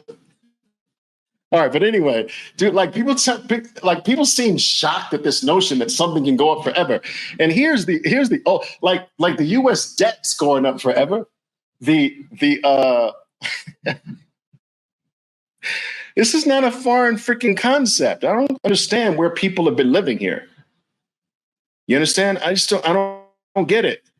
This has been going up forever. Now take a look at them apples. That's M2 money supply. That's been going up for freaking ever. But Oliver, nothing goes up forever. Dude, take a look. That is your money being debased. That is your value leaking. That is you becoming more and more of a slave. Every new dollar makes all the dollars you ever worked for worth less. That's it. Moving up. More dollars, worth less. This is what pushes the dollar down. You understand? So now let me show you what the dollar is doing in USD. Well, let me show you what what Bitcoin is doing to the dollar. All I have to do is do this. Look. Oh, shoot, man, is my internet connection? Sats. So I'm typing here so you can do it. So I want you to understand what this picture says, guys. That's its birth. This is ready to make a new low. Do you understand? That's what it's ready to do, guys. It's ready to make a new low. Do you see this? This is the incredible melting, man. This is the incredible melting dollar. Now you are taught to go give your life for that. Give your whole life to that. From the time you wake up to the time you lay your head in the bed, you're going to think about this dollars. Everything you see is going to be priced in dollars. Everything you work for is going to be measured in dollars. You're going to live your life by this melting thing. This is not the picture of success. And this picture is showing you this is what your life is experiencing by not being in Bitcoin. This is your life. The picture's worth 1,000 words. Your life, look at your life. Just look at it. Stare at your life. This is your life right there.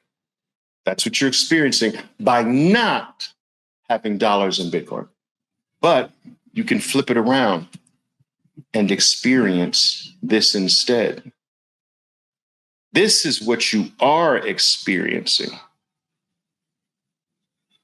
But which one do you want? But Oliver, it's volatile, Oliver. It's volatile. It moves up and down like this, Oliver. It's volatile.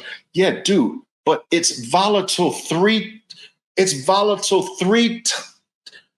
1 to the upside.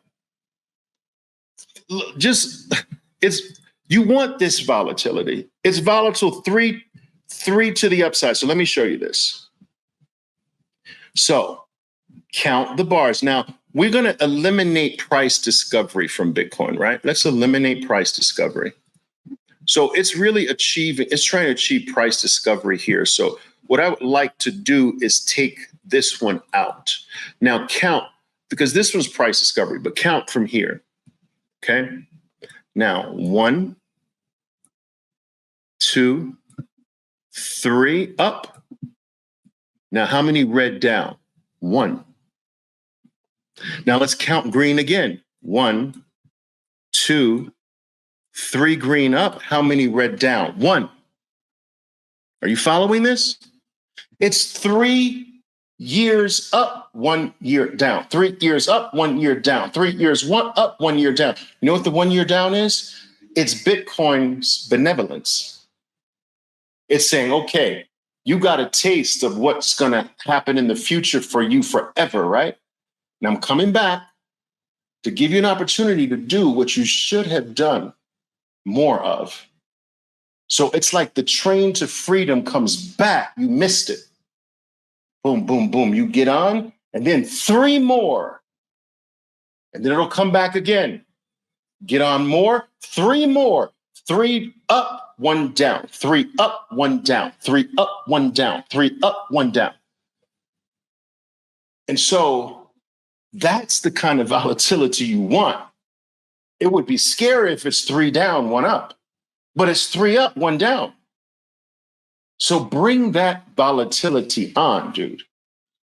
Bring that on. You understand? 3 to 1.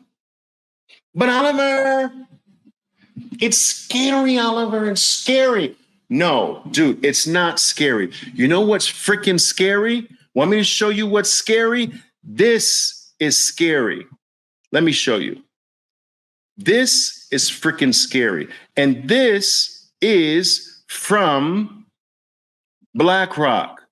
This is freaking scary, people. I will show you what scary is. You don't know what's scary. But Oliver, Bitcoin is scary. It's scary. It's scaring me, Oliver. It's scaring me. No, this is scary. Now that's scary. Do you see that? That's what you're giving your life for. That's what you're fighting me on. Some of you are fighting me every day. You're fighting me for this. This is where you feel safe. Look at that. That's where you feel safe. But Bitcoin is scary, Oliver. No, this is scary, bro. This is the scary one. Wake up. But Oliver. Do you guys follow what I'm saying? That's scary. Get out of that. Put that shit in Bitcoin before it goes to a new low again. Get off. Guys, if you're still on zero, don't say it. Don't say it here because I will make fun of you. Just don't do it. Just go get off zero. Do it now, today. Get one of those Bitcoin only exchanges. All right. Strike, River, Swan, I don't care. And just get your ass off of zero. That's the wrong number. We're about to go freaking ballistic. All right, Oliver. All right, scary, Oliver, scary. We all know, or most of you watching should know, that every 4 years, right, the Bitcoin protocol goes through what it's called its halving or halving. You choose the way you want to pronounce that, right? So every 4 years or every 210,000 Bitcoin blocks occur on average about 10 minutes.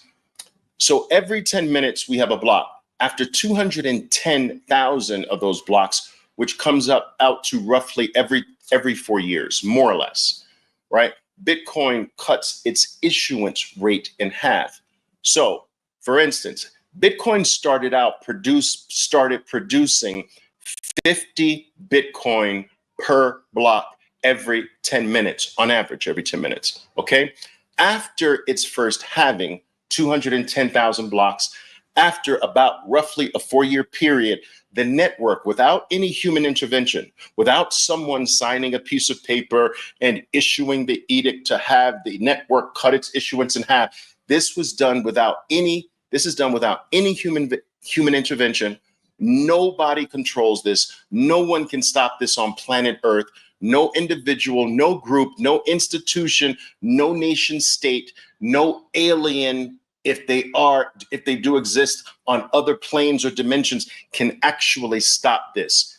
Every 210,000 blocks, the issuance rate gets cut in half. So that 50 Bitcoin that was being made available to the world every 10 minutes got cut in half to 25. That was the first halving. The second halving, it got cut after another 210,000 blocks. It got cut to 12.2 to 12 and a half, right? So then it got cut to 6.25, and now after this halving this year, we are down to 3.125, right? So every 10 minutes now, exactly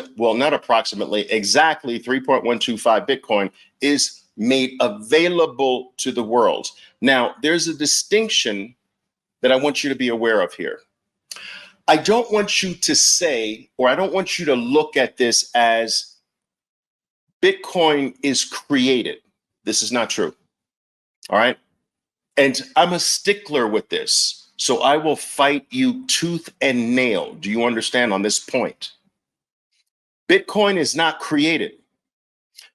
The Bitcoin protocol started with 21 million, right? From day one. From day one, 21 million existed.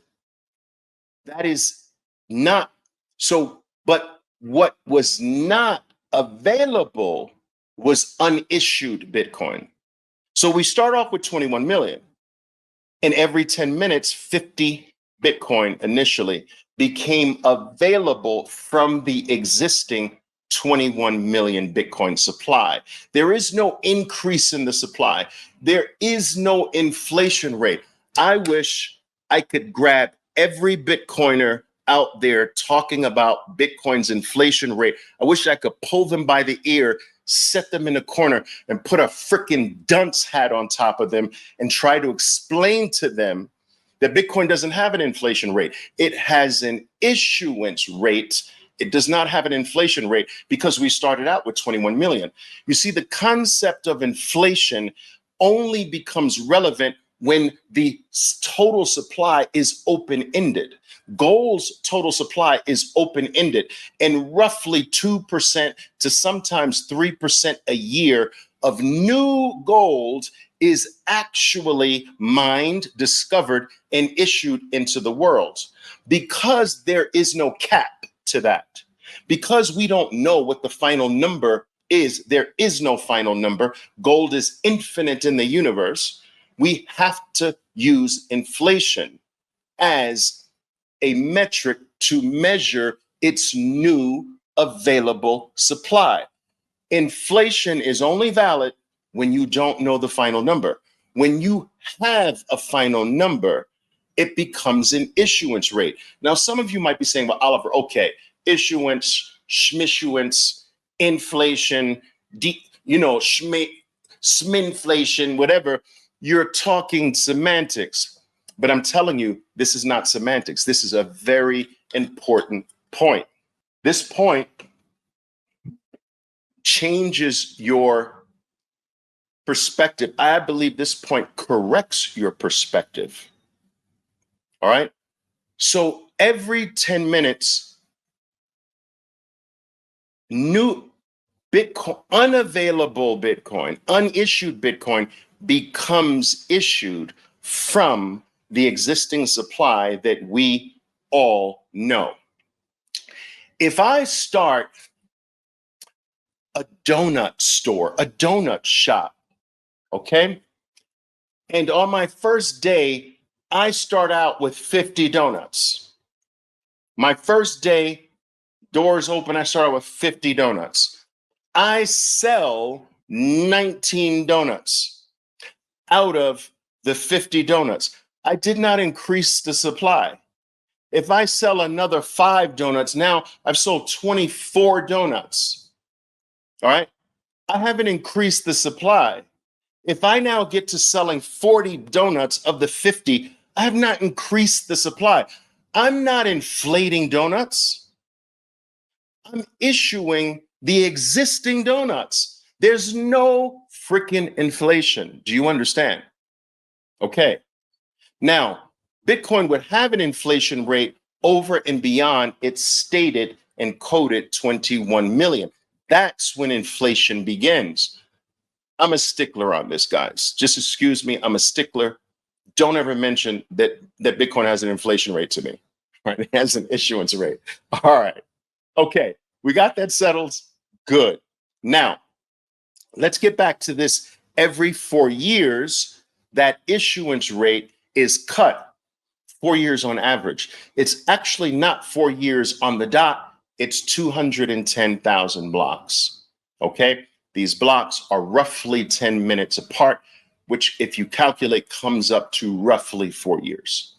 Why did Satoshi choose 210,000 blocks, which roughly comes out based on 10-minute block times to roughly 4 years?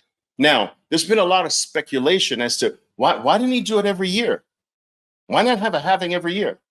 Shoot, why not have a halving every quarter? Why not cut the halving issuance rate every 5 years?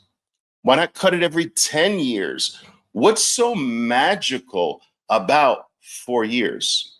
Well, let me give you my theory, okay? Athens, Greece, welcome. Let me give you my theory, guys. My theory is that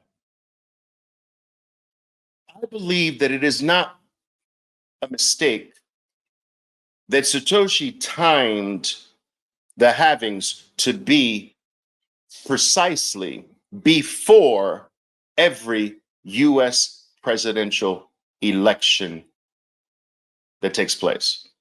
I don't think that's a mistake. I don't think that anything that Satoshi Nakamoto did was just a coincidence. I don't believe that Satoshi Nakamoto and the word coincidence should ever be spoken in the same sentence. I believe that everything was meticulously planned and decided on. And the fact that every halving occurs before the US presidential election time, I think is not by mistake. Now, this is not the only reason, in my opinion. The main reason, my theory, guys, the main reason is monetary debasement. The main reason is printing money, the money printer. And this also ties into the US presidential election. So let me explain very quickly, and then I'm going to show you something. You see, I want you to understand how beautiful the Bitcoin is in our lives and what it does for us. Many things, but I'm going to explain it in a certain way that I think might blow some of your minds. All right. If it does, I want to see the blow my mind emoji below. If this blows your mind, if it's like, Oliver heard that, okay, fine. Okay. But check this out.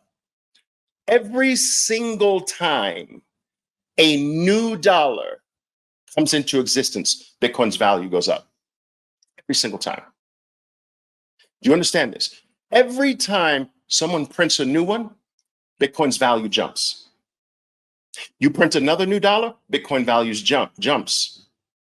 Bitcoin is actually like a seesaw. It's literally the reverse. Now, I want you to understand this. Smoke on this for a bit, guys. Every time a new dollar comes into existence, the overall value of all existing dollars that existed before the new one drops. Do you understand? So a new dollar is created, all existing dollars drop in value. If you print a bunch of new dollars, all existing dollars drop a lot more. You understand? So every new dollar drops the value of all the existing dollars.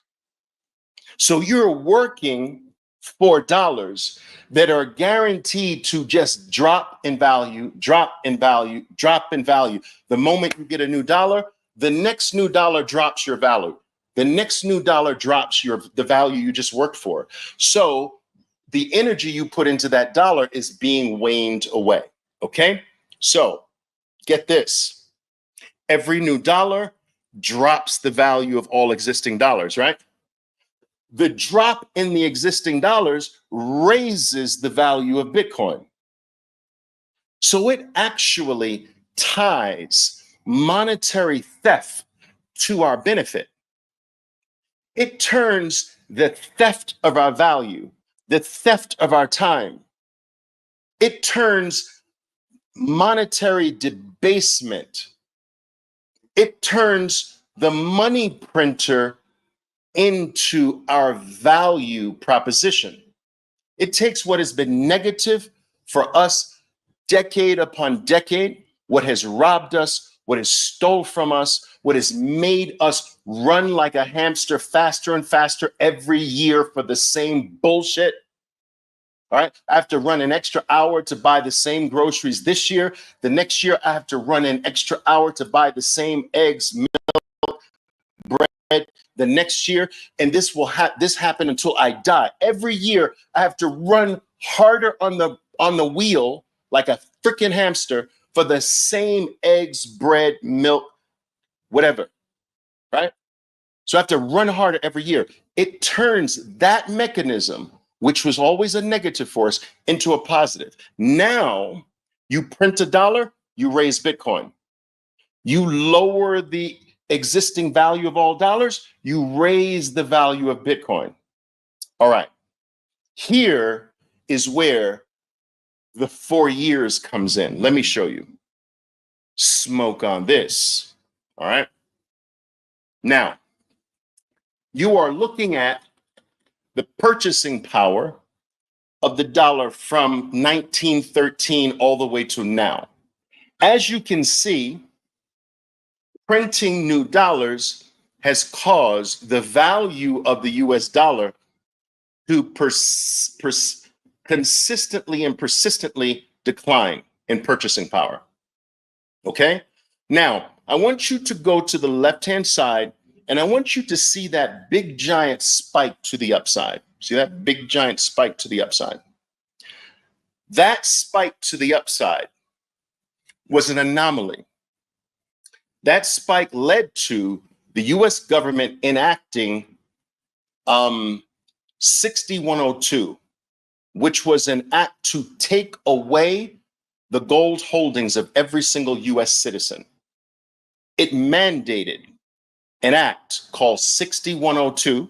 You can look this up on the internet, right? 6102, Act 6102. Read it. Some people use the word confiscation. The US government confiscated gold from every US citizen. Now, I think confiscation is too strong of a word because they did pay.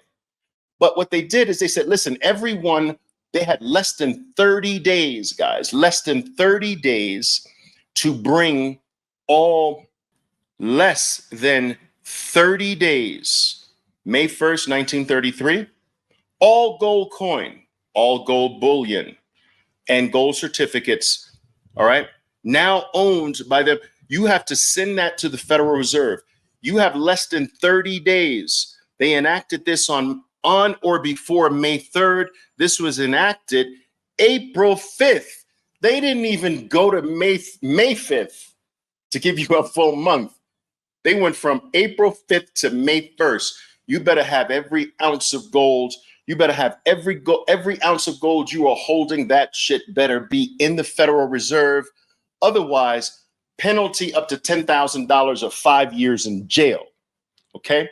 Now, this is why some people use the term, all right, the US government confiscated gold from its citizens.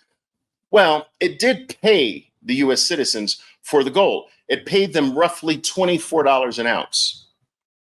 All right, between $21 and $24 an ounce. Okay, so they got payment for it.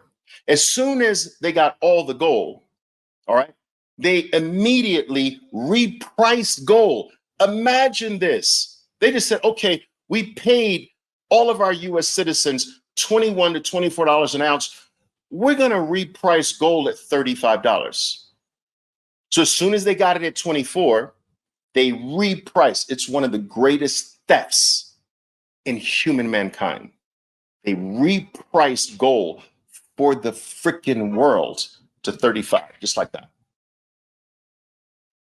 Okay, so now gold is worth 35. This increase from 24 to 35 is what got the US out of a lot of its debt.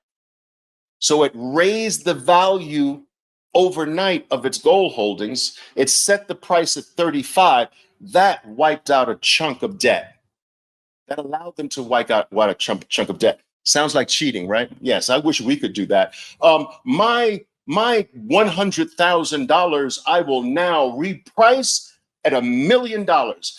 As of this moment, my 100,000 is valued at $1,000,000. Yes. All right, we can't do that, but they did that. Okay. So that spike up there, that spike is the theft I'm speaking of. Some people say the confiscation, right? So it's the US taking all the gold from its US citizens, repricing, and you see this huge spike. Now, all right, it's cheating a little bit, just a little bit. Okay. Since then, look at the dollar. Do you see any spikes? Oh, wait, I need someone to answer me. Since all the gold was taken and repriced, do you see any spikes throughout the entire history after that of the purchasing power of the US dollar? Do you see any significant spikes since that point? Somebody just say yes or no. Now, get this. Get this. Listen to me carefully. Listen to me carefully. There never will be. Ever. Oliver, never say never. Sorry, I'm saying never, never, never, never. You will never see a spike like that. Never. There will just be straight down forever until the dollar is no more. You can only do this once. Do you understand? You can only get away with this once. There will be no other spike. Your dollars will melt on you forever. Now, how does this all fit? Because there are little tiny itsy bitsy little pauses and spikes to the upside. You see, look at the tiny little itsy bitsy. Look at like in 1953, the little tiny baby little tiny spike to the upside. So you get these. Looking a little bit after 1980, you see a little kind of tapering off. There's no major spike to the upside ever again, but you do get, sometimes it slows down. Do you understand what I'm saying? So sometimes it slows down, right? Sometimes you get a little itsy bitsy. Oh, look at the little baby, little spike up to the upside. You get a little spike sometimes, right? You get a little tapering sometimes, little bit. But here's the thing. I know I'm beating around the bush here, but check this out. Never has there been a little tiny blip or pause longer than 4 years. Are you starting to get what I'm thinking? Satoshi's like, wait a minute. If every time the dollar drops, Bitcoin goes up,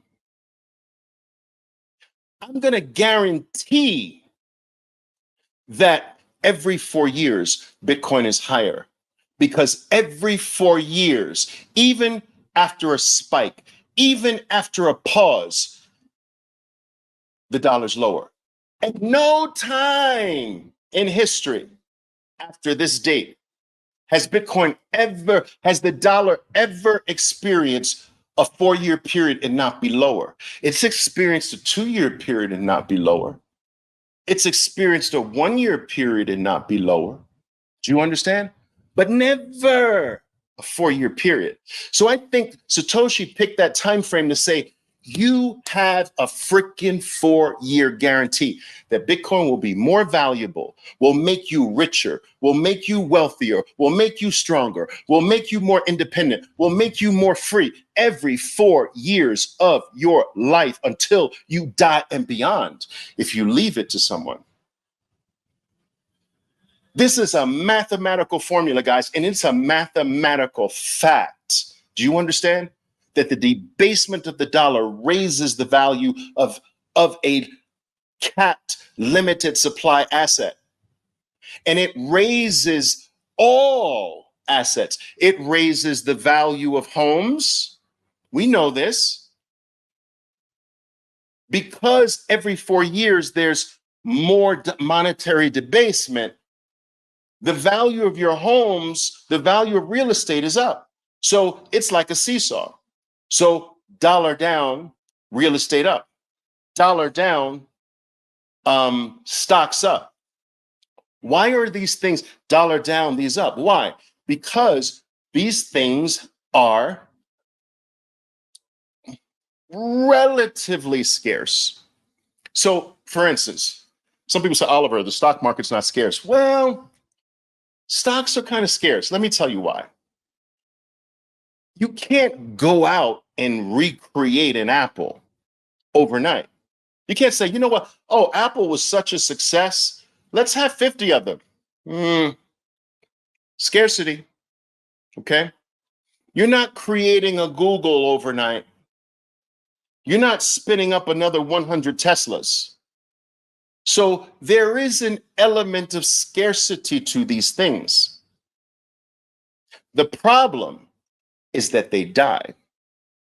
The problem is that the average S&P 500 company stock, the average lifespan is 18 years old. 18 years.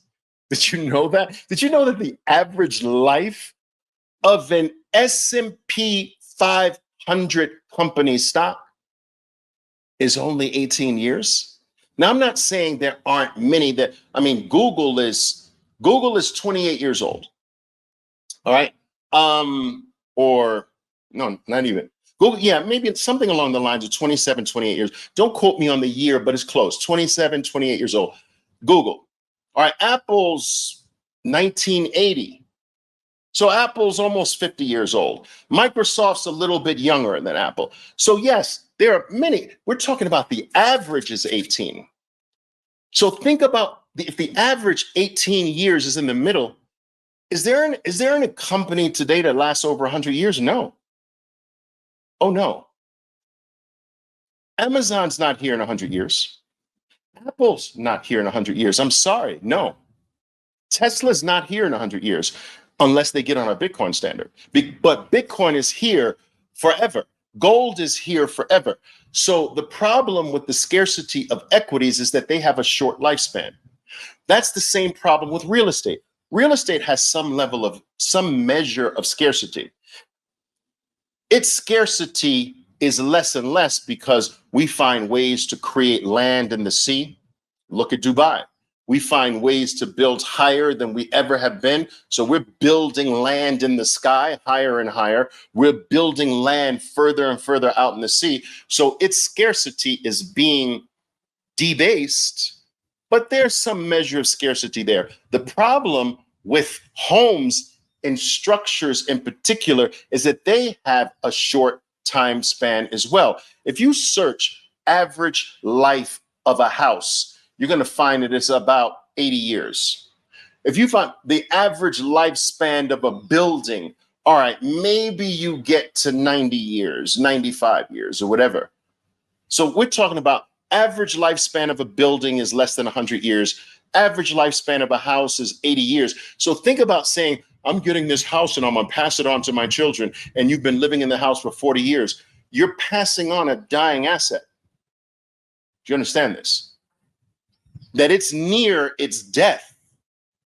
This is not the case with gold. It's not the case with Bitcoin. You're not so there. But my point is that there's a measure of scarcity to these things. That is why they go up as money is debased. So it's like a seesaw. Dollars drop, real estate up, dollars drop, stocks up. Okay, dollar drop. You get the point. Why? So some people say, well, Oliver, does that mean that I should have my hands in everything, that all assets that go up with dollar debasement? Because you tell me that dollar debasement every 4 years is guaranteed to be down. That's right. Every 4 years, you have new lows. Every 4 years, there's new lows. This is what I'm saying. There's new lows in the purchasing power every 4 years, not every 2 years, not every 1 year, but every 4 years, you're making a new low. This is what Satoshi Nakamoto understood. So every 4 years, if the dollar's purchasing power is making a new low, every 4 years, Bitcoin should be making a new. All right, to repeat that, someone type for me. Anyway, I know you know it. Just indulge me, okay? If every 4 years the purchasing power of the dollar is making a new low, that means Bitcoin every 4 years should be making a new.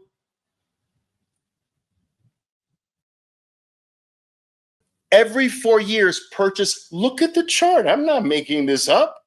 Every 4 years, the purchasing power makes a new low, which means that every 4 years, Bitcoin's going to make a new high. Truth, Deborah. Yeah, truth. All right, guys. So I just wanted to share that with you. I have to admit to you, it's theoretical. It's my theory. But even if I'm wrong on the theory, I'm right on the fact that Bitcoin is guaranteed to be at all-time new highs, because purchasing power is guaranteed to be at all-time new lows every 4 years. So guys, think about this. Think about how you can plan and make yourself 4 years from today.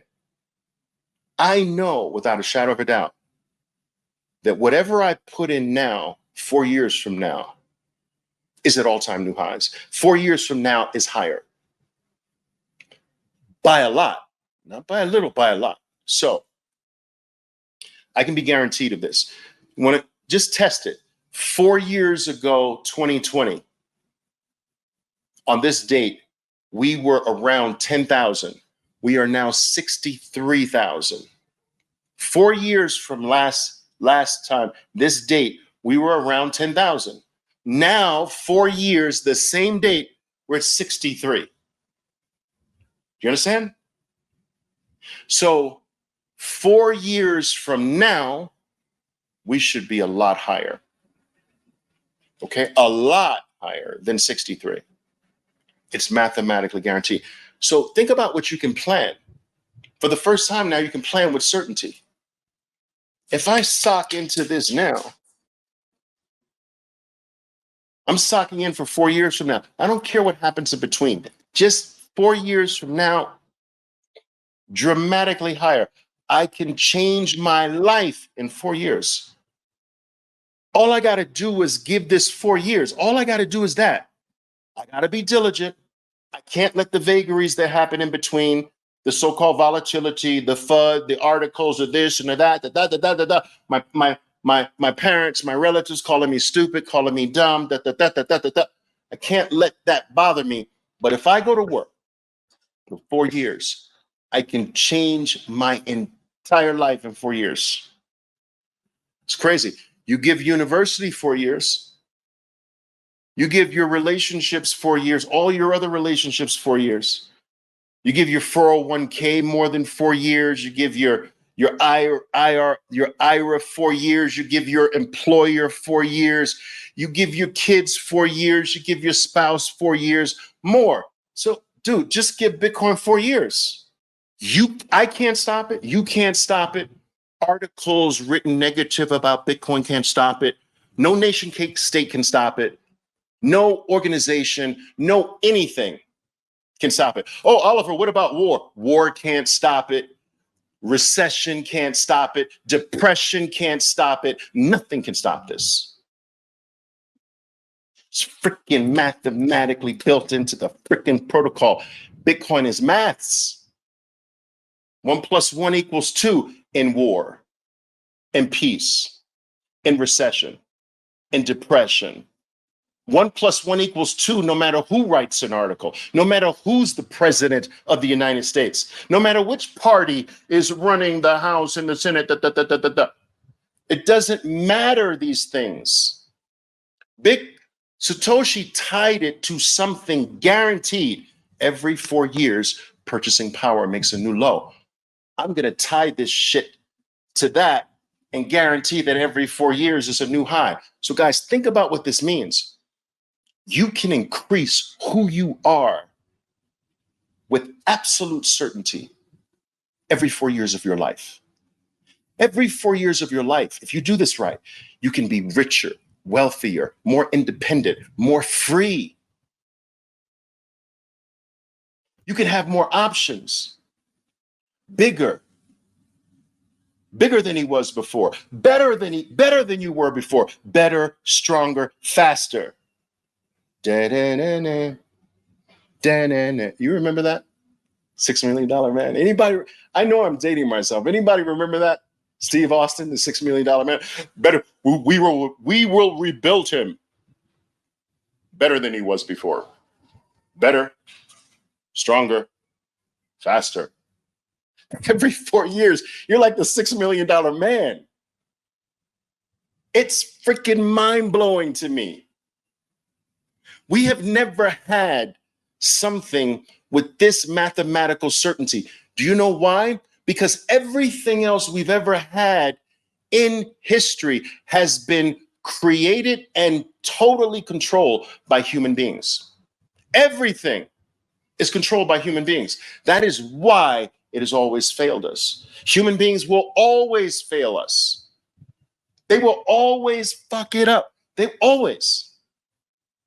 Every human being in your life has failed you at one particular point or the other and won't stop. Every politician's failed you. Every president, every this, they all fuck it up. This is the first asset that is not run by a single human being. In fact, not only is Bitcoin not run by human beings, it actually pays human beings. It's the boss. How are them apples? It has a freaking pay schedule. I pay out this amount every 10 minutes. You want to work? Want to get paid? Join the hash rate war. Come on, let's go. I'll pay you. You don't even have to sign any documents. There's no acceptance. Anybody can work for me. Is there another network that you know of that is paying human beings? No. Is there another network that runs all by itself, no human intervention whatsoever, does its thing on point every single time? Every 2016 blocks, it does a difficulty adjustment. Every 2010, every 10 minutes more or less, it produces a new block. Every 2010 blocks, it cuts its issuance in half. None of this is being operated, controlled by human beings. And it has a pay schedule all the way out to 2140. It literally said to human beings, here's your pay schedule. You want to work? You need a job? It's crazy. Guys, it's just freaking mind-blowing. And so we doubt this because it's like, Oliver, it can't be this certain, can it? But it is. It can't be this exact, can it? It is. But how? It's maths. It's mathematics. Mathematics, they don't change. Math doesn't change. It doesn't matter whether you have war. This is why people say, Oliver, this cycle could be different. No, no, no, no. Bozo alert. Oliver, this cycle might be different because of war. Bozo alert. Oliver, this cycle might be, well, if the Republicans don't get in, we're not going to new highs. Bozo alert. This is all done stuff, guys.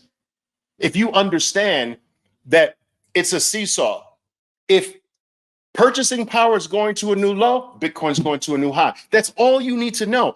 And let me tell you something. It has never not been so. Never. 21. Did I say something wrong? Yes, it's 2140. Yes. Maybe I said the year wrong. I'm sorry. Yes. It has its pay. Bitcoin has its pay schedule all the way out to 2140. All right, 2140. I said 2040. Yeah, 2140. Now, you just in case some of you aren't aware of this, right? Just in case you're not aware of this, let me show you. There's your pay schedule right there. You see it all the way out to 2136. That's the last halving, but remember, every halving is 4 years. So after 20, the bottom one, 2136, that last halving, there's 4 more years of producing a payment for you. So look at where we are. Well, this is old, guys. The circle is around 2020 in this one, but we're now in the halving 2024. Look at how early you are. But Oliver, I've missed Bitcoin because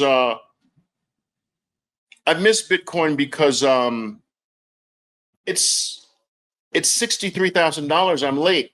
No, dude, you don't judge late by that. You judge where you are by this. Take a look again. This is how you judge where you are. Look at where you are. Oh, Stutter Swag, we were waiting for you. We haven't started yet, man. We're just warming up, waiting for you. Glad you're here, man. No, I'm teasing. Watch the recording, dude. Watch the recording, man. Yes, you're picking it up. Because I'm laying it down. You should be down here picking it up. Pick that shit up. You know, pick it up. You should be down here picking it up and stuff. Pick it up. Oh, Oliver just laid another gem down here. Pick it up. You pick up this one. Let me pick up that one. It's dropping gems. Can't read it, but just Google Bitcoin issuance schedule. All right, just Google Bitcoin issuance schedule. Then click on the images tab, and you'll see all kinds of image renditions of the entire pay schedule. Okay? Bitcoin issuance schedule. Take a look at this. You want to smoke on something? Smoke on this. Look at that thing. That is the money supply. It's just a perpetual going up. So remember, every time you increase the money supply, listen to me carefully, every time you increase the money supply, right, you are devaluing all the existing dollars. So you're making the purchasing power drop. So this line going up is dropping your value, right? It looks pretty scary, right? Oh, but let me show you the real picture. Shall we? Shall we look at the real picture? Shall we? Okay, let's go. All right, let's look at the real picture. All right. Here we go. Uh-oh. Uh-oh. Uh-oh. Uh-oh. Uh-oh. That is freaking insane. This is wild, guys. This is wild. If you take a look at this, you see this little pause there? That happened, right, during the 1990s. That's the last time I think the budget was balanced or something like that during the Clinton administration. But then you swooshed. Now look at this similar pause. I am telling you, guys, what's about to happen here. What is about to happen? This shit's about to go ballistic. You understand? That's about to go ballistic. I want you to note where the money supply peaked. So I'm going to do that like this. So here's the peak. And then that's February 2022, right? When do we start going back up? Right here. So let me show you. Let's do it again. Vertical. We start moving back up right here. That's it. You gave us a year. We got a year break. Not 4 years, never. Satoshi made this thing 4 years. Do you understand? Satoshi made the cycles, in my opinion, every 4 years, because that's the guarantee that this is at a new time, all-time new high. So money supplies at a new high every 4 years. Monetary debasement, purchasing power goes to a new low every 4 years, and Bitcoin goes to a high every 4 years. It's all freaking tied together. Now, that's wild. That's amazing. And that's a confidence booster, no? Bitcoin is the antithesis of the entire system.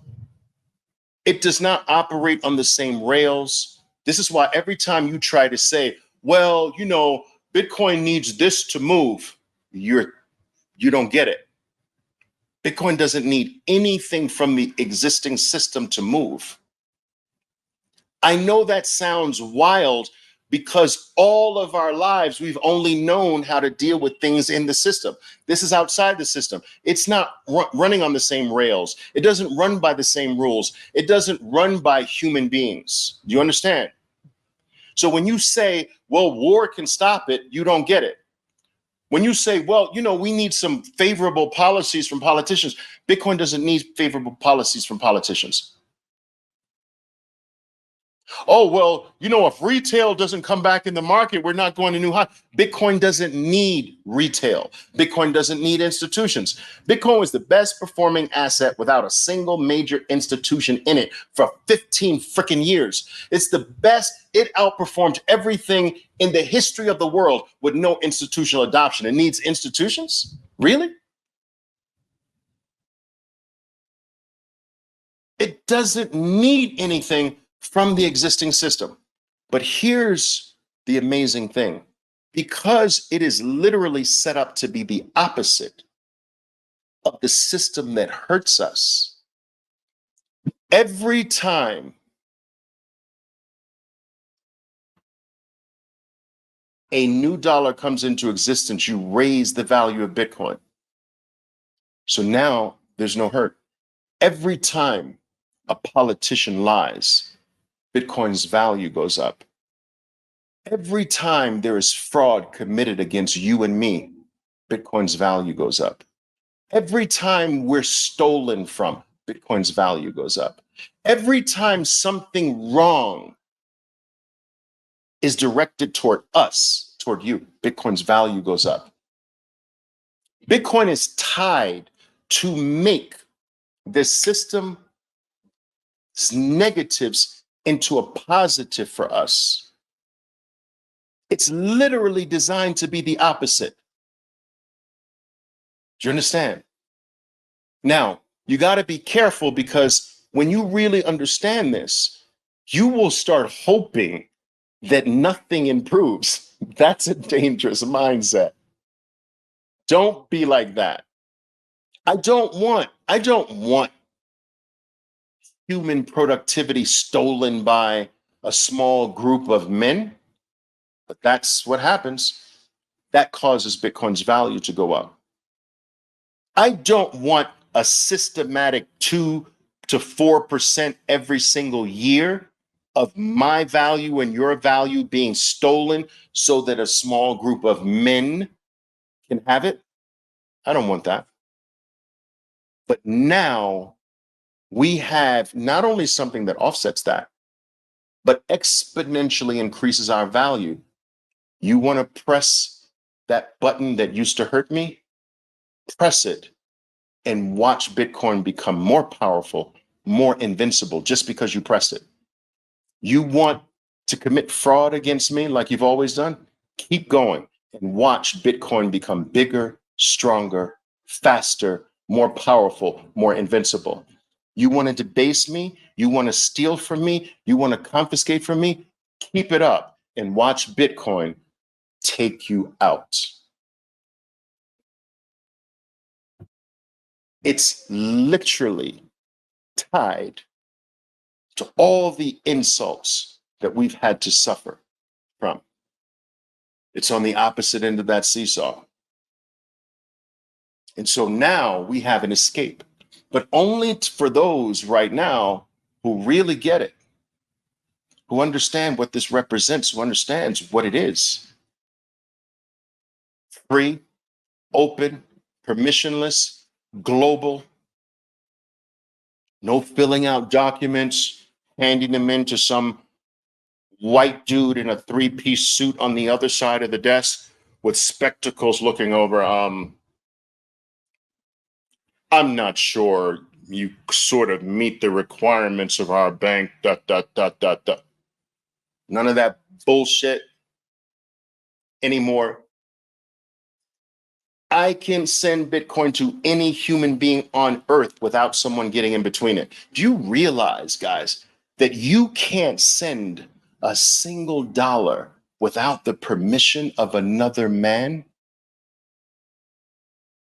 Think of how much you are a slave. Think about this. If you want to send your cousin money from the United States, your cousin lives in London.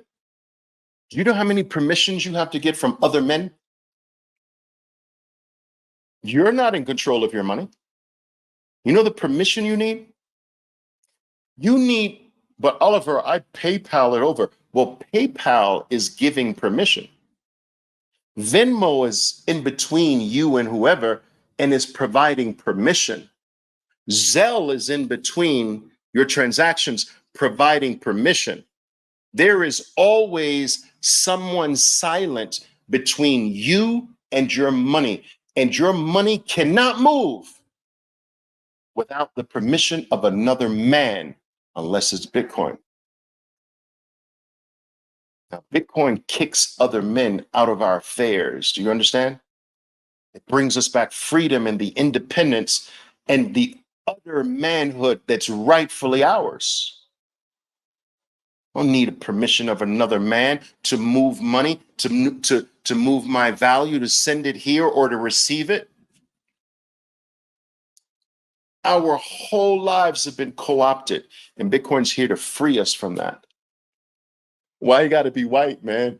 All the ones I sat across were white, man. I can only speak from my experience.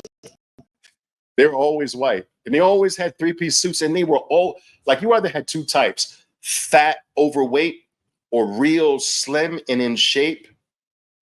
They were always on the opposite ends of the spectrum. I spend a great deal of time talking about trading as it relates to its possibility to generate high levels of income, which ultimately can generate into wealth accumulation. I spend a great deal of time on that topic. I have spent or dedicated a big portion of my life, people, to helping individuals, training individuals to do what I did with my life. I started in the financial markets very early. I was fortunate enough to do that all the way back in the early 1980s. Started my career on Wall Street in 1986. By the time 1994 came around, I got large enough, big enough, successful enough to branch off and start my own Wall Street firm. I managed to grow the second largest direct access brokerage firm in the United States. I managed to work on projects, trade some of the first trading oriented platforms that sold for hundreds of millions of dollars. I've been a best-selling international author on the topic of trading markets for a living. I continue to be one of the most sought-after speakers on the topic of trading markets for a living all over the world every single year. I have over 13,000 traders across 95 different countries, a portion of which I actually personally fund myself. I probably taught more people on Wall Street and even on Main Street than almost all of your key professional trading experts combined. I'm not really talking about your YouTube people, really talking about the professional space. And I tell you all of that. To say this. I've been doing this for the past 30 plus years. I've been trading for the past 43 years. 37 of those years has been professional trading in a professional capacity.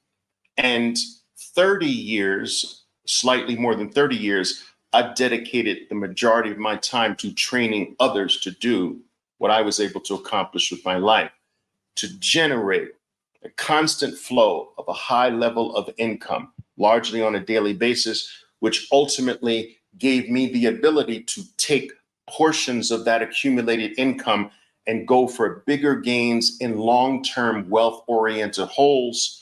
And then that period was massively successful, which led me into what I believe is the ultimate wealth-oriented asset of Bitcoin. All right. So today, I do everything for Bitcoin. I want everyone to be aware of that. I used to do everything for dollars. Today, Bitcoin has replaced the dollar for me. And so I trade for Bitcoin. I do everything in my life for Bitcoin. Why? Bitcoin is the money for me now. The US dollar used to be the money for me. Now, Bitcoin is the money for me. So if I have dollars, those dollars, if I don't need those dollars to buy eggs, to put gas in the car, to whatever the daily little insignificant things, I use the crap money for those things. And whatever I have, whatever dollars I have over and beyond what I need for the insignificant things for survival on a day-to-day basis, that goes into Bitcoin. So Bitcoin is my ultimate vault. It is my storage bin. It is my wealth, and it stays there. So I do deal in two forms of money. My trading doesn't generate Bitcoin directly. My trading generates fiat currency. It generates dollars, but those dollars are split into two parts.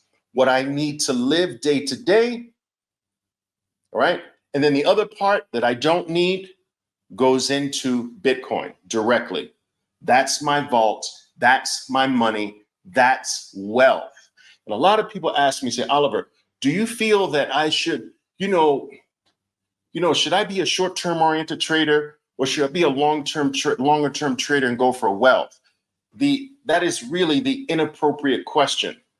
You need to be a full-rounded person. You need a stream. You need to go out and mine dollars or mine something. That's your income stream. You also need to build wealth. You don't choose between income and wealth. You need both of them combined. All right. And so trading has been my number one vehicle to do that. Doesn't have to be your vehicle. Your vehicle just could having a career or a job or what have you. Running a business is the way you mine fiat. But today, in my opinion, one of the only ways to achieve true wealth in the future is if you're going to take the portion of fiat that you mine, a portion of the US dollar, the dollars that you mine through your activity, and you sock away in Bitcoin. I don't believe that going forward, doing this in a big way with equities is going to keep you ahead. I don't believe going forward that taking a portion of this income that you mine and socking it away for future wealth in real estate, I don't think that's going to work like it's worked in the past. I don't think equities are going to work like they worked in the past. I'm not going to say they're not going to work at all. All I'm saying is that there's a new king to wealth accumulation, and that king is here to stay for a very long time, and that new king is called Bitcoin. Now, with this all being said, now that you know my approach, I want to explain to you why I believe that most people don't realize that the game of wealth today, it wasn't always this way, but the game of wealth today, people, is a lie. And I am going to reveal the dirty secret behind this carrot approach that is thrown in front of us to go out there and acquire wealth and get ahead. That's all a lie today. Wealth, even for some who believe that they've achieved wealth, they're really not wealthy at the level they think they are. Some are not wealthy at all, even though on paper it might seem like they're wealthy. So I want to reveal the great lie behind the story of wealth today. And I want to talk about the three things that are the three great forces that actually prevent wealth from happening today, like it used to happen in the past. I'm also going to finally tie in how Bitcoin fixes this, saves you, or delivers you out of these three forces, and brings the possibility of wealth to you like nothing else can. All right. So let me begin. The first thing, why do I tell you that wealth today is largely a fugazi, fake? It's a lie. Because of the items that have been available to us to try to accumulate wealth. What are the items? Let's cover the items, okay? So there was a time when if you managed, there was a time in my grandmother, my grandfather's era, the way to become wealthy, to separate yourself above all the rest, was through education. My grandfather and my grandmother, their era was all about education. It was all about getting a college degree, because at that time, for my grandmother and grandfather, if you got a college degree, it was automatic wealth for you. You could elevate your life beyond all the masses and sort of occupy the top of the pinnacle. Education was the vehicle to wealth in my grandmother and my grandfather's era. Now, in the next generation, my mother and father, it was no longer education. You could not be guaranteed wealth or to be at the top of the pyramid in my mother and my grandfather and my mother and my father's era. Education fell by the wayside. It was still important in their era, but it didn't guarantee you that elite class. It gave you some better odds, but it wasn't a guarantee like it was in my grandmother and my grandfather's era. What became the almost guarantee in my mother and my father's era was home ownership. You see, anyone during my mother and my father's generation, if they managed to buy a home in the 1960s, if they managed to buy a home in the early 1970s, by late 80s, 90s, and certainly the 2000s, they were all wealthy. It was the number one, the closest thing to a guarantee of generating wealth over a few decades. First, for my grandparents, it was education, a college degree. For my mother and father, it was home ownership. Home ownership almost guaranteed, if you held on, you would be considered wealthy a few decades later. Okay? Now come to my generation. I'm the generation that follows my mother and my parents. Home ownership was okay, but it didn't guarantee wealth like it did for my parents. It still gave you some good odds, but it was no longer At the guarantee level, something else took over the guarantee level in my era. And that was, well, what do I do for a living? What made me? What acquired my wealth? Financial markets. The financial world, the equity market, the stock market in particular became the number one guaranteed way to wealth.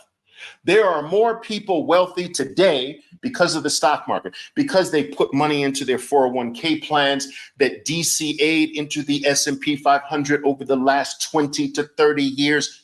They're wealthy today. So equity markets in particular, the stock market took over the real estate. Real estate took over education.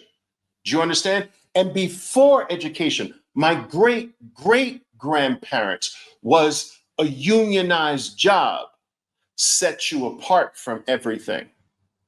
So first was a job, just having a freaking job, and a guaranteed one locked in by a good union. You were guaranteed to live above the vast majority of masses. That was considered wealth back then. So a job first, preferably one that was supported and protected by a union. Then it was, then having a job, a unionized job, was no longer cut it as a guarantee to live above everyone else. It became you needed to actually go to a level above the unionized job with a college degree. And with a college degree, you were guaranteed to be elevated beyond the level of the past. And then after a college degree became more prevalent, it became something else. It became home ownership. And then after home ownership, all right, after the fat part of the gains with home ownership occurred, and everybody's got a home now, it became something else. It became equity investing. It became investing in the stock market, index investing, using the S&P as your index. And that became the guarantee.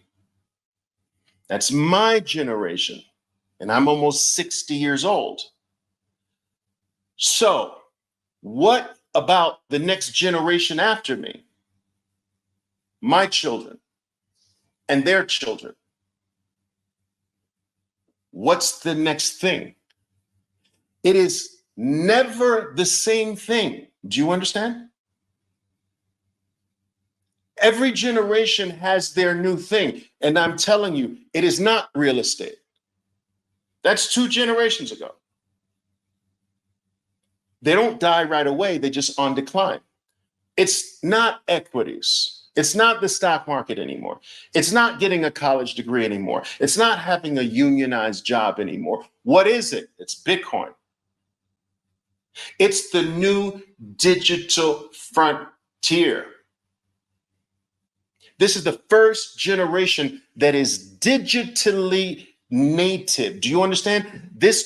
I wasn't digitally, I was born before the ubiquitous nature of the personal computer, the internet, and so forth and so on. I was born before that. But my kids were born natively in the digital world. And because they were born completely in a different world from me, their item for future wealth is not in my world. It's in their world. The world that they grew up, the only thing they knew was the internet. The only thing they knew was the personal computer.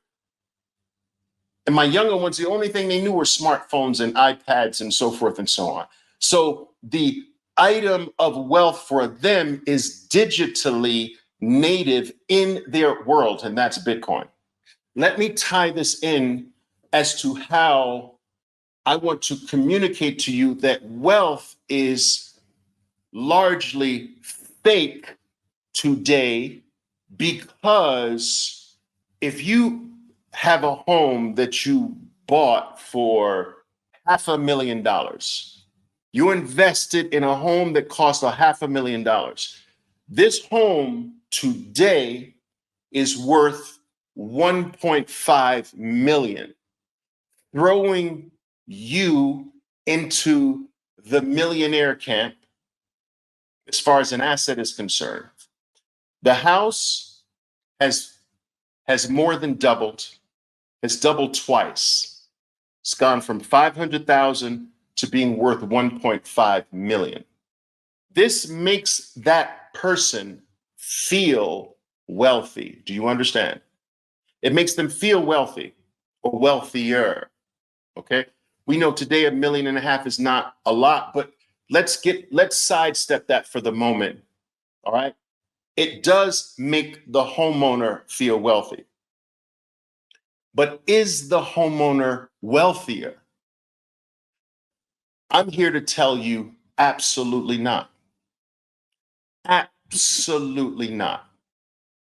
Despite the fact that the value of that home, that asset, storing the value of your investment has gone up from a numbers perspective, the individual has not gotten wealthier. Why?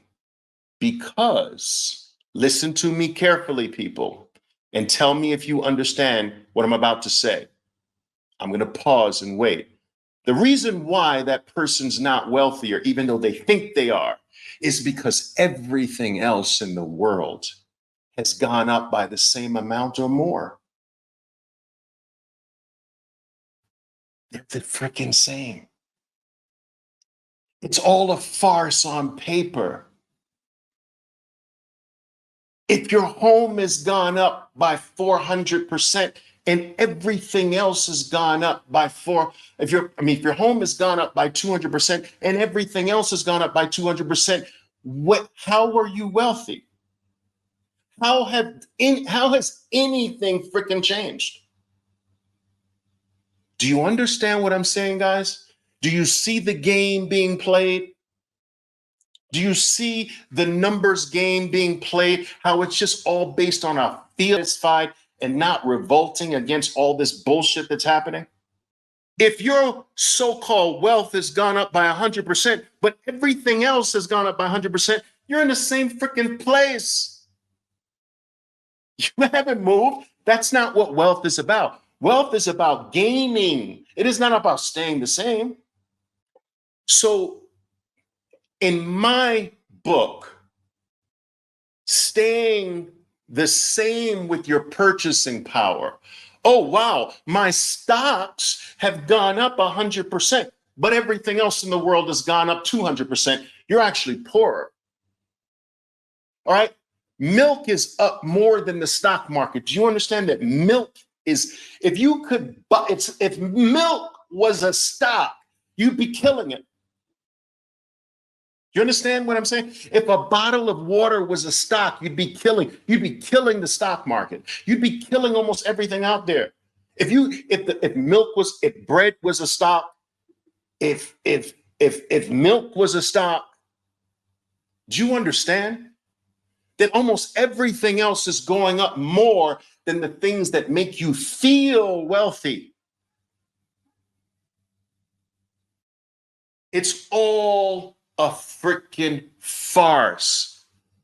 The guy who says, man, damn, I scored huge on my home.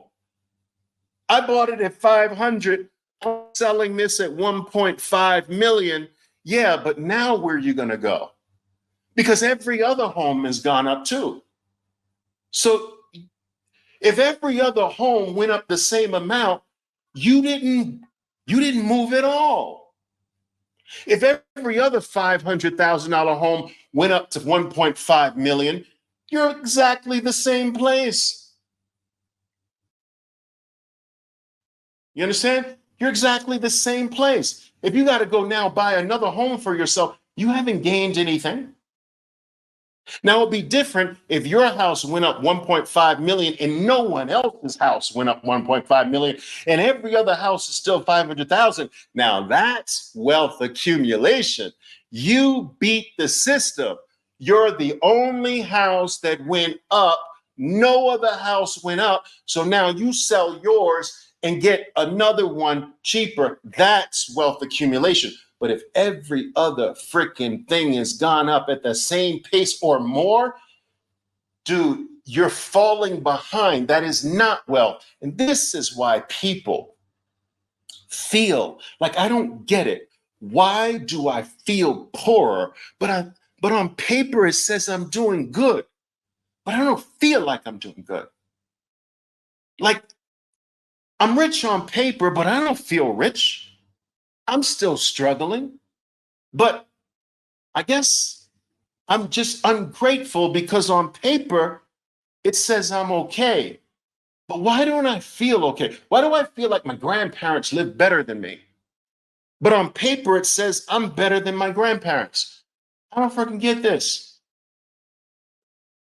And there's millions of people in this plight. They don't get it. Like, I have a bigger salary than everyone else ever in my family, and I feel like I live worse. I'm poorer. I don't, something's wrong because it's all a lie. Crazy, right? That's why so many people in northeastern states sell their houses and buy cheap in the South. That's right. So they have to, in a way, downgrade Bill to create the real wealth. You understand? Because if they stayed there, if they sold in the Northeast and bought back in the Northeast, they'd realize you haven't gained at all. In fact, you probably lost, because when you start to add all the things, the costs that were associated with your waiting for that increase. Time is a cost, taxes are a cost, and so forth and so on. Fees and maintenance and repairs and the lawyers and lawn care people, and they realized, like, shoot, if I keep it even, I did not get ahead. So now you got to play tricks of the trade to try to get ahead. Tricks of the trade. Let me go to where poorer people live. I was where wealthier people live. Let me go now. And that's the only way I can do it. I got to go to where poorer people live to make this count for myself. It's all freaking fake. Wasn't fake in the past as much as it is today, but wealth is fake. I told my wealth traders early in January of this year, I said, look, by the time, no, in 2022, I'm sorry, all the way back in 2022 into 2023, even the beginning of 2024, I said, listen, markets will be at or near all-time highs by the US presidential election. Where are we? Near all-time new highs. Markets will, because the election needs, for the incumbent, it needs people to feel wealthy. And the number one way in this generation, remember, not the next are my children, but the number one way for the biggest part of the voting population is still the stock market. So you gotta have that shit at or near all-time new highs during an election year, especially as you get to the election. That's the way you create the feeling of wealth. But the stock market has gone up less than most things in life. And we haven't even got to taxes yet. So it's all a feeling. It's all a fugazi. It's all fake paper. It's not real. It's a mirage, unless you know how to really play the game and get free from it. Is this another live? What do you mean, is this another live or repetition from yesterday? Alejandro, what are you talking about, dude? We're live.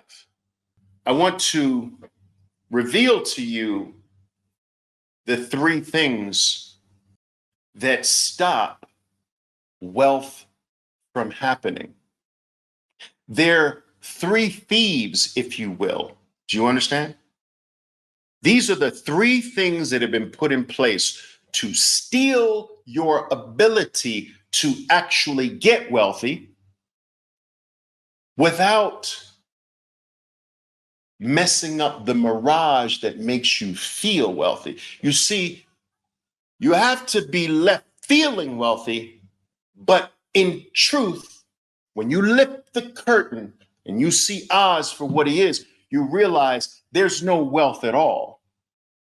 That wealth is virtually impossible to accumulate, not impossible, virtually. For the majority of people, wealth is not possible to accumulate because of these three things.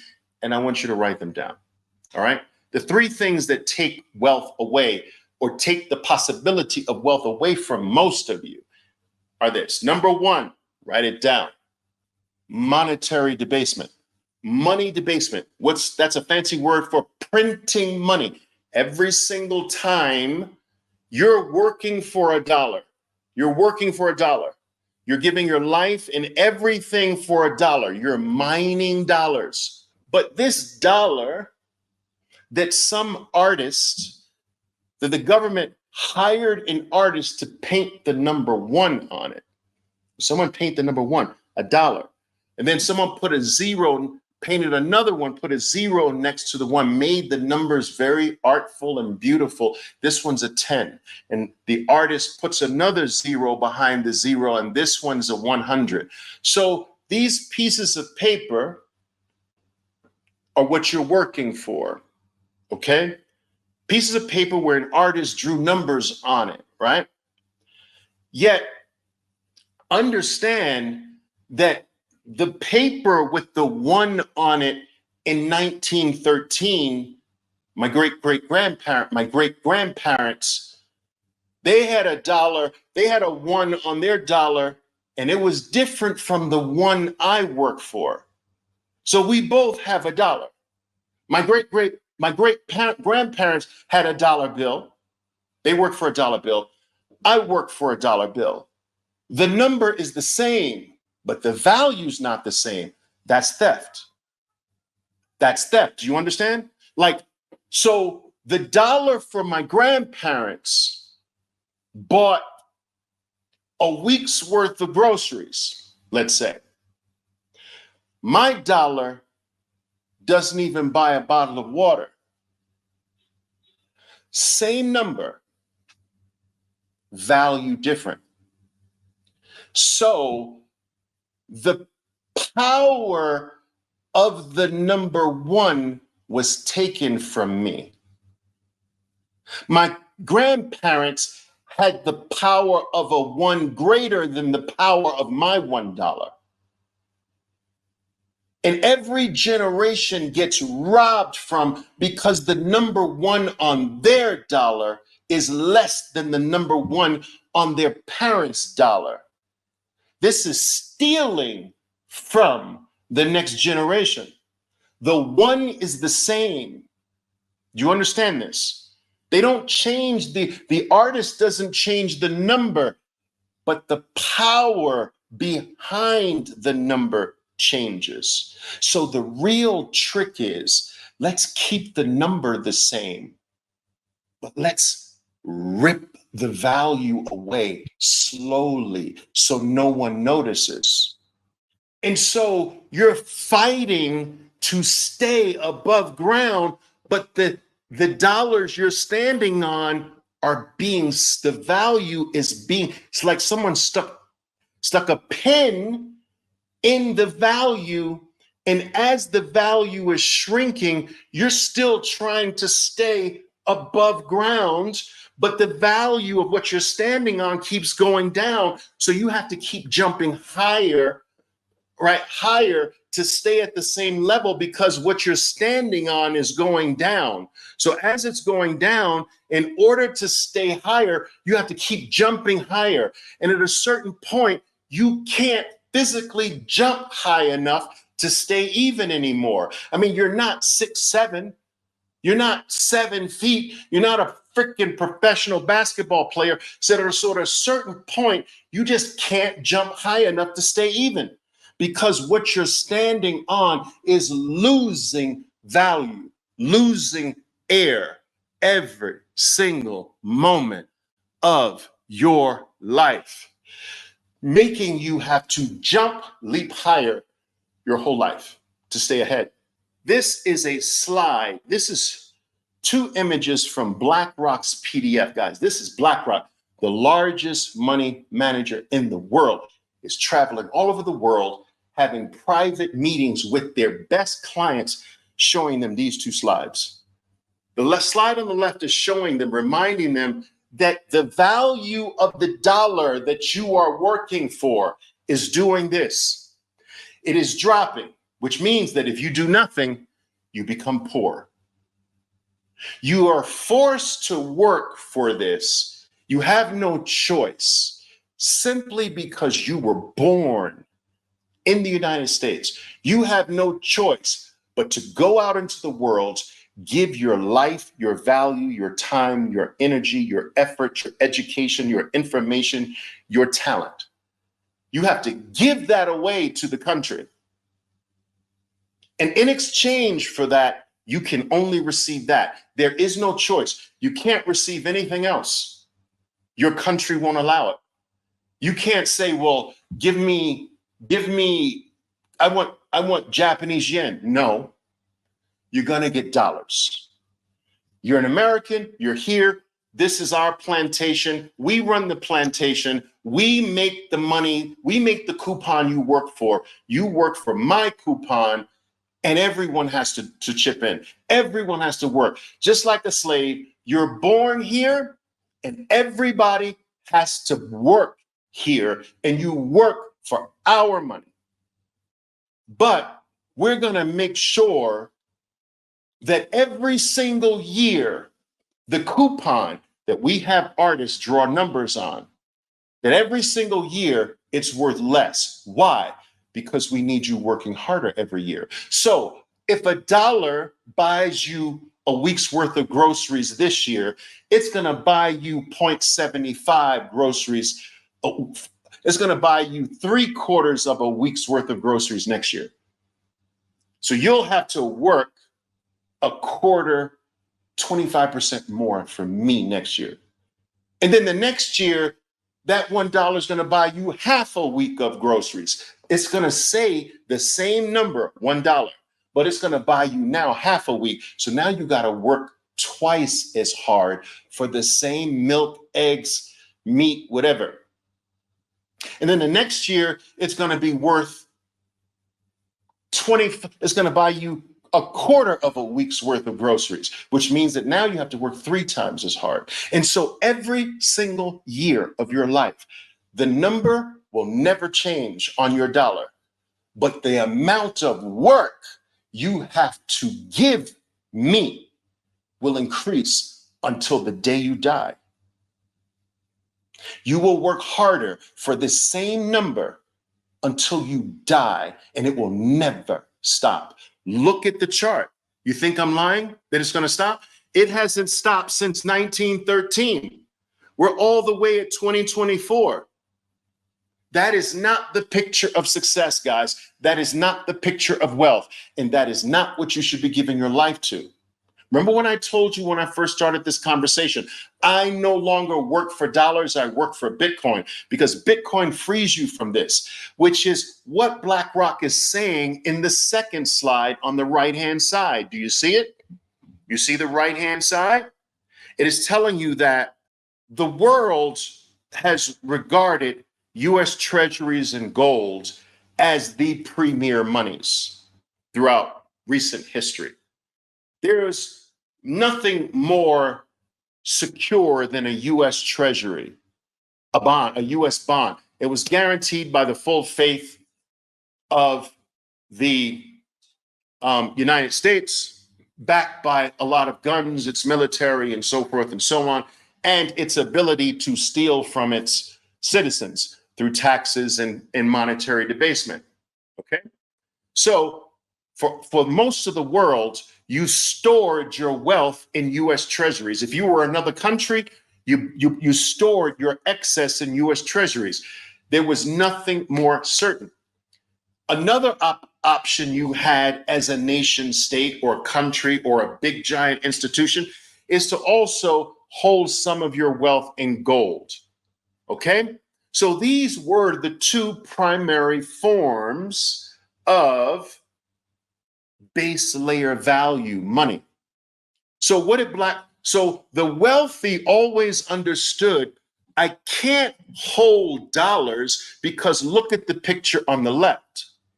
So whatever dollars I don't need to live today, I need to put in US treasuries or gold, and it later became the US stock market too.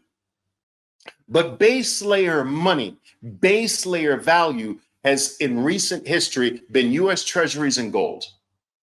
But now what BlackRock is saying is that there's something better, something newer, something better that frees us from these other two. That's better.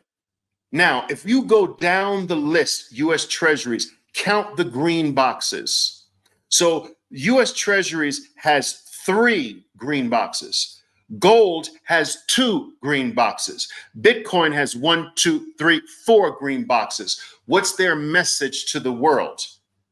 Stop putting this declining thing on the left into US Treasuries and put it into Bitcoin. Stop putting this declining thing on the left into gold, put it into Bitcoin. That's their message. It's clear as day right here.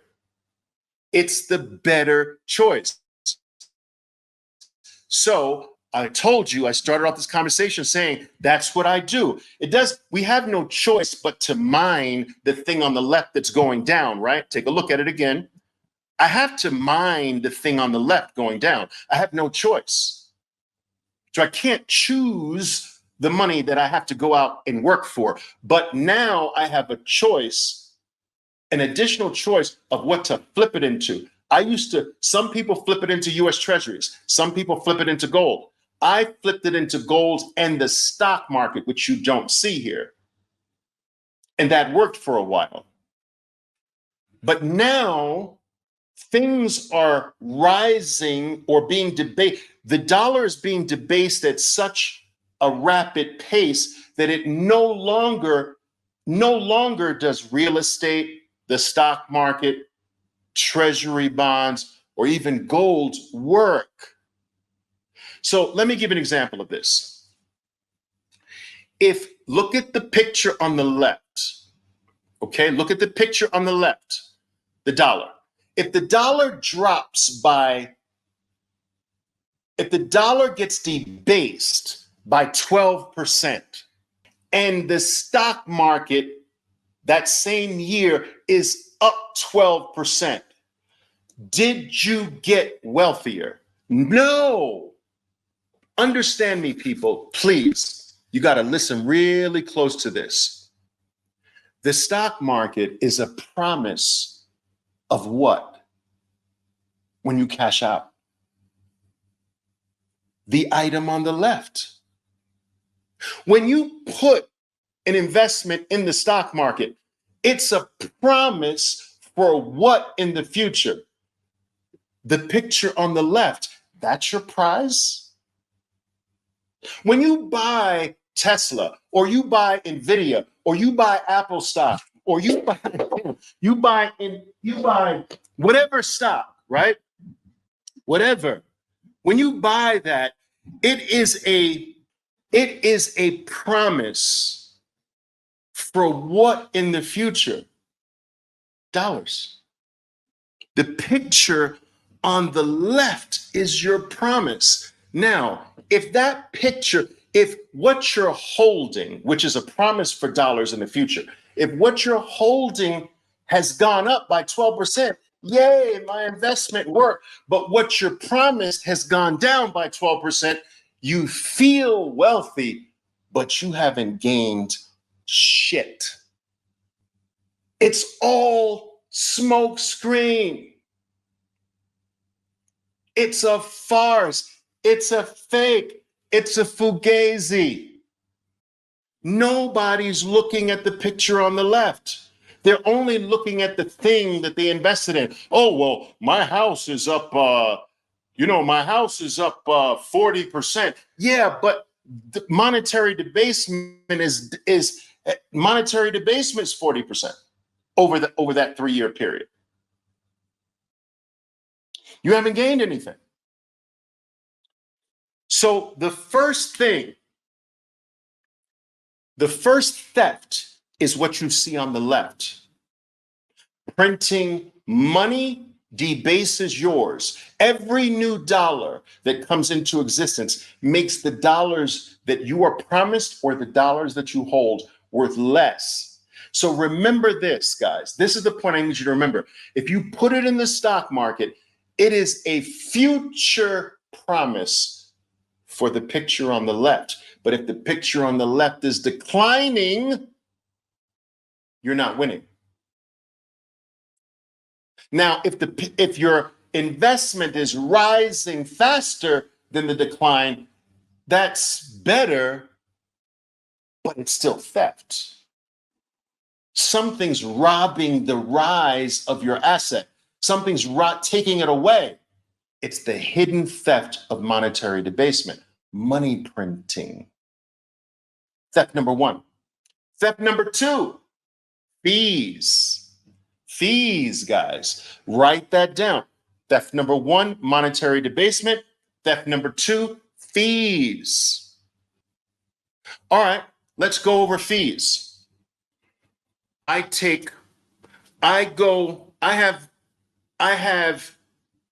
a $1,000 purchase. All right. I speak so much with my hands, my watch thinks I'm running. So it automatically starts calculating my run. I'm like, I'm not running, dude. I'm talking. All right. Anyway, so check this out. I buy something for $1,000 without my credit card. Boom. All right. I pay 1.5%, 2%. Or let's say I don't pay that. The merchant pays 2.5%, 3%, maybe 1.5% to 3%, depending upon the merchant, right? So that fee clipped the $1,000. Okay? That person takes the remainder, that company which received the 1,000 minus the 1.3, takes that amount, purchases something, and that person pays 1.2 to 3. And then the next purchase, 1.2 to 3. After this same money has moved from person to company to person to purchase this, to purchase that, to purchase that, all the fees of 1% to 3% clipped every single time make that money just worth nothing. 1% to 3%. How many times does it take to eat away at the whole amount? Not that many. Do you follow what I'm saying? That's the evaporation of wealth through fees. Somebody is taking 1% to 3% every single transaction until the amount of money you started with is zero. They stole everything through fees, all of it. This is insane. When you lift the curtain, you say, wait, this is ours? This is wealth? I spent my life for this and now it's nothing. So it's nothing. It's being made nothing by more dollars being printed. That's the picture on the left. Now add on top of that 1% to 3% take every single time you use it. Every single time this $1,000 is being used, 1.3%. The next person uses it, 1.3%, 1.3%, 1.3%, 1.3%, 1.3%, 1.3%, 1.3%. Now it's nothing. Now go start again. It's crazy. It's stealing the value through fees. You don't get a fee. Crazy, right? Okay, so what are the two thefts? Remember what we said? Money debasement. If your stock went up 12%, if the stock market went up 12%, but the debasement of what you're promised, the dollar has dropped, the purchasing power dropped by 12%, you're not wealthy at all. You haven't gained a single thing.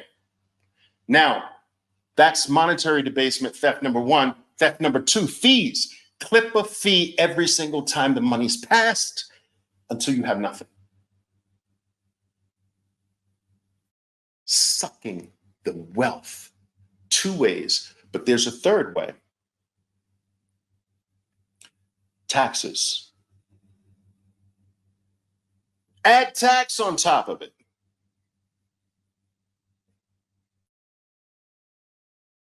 And you are way behind the 8 ball, buddy. Way behind. Someone socks away $100,000 in a bond that pays 5%. This bond pays 5% annually. But I have to pay taxes on the 5%. So let's say that's a net 3%.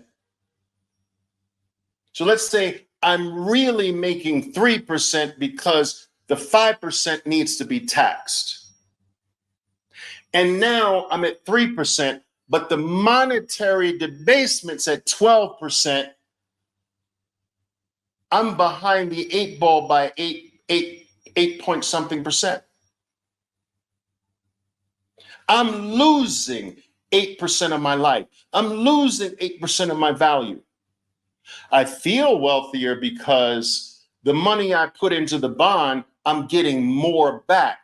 But remember, a bond is a promise in the future for that picture on the left.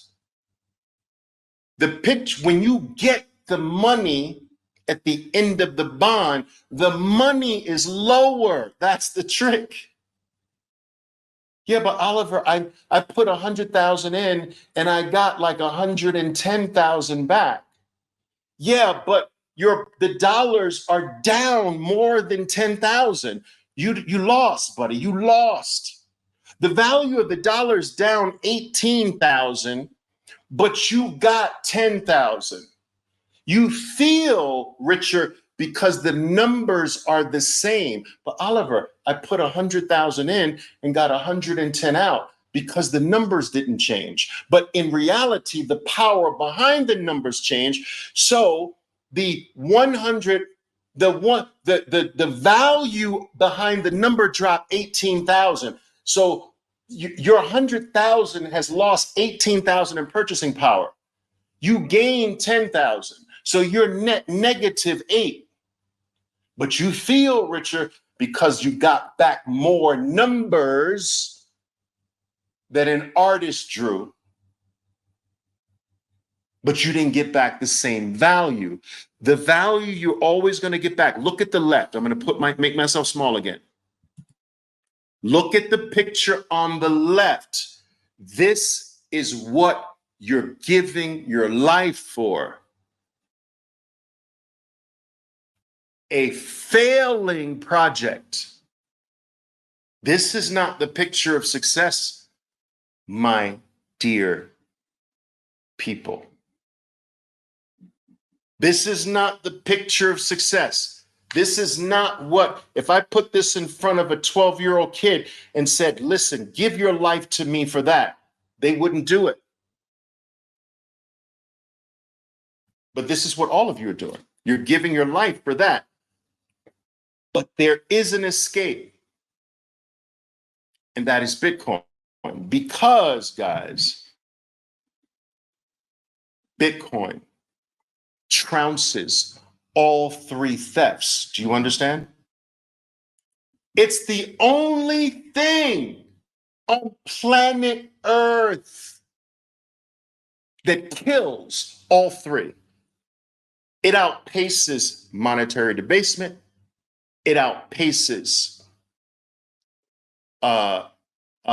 fees. It outpaces taxes.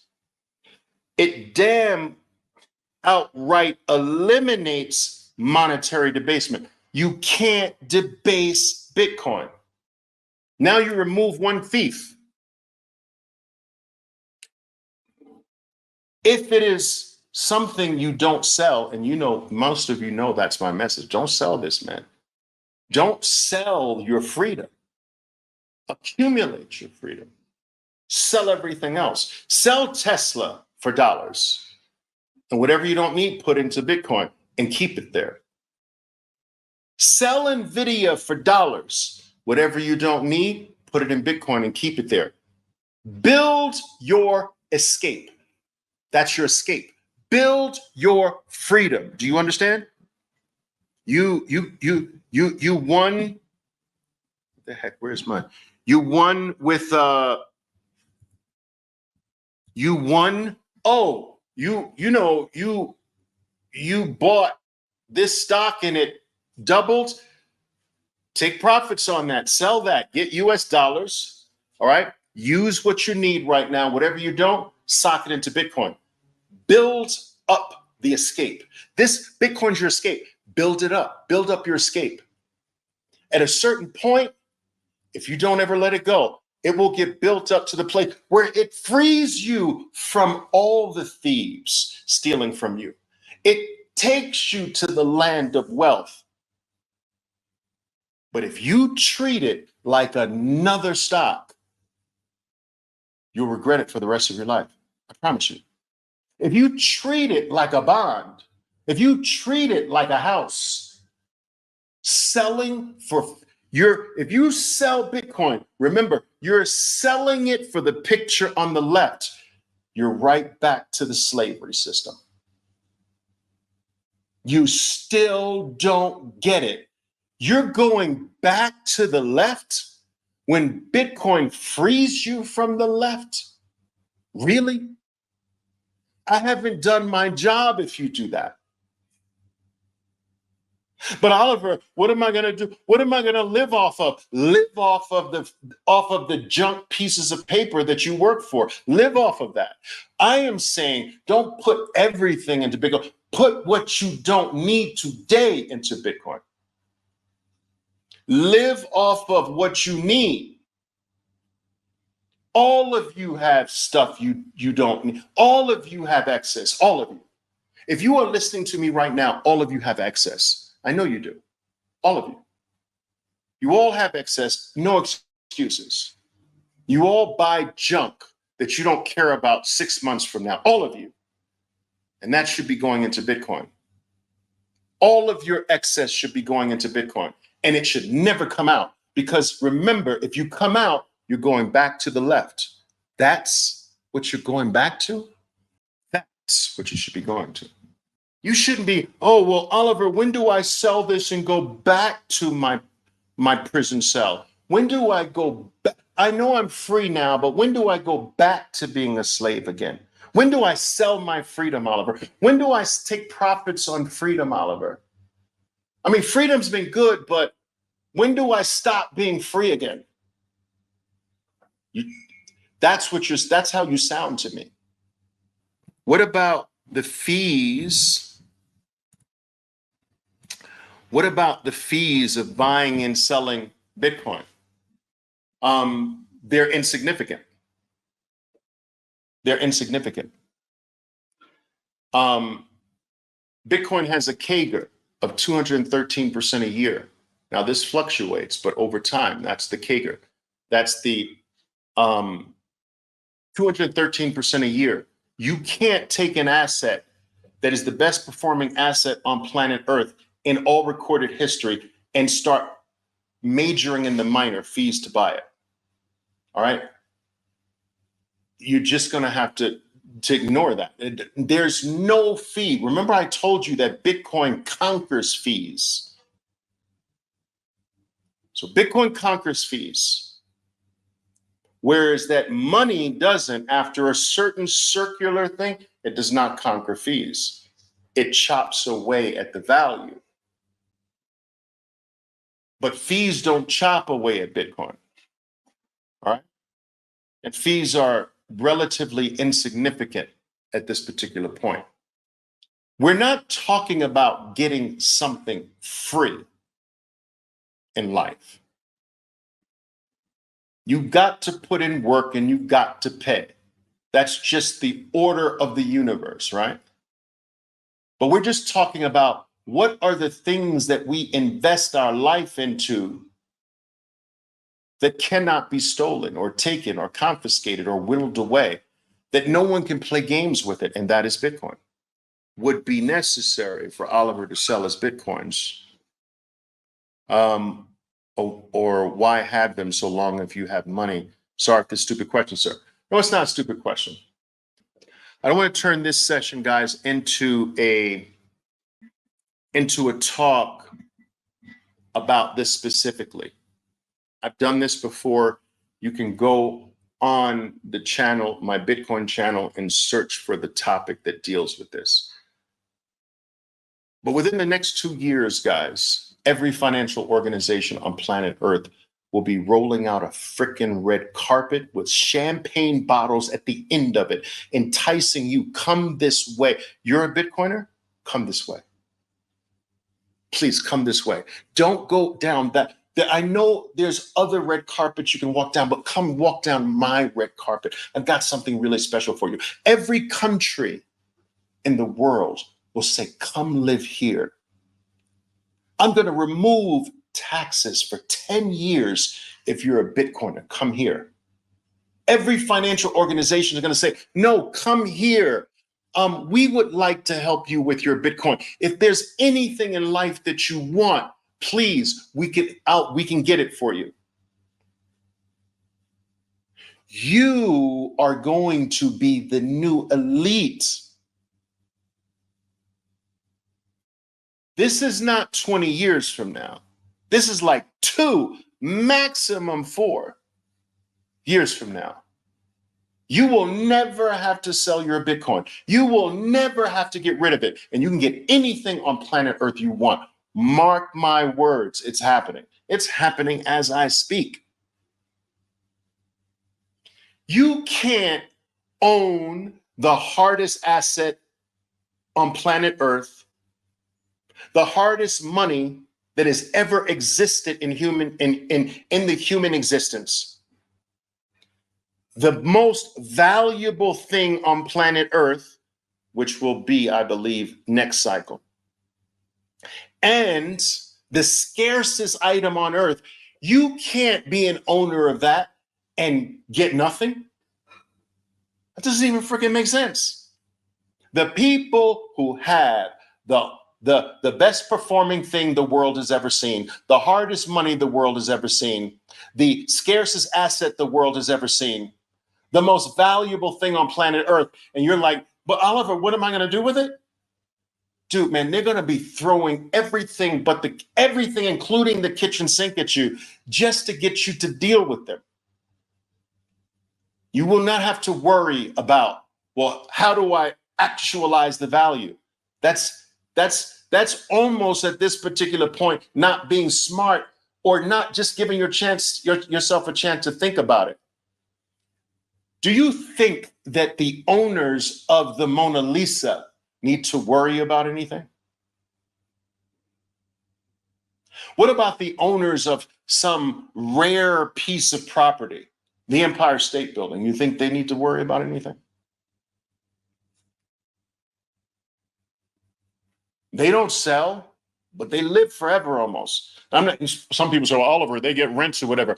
Listen, dude, there's pieces of property that there's pieces of property that don't generate diddly,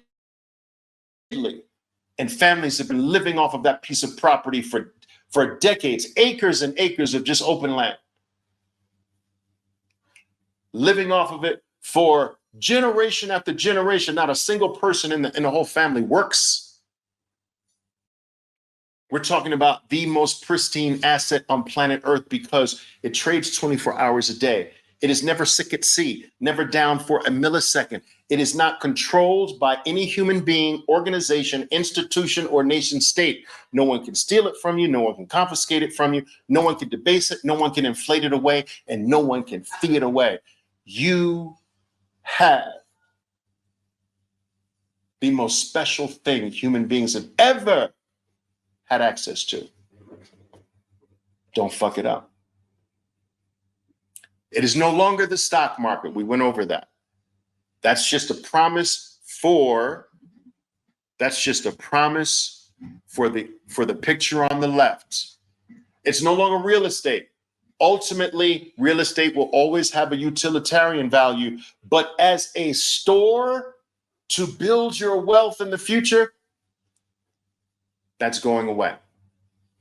I'm telling you, it's in a downtrend.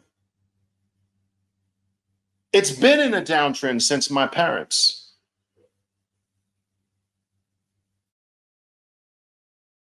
And getting a good job, that's gone. You can get all the good jobs you want. Jobs are not leading you to wealth like they used to. So good jobs are out. Good education doesn't matter. That is zero guarantee for wealth today. Jobs are out. Education's out. Using homes and property to build wealth, that is in a downtrend. Equities has been where it is, and now we're starting the downtrend. The only thing, the problem with all of those things is that they are a future promise for dollars. And as you're waiting for your asset to go up, at the same time, the dollar that you're promised in the future for this asset is going down. So you're making nothing. And most of you are behind the 8 ball and you don't even know it. Wealth is just a mirage. It's a fake. It's a phony. It's a fugazi for the majority of people.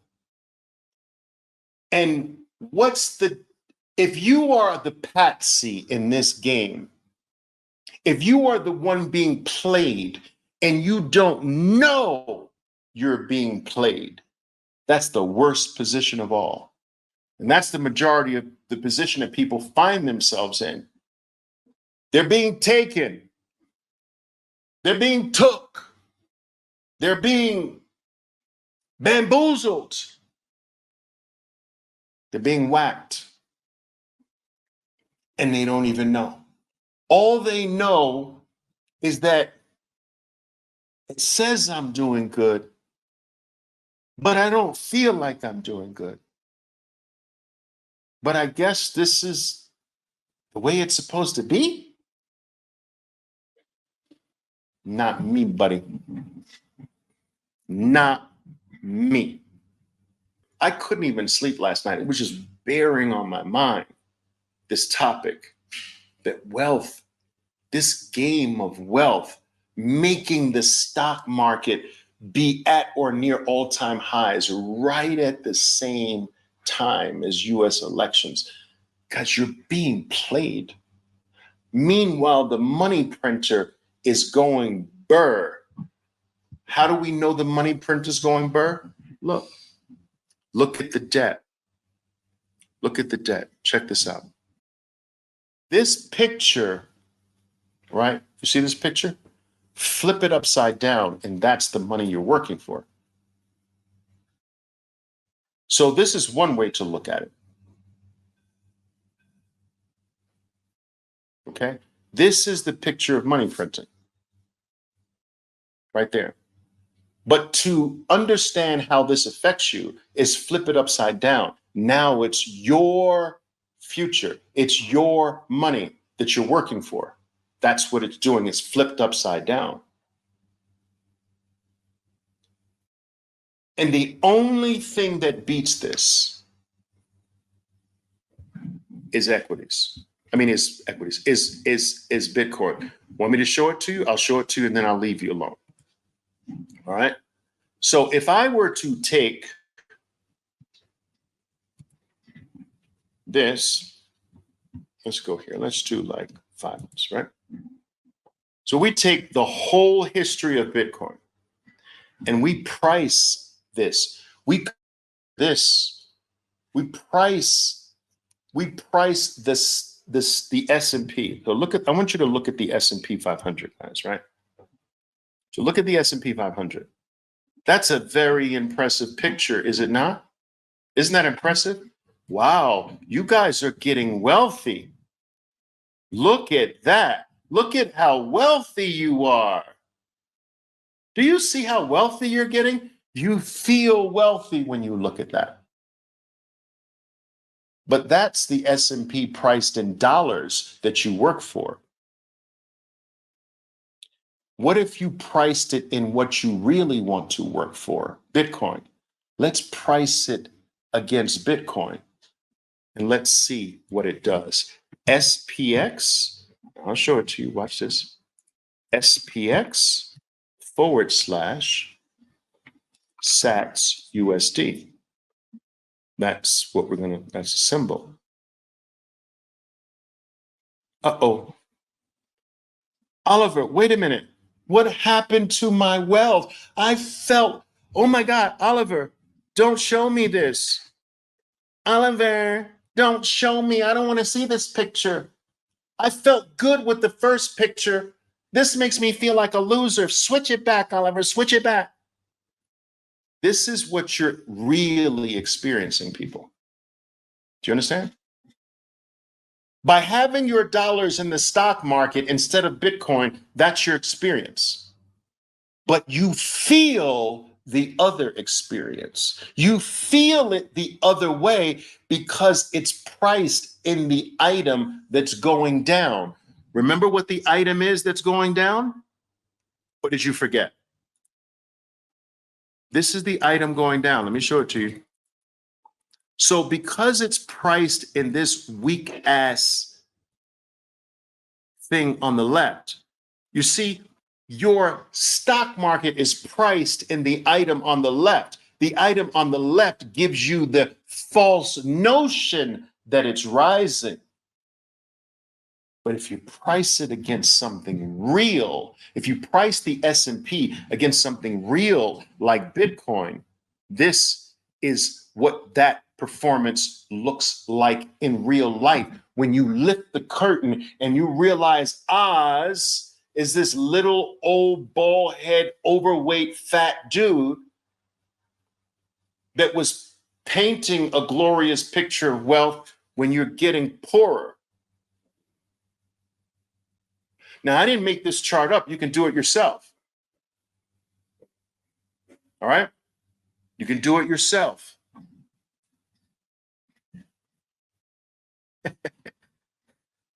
Oliver, can we switch it back? I feel better. I feel better with the first one.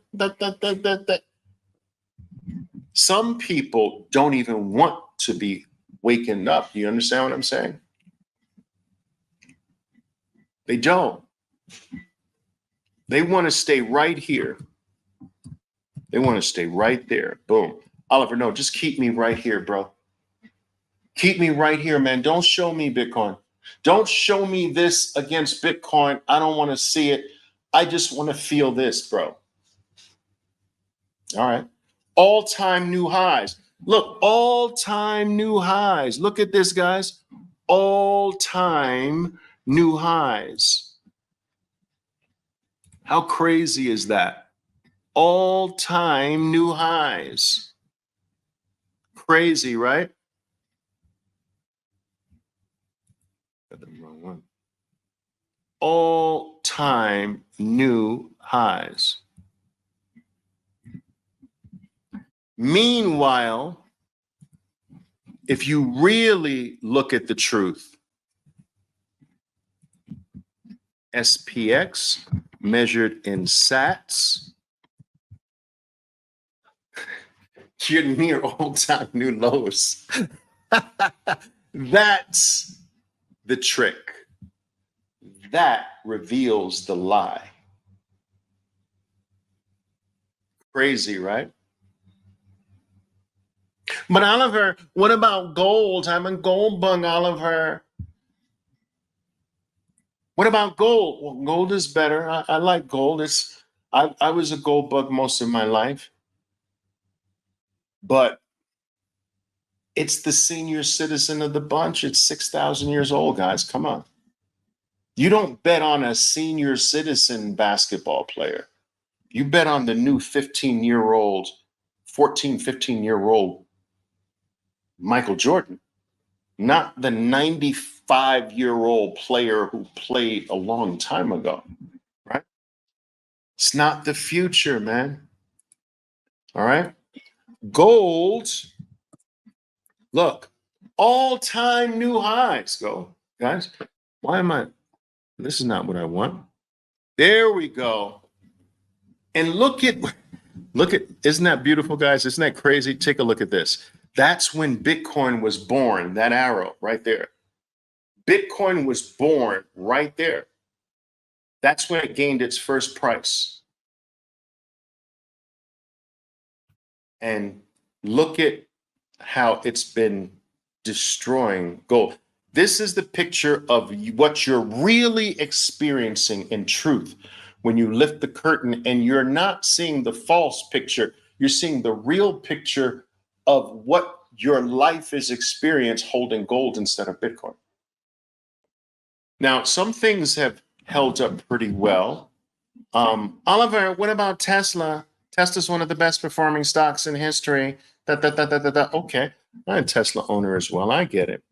Tesla is amazing. It's freaking amazing, right? Well, let's see. Tesla and Bitcoin. Not so much. But Oliver, Oliver, Oliver,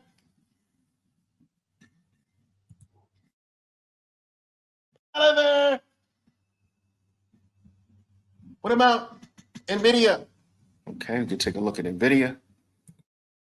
NVIDIA's done well. I've been an NVIDIA holder since 2010, guys. 2010. Powerful. Whoo! Look at that thing. I bought NVIDIA at a price of at a pre-split adjusted price of $9.50. I would say that comes out to about $1 something after incorporating all splits.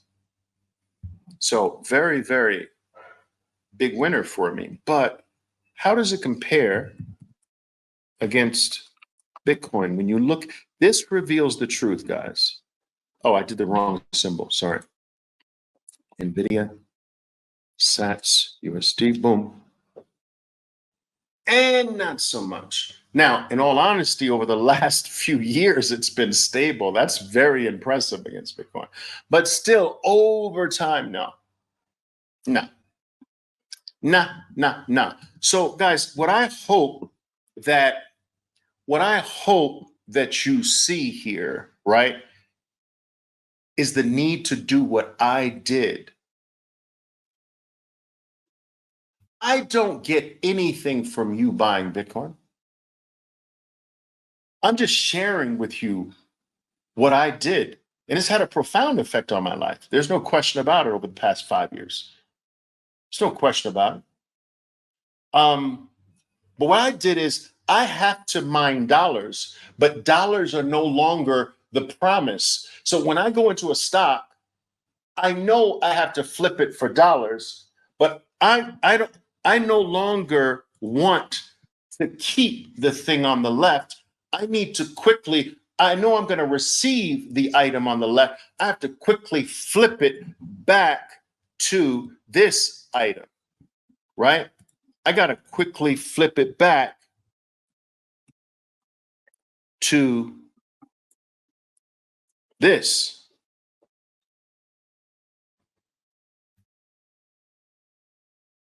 You understand?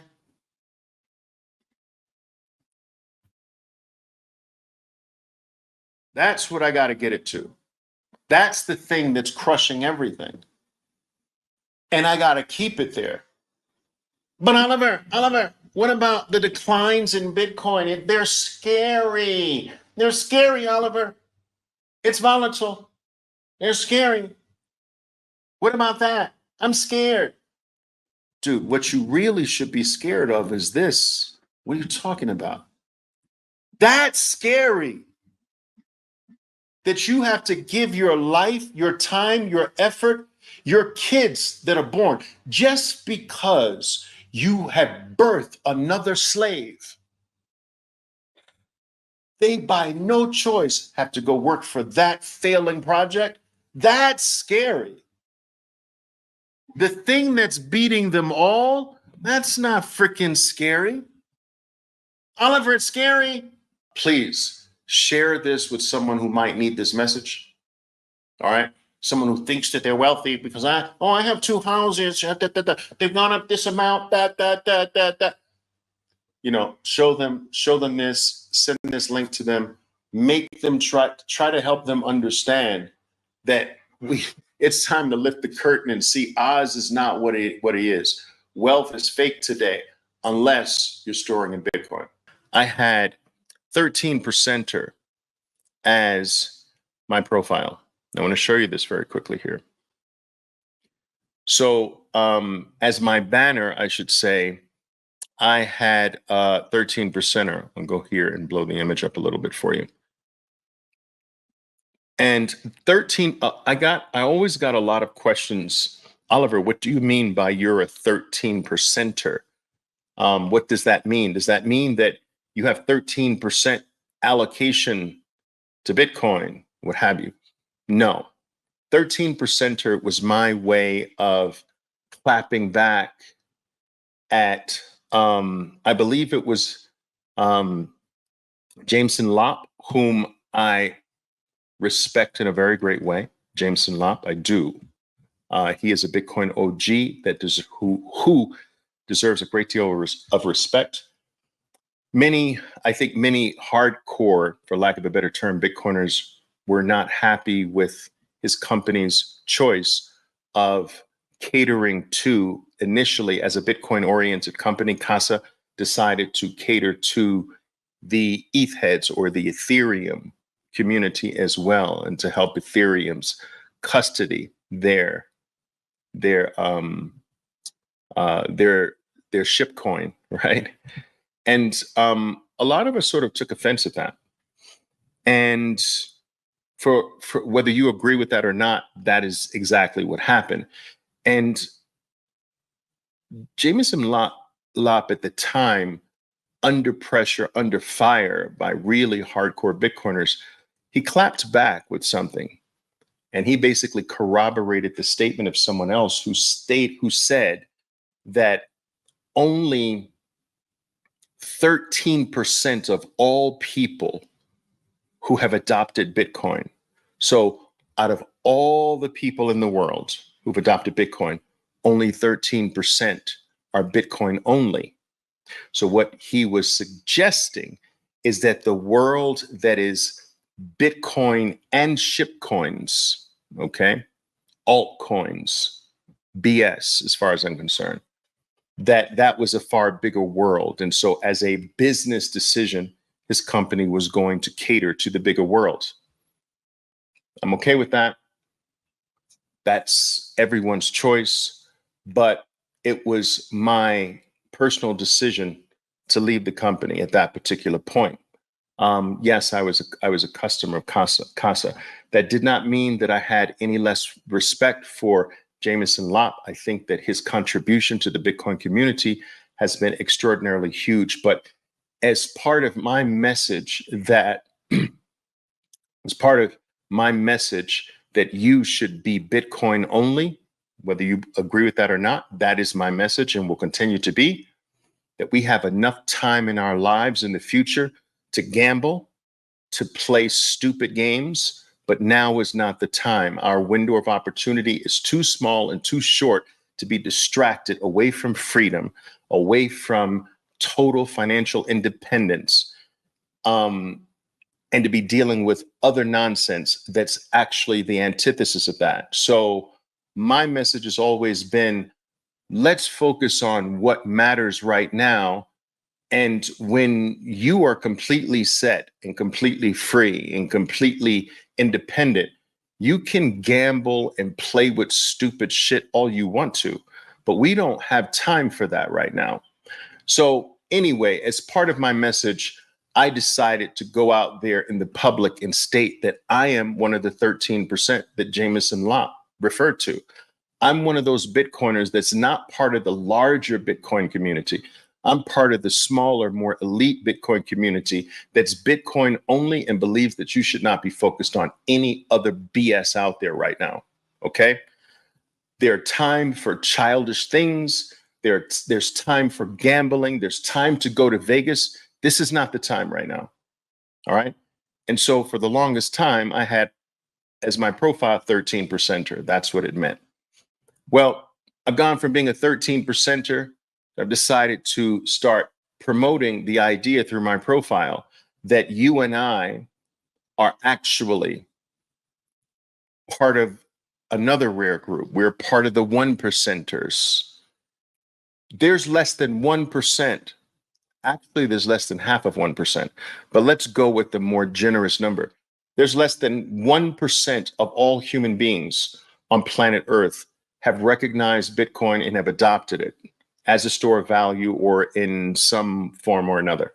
That means that 99% of the world is still asleep, is still ignorant to what Bitcoin is, that still does not understand that the opportunity of a lifetime, an opportunity that comes to human beings on average once every 1,000 years or so, is upon us, but yet it is disappearing at the speed of light virtually week by week, and that our window of time is closing. So 99% of the entire world is blind to this. Only 1% or less has awakened. And I will tell you that that makes us extraordinarily rare as 1 percenters. That makes us still extraordinarily early. That still makes us the VIPs, the elites of the future, the in Christian scriptures, it says the meek shall inherit the earth. Well, the 1 percenters in this case represent the meek. They will inherit the earth.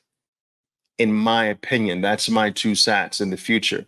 But the opportunity to be one of those 1 percenters is rapidly closing. The opportunity to actually get yourself to a position where you have more than 1 Bitcoin is gone for most people already. 99% of the world is asleep. They don't even know that the opportunity to get to 1 full Bitcoin is gone for them because they're asleep. But even the people who are aware, even the people who are actually part of the 1%, many of the 1 percenters are locked out of the possibility of ever having 1 Bitcoin ever, forever. Even the 1 percenters, a big percentage of the 1 percenters are locked out of that opportunity. That's how rare the 1 percenters are. And that's how rare a full Bitcoiner is today and will increasingly become more and more rare as time goes on. It used to be common back in 2010 for someone to have 100,000 Bitcoin, 50,000 Bitcoin.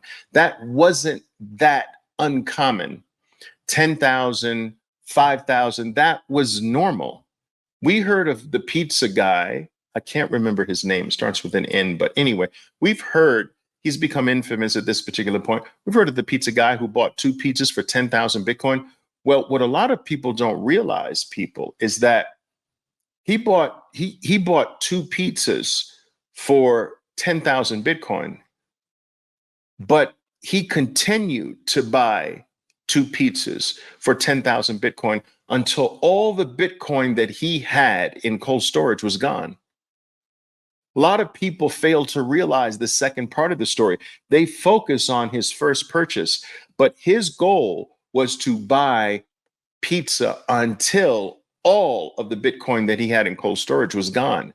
And if I'm not mistaken, I believe that in total, he gave away close to 90,000 Bitcoin, buying pizza with 90,000 Bitcoin.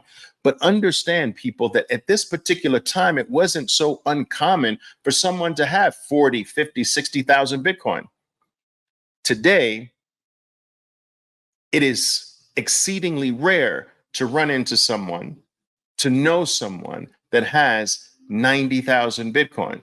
Countries, not even countries in large numbers have 90,000 Bitcoin. All right. So So it was common back then to have 90,000, 50,000. Today, it is almost unheard of. Not totally, but almost unheard of. There was a time in the following cycle, after the 10,000 or more Bitcoin cycle, there was a time where having more than 1,000 Bitcoin, the following cycle was having more than 1,000 Bitcoin was normal. So if someone had 6,000 Bitcoin, 5,000 Bitcoin, 8,000 Bitcoin, that was normal. They were in the single digit thousands. So before they were in the double digit thousands, one cycle. That's the pizza cycle. Then the next cycle came, and that it was very rare to find someone that had double digit thousands. You found easily people who had single digit thousands. Do you understand? And so the cycle after the pizza cycle was the single digit thousand cycle. The following cycle, it wasn't easy to find someone that had single digit thousands. It wasn't easy after the next cycle to find someone who had 3,000, 2,000, 6,000, 8,000 Bitcoin. But it was relatively easier to find someone who had 200, 300, 700 Bitcoin. You see? And then the following cycle came where it was very exceedingly rare to know someone who had 6,000, 4,000, 300. I mean, 600, 700, 300 Bitcoin. That it was more rare, it was more common that they had 20 Bitcoin or 30 Bitcoin or 15 Bitcoin. And in this cycle, it is exceedingly rare to know someone who has 15 Bitcoin or 20 Bitcoin or 30 Bitcoin. It is more common that you might find someone with one. The following cycle, we're in the one Bitcoin cycle. The following cycle, next cycle, you will never be able to find someone with one Bitcoin, someone you know, someone in your community, someone in your family. It'll be exceedingly rare next cycle to find someone with one Bitcoin. We'll be talking about someone with a quarter, with a half, with an eighth of a Bitcoin, with a tenth of a Bitcoin. There will be people with multiple tenths of a Bitcoin, but it will be very hard to find someone with one complete Bitcoin next cycle. And then the cycle after that, you won't find fractions. You'll find fractions of a fraction. So the big fractions, 3/4, a half, a quarter, they're all gone. You won't find many people with a quarter or a half 2 cycles from now. You'll find the Satoshi level. Quarters won't be talked about now. Do you understand? Then you won't be talking about half a Bitcoin, 3/4 of a Bitcoin, certainly not one Bitcoin. You won't even be talking about a quarter of a Bitcoin. You'll be talking in smaller digits. In the same way, people, that back in the first cycle, when people had tens of thousands, when it was normal for tens of thousands of Bitcoin, people buying nonsense for tens of thousands, 2 pizzas for 10,000 Bitcoin. During that cycle, one Bitcoin was very disrespected. You would never announce that you had one Bitcoin in that cycle. That was so ridiculous. Imagine that 10,000 Bitcoin was barely worth 2 pizzas, nothing. So if you said you had one Bitcoin, that was like saying you had a fraction of a fraction of a fraction of a fraction of a penny. Nobody just had one. And so one Bitcoin was disrespected. Is one Bitcoin disrespected today? No. What's disrespected today? A Satoshi. That's disrespected. Do you understand that we're going to a place where one Satoshi will no longer be disrespected? One Bitcoin was disrespected in the past. In the future, Now, one Satoshi is disrespected, and in the future, one Satoshi won't be disrespected. Oh, we're going there. And some people say, Oliver, come on, one Satoshi is like such a small fraction of a penny. Well, one Bitcoin was such a small fraction of a penny, too. And we went there. Now, one Bitcoin is worth 61,000 US dollars. We're going to a place where one Satoshi matters. It's just simple maths. This notion that you are, since you might not be able to get to one Bitcoin, this notion that you're late is still false because less than 1% is in. And with this 1%, this less than 1% made one Bitcoin rare. Less than 1% helped to create or bring about the best performing asset in all of recorded history. Less than 1%. Less than 1% helped to foster the most secure network humans have ever come in contact with, who've ever had access to. Less than 1% has made the hardest money, the hardest asset humans have ever experienced in all of humanity. So imagine where Bitcoin's going to be at 3%. Just put that in perspective. We went from 0 to 61,000, from being nothing to the best performing asset in all of human recorded history. With less than 1%, we beat every single thing by orders of magnitude, every single thing that humans have ever held dear, ever given importance to. With less than 1%, Bitcoin became the 10th most valuable asset on earth. With less than 1% adoption, Bitcoin has become more valuable than every single financial organization on planet Earth, every single bank, every single insurance company, every single money manager, every single mutual fund, every single ETF, every single financial entity in the entire world is not even close to the value of this thing that has only 1%, less than 1% adoption. Imagine where it's going to be if we triple that adoption. Imagine where we'll be at 3%. Imagine where Bitcoin's going to be at 10%, 60%. Look, let me show you something. Take a look at this. Here is a chart of the most adopted things over the past 100 and, I don't know, 24, 25 years. Okay? You see it? I'll make myself small here.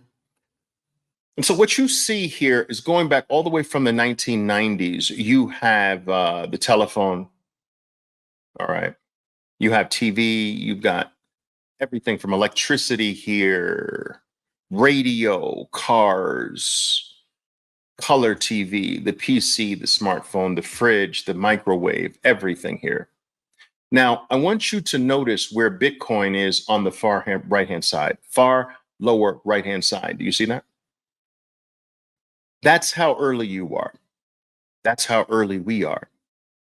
Now, I think it's important to understand, people, that everything that is adopted by human beings never stops being adopted. Did you hear what I just said? When human beings start to adopt something and that thing starts to gain network effects, it never stops being adopted. And I've gone over this before. And one reason that humans never stopped adopting it is because every single day there is a net new 250,000 new human beings on Earth. So if we were to take all the births every day on average and we subtract the number of all the deaths, you have left on average 250,000 new human beings on Earth that are ready to, these are new computer users. 250,000 new computer users, 250,000 language speakers, new language speakers, mostly English, 250,000 new users of the mathematical protocol. They'll use the number 0 and 1 through 9. All right. 250,000 new internet users, 250,000 new car owners, 250,000 new flight takers, 250,000 new Bitcoiners, users of the internet. Do you follow what I'm saying? This is one of the reasons why things never stop being adopted, ever, because the human race grows. But on top of the new human beings coming here by 250,000 a clip every day, even if we were to put that aside for now, we're only at less than 1% of the existing human beings. So if another single human being never joined planet Earth, we've still got 99% plus of all the 8 billion people on Earth still having to adopt Bitcoin. And how do we know it's going to be adopted? Because it's the hardest money the world has ever known. And throughout history, humans go to the hardest money. It's the scarcest item on Earth. Over time, humans just naturally, it's something in our DNA, we adopt the scarcest thing. We are naturally drawn to and will only ultimately accept the hardest money on Earth. This is how gold was chosen, silver at one point, then gold was chosen. Whatever is the hardest money, naturally markets in the world gravitate to the hardest thing. What do I mean by the hardest thing? The hardest thing to replicate, the hardest thing to reproduce. So Bitcoin is the hardest item on Earth. It is harder to reproduce a Bitcoin than it is harder to produce an ounce of gold, an ounce of silver, or to even produce an S&P 500 company. So S&P 500 companies have a hardness to them. Not every company can be one of the 500, but it has a hardness to it. But Bitcoin's harder than becoming an S&P 500 company. Bitcoin is the hardest item on planet Earth, and humans naturally gravitate to the hardest thing. It has happened throughout all of human history.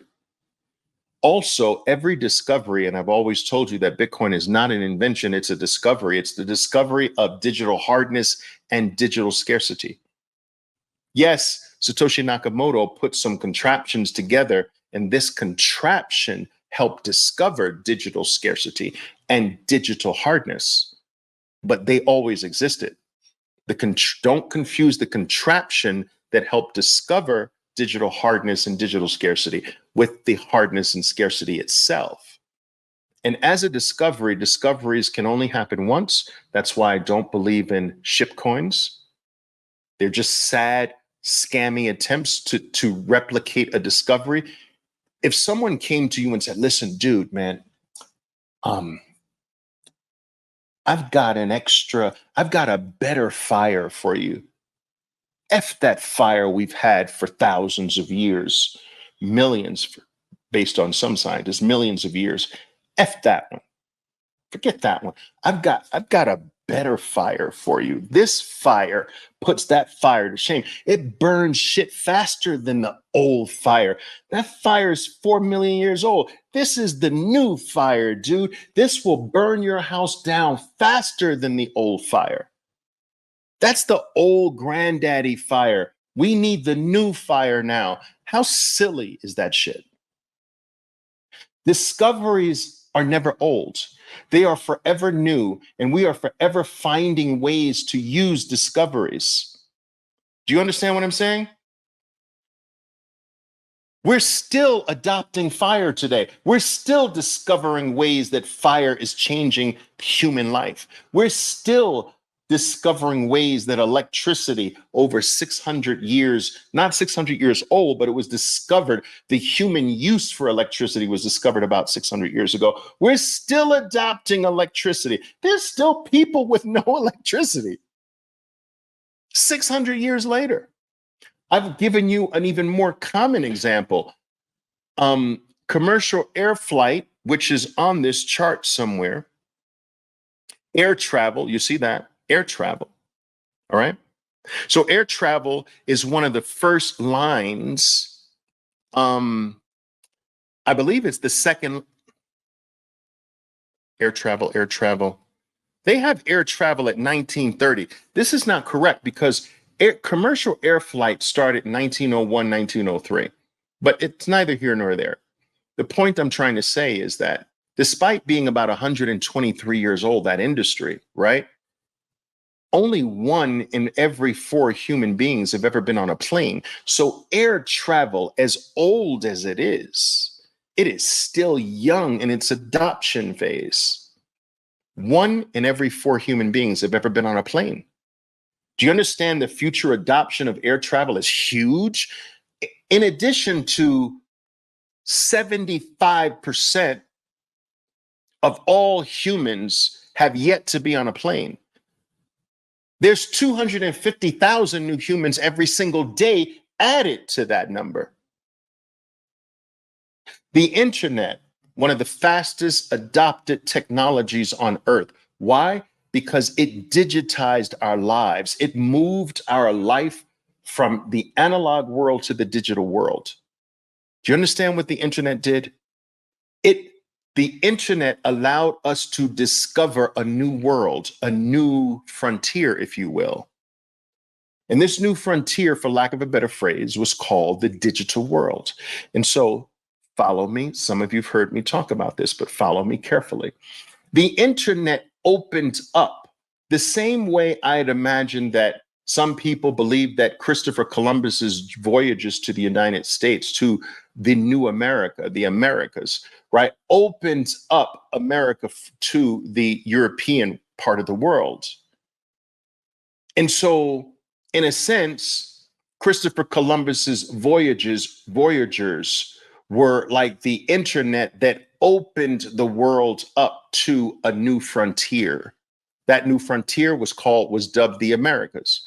Well, the internet was the voyage or the piece of technology, right? First it was a ship, now it's the piece of this technology was the internet that introduced a new world, a new Americas, the new Americas to the world called the digital frontier.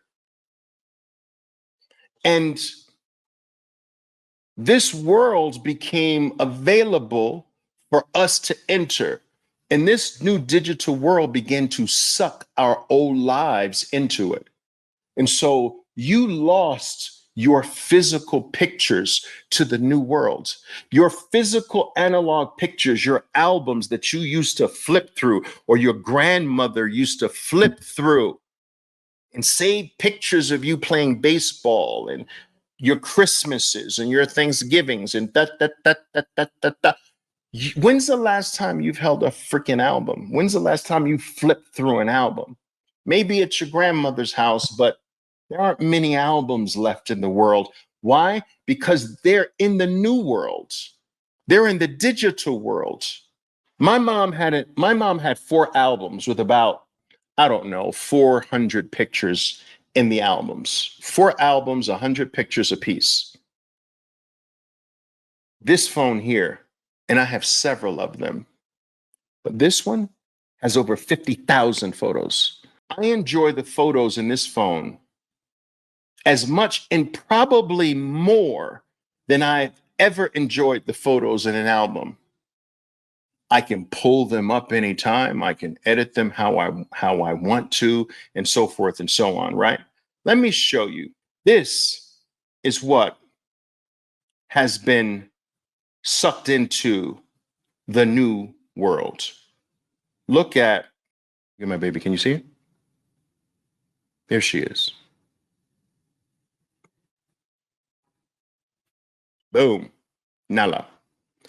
I've got I have more pictures of her in my phone than my mother had of me my whole life in 4 albums. You see, the digital world sucked our photos into it. It caused our photos to leave the physical analog world and enter the new frontier, the new world. Our movies left the physical world.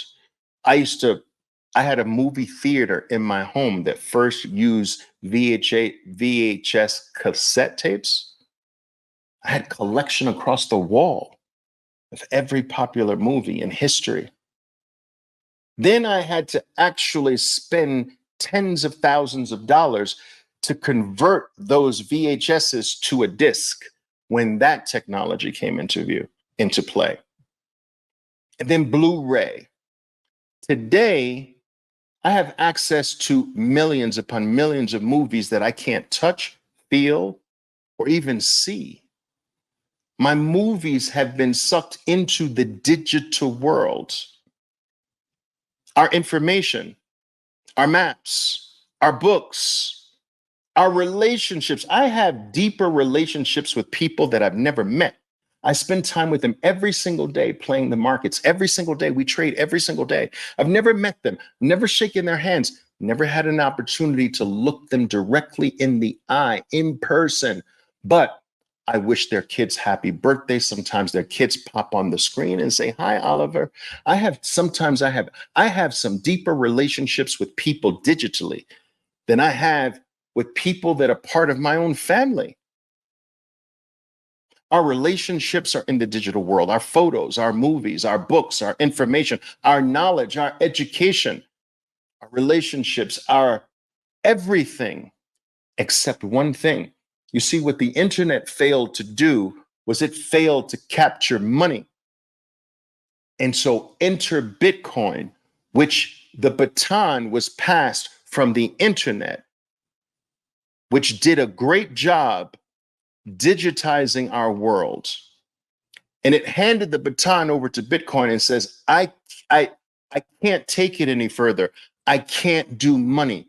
And the baton has been passed to the second phase of the internet. You see, the first phase was the internet of information and knowledge. Bitcoin is the second phase, which is the internet of money.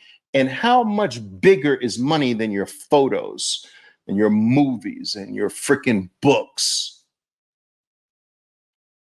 Bitcoin has come as its first, not its last, but its first role is to take over where the internet left off and tackle the biggest thing on planet Earth: money, human value. And it is sucking money out of the analog world, sucking value out of the orange, the gold rock, and sucking money out of paper, and sucking money out of bonds, and sucking money out of equities. It's sucking money out of the analog world into a new realm, into the new realm, the new frontier, the digital frontier. And here's what's amazing about that. You see, what gets transferred from the analog world to the digital world becomes exponentially bigger and more valuable. We have many examples of this, right? So, for instance, how many pictures can you hold in an album? My mother had maybe 400, 600, something like that, in albums, right? But yet I have 50,000 in just one phone, and I can go higher. So what happened? Photos went from you having 2, 3, 4, 600 to having thousands more in the digital world. All right. The analog phone, we can look up what the cost of an analog phone is, right? What I want to demonstrate to you is how whatever transfers over from the analog to the digital becomes greater in number and greater in value. So look at my hands. Greater in number and greater in value. So greater in number and greater in value. The value rises. The number of items increases, and the value rises, right? So the number of photos increased going to the digital world from an album, a physical world, the analog, and more valuable. You can buy an analog phone today, right? You can buy an analog phone today for what? You know the analog phones with a cord on it and the buttons you have to press. These are like 20, 30 bucks, right? Do you understand what I'm saying? So $20, $30 for an analog phone. You get the point. But the cost for an iPhone 15 Pro Max, oh, I have this in, these are in, I'm sorry that it's in, shit, what the heck is that? It's in Colombian pesos because I'm in Colombia, but you know what I'm saying. What is it, like close to $2,000? So the analog phone you can have for anywhere from 15 to 40 bucks. The digital phone you can have for $1,000 to $2,000. Now, here's what's crazy. There's more smartphones in the world than there are toilets. Are you freaking kidding me? There's more smartphones in the world than there are working toilets. There's far more smartphones in the world than analog phones with the cord on them.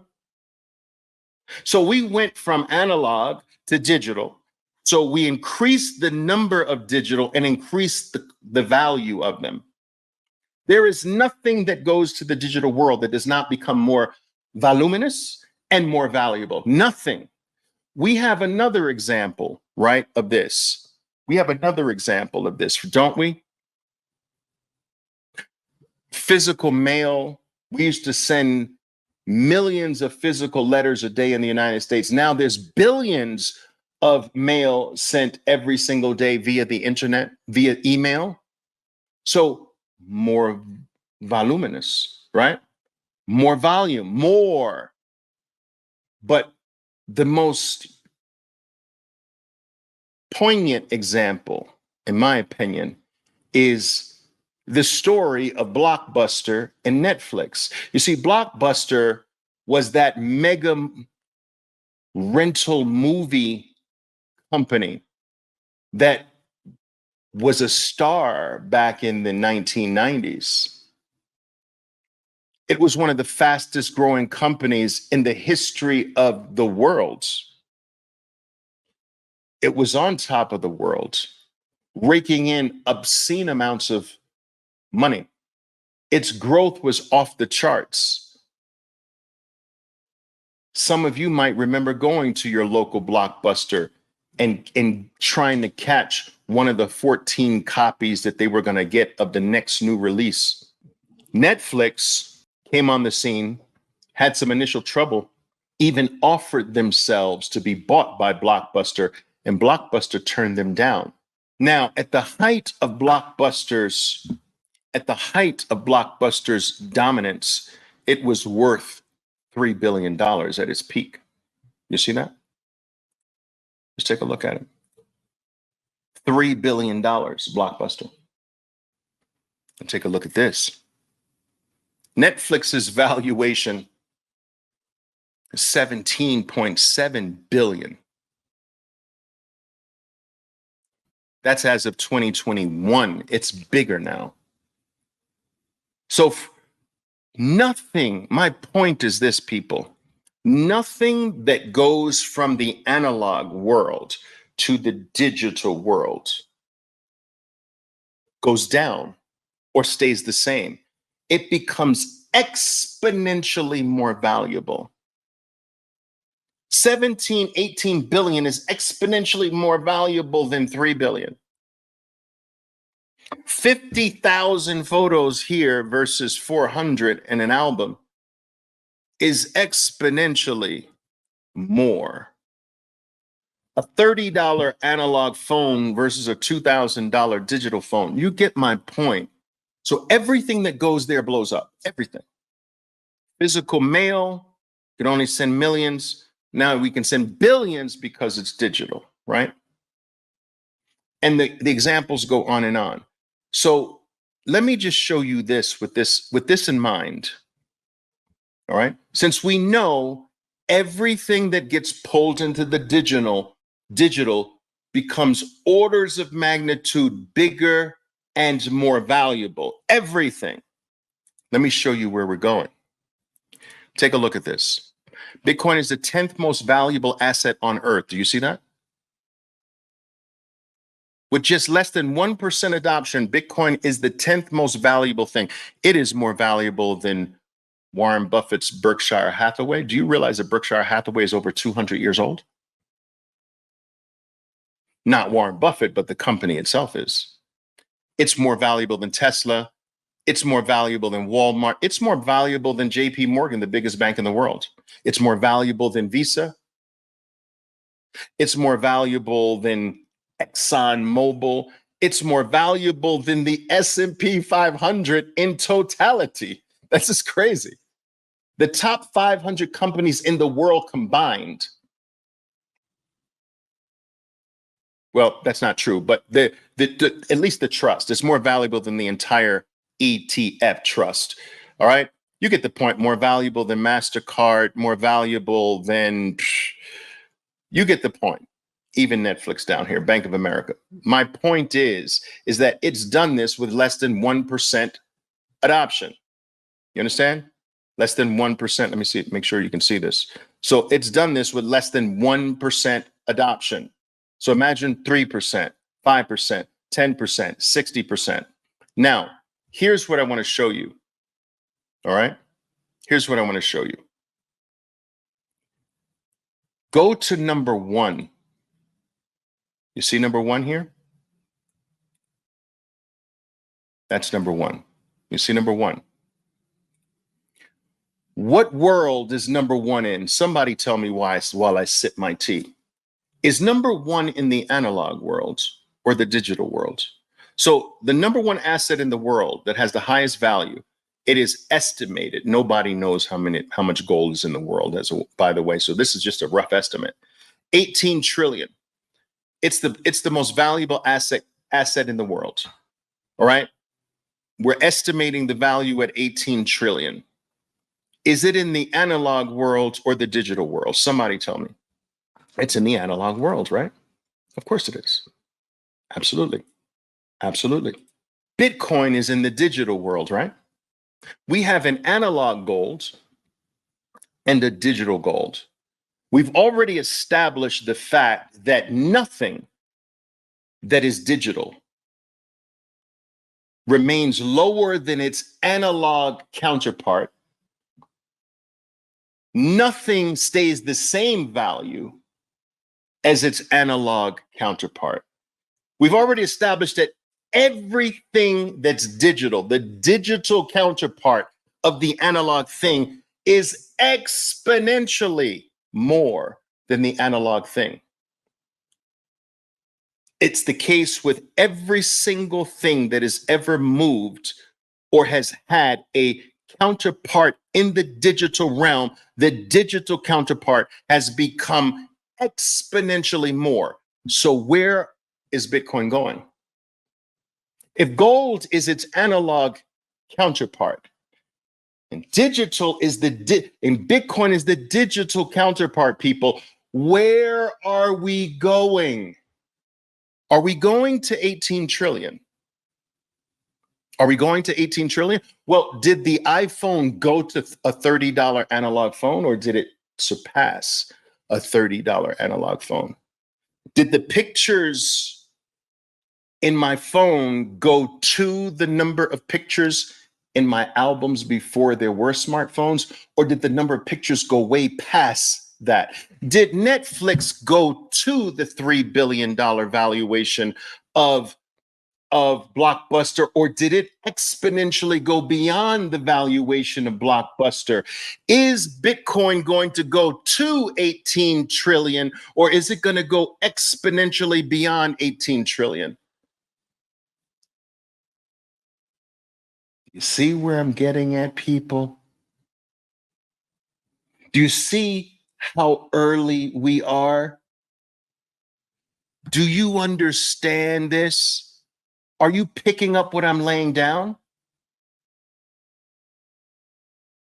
This is crazy, right? It's wild when you look at it like that. This is not, some people say Oliver's a moon boy. Well, okay, I actually take pride in that. But the point I'm trying to really communicate is that this is not moon math. I am using historical precedent here. You can't find me one example to prove me wrong. There isn't any. Every digital counterpart of an analog thing does not just go to the value of the analog thing, it goes exponentially past it. Netflix went exponentially past Blockbuster, and Bitcoin's going to go exponentially past gold. Email went exponentially past physical mail, licking the back of disgusting envelopes and going, I'm going to mail my letter, I'm going to mail my letter. Like, we went exponentially beyond that bullshit. The numbers of photos I have went exponentially beyond the numbers of photos I used to collect in albums. I have more books. I have more books on this Kindle than my mother had in all of her library. My mother was a librarian. I pretty much lived in the library after school. But I will tell you that I have more books than my mother's library had here. And Bitcoin's value is going to be exponentially more than gold's value. It has happened every single time in freaking history. And this is not an exception. And look at what Bitcoin has done. It has got to position 10, mind you, with less than 1% of the world adopting it. Number 10 in the world. I say by the end of 2025, we are number 2. I think Bitcoin takes out all of these in less than a year. Now, that might sound like a tall order to you. I think we take out Meta. I think all of that's gone. We're probably not going to take out gold yet. That's next cycle. But this cycle, I think we take out all of that BS right there. Now, what do we need to be to take out Apple at about 160 with today's decline? About 160,000. Do you know how freaking close 100? Guys, do you understand how that 160,000 is a stone's throw for Bitcoin? That's a freaking stone's throw. 160,000 would be a disappointment by next year using Bitcoin's historical past. Do you understand? Let's put it this way. Let me put it this way. A lot of people say, and I certainly understand this, people. A lot of people say, let me get rid of this, that last cycle, Bitcoin's last cycle was muted, and I'm a supporter of that thesis. It was muted largely by the China mining ban, which cut Bitcoin's hash rate in half.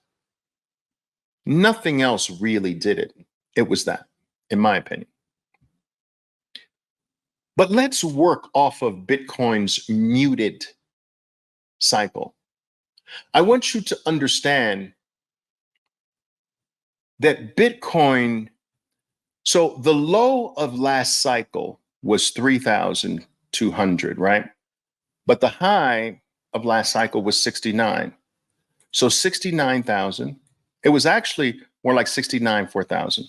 Why is this not working? Okay, so let me do it. I have to do it for real. Okay, so we're going to do it like this, right? I'm going to show you. So 69,000. Let's do 69,400 minus 3,200 was the cycle low. Divided by 3,200, you 21x'd off the low. I want you to understand this number. This was people, listen to me carefully. This was the freaking muted cycle. The smallest cycle. The one that was muted, the one that was cut in half. We 21 times the low. Now, let's say we have the same cycle. Let's say it's the same. Let's do this, okay? So we have the low. Let's do this. I freaking love it. All right, so we got the low of 15,000. Let's call it 15,000. So we're going to work with 15,500. Did that wrong? 15,500. All right, times 20.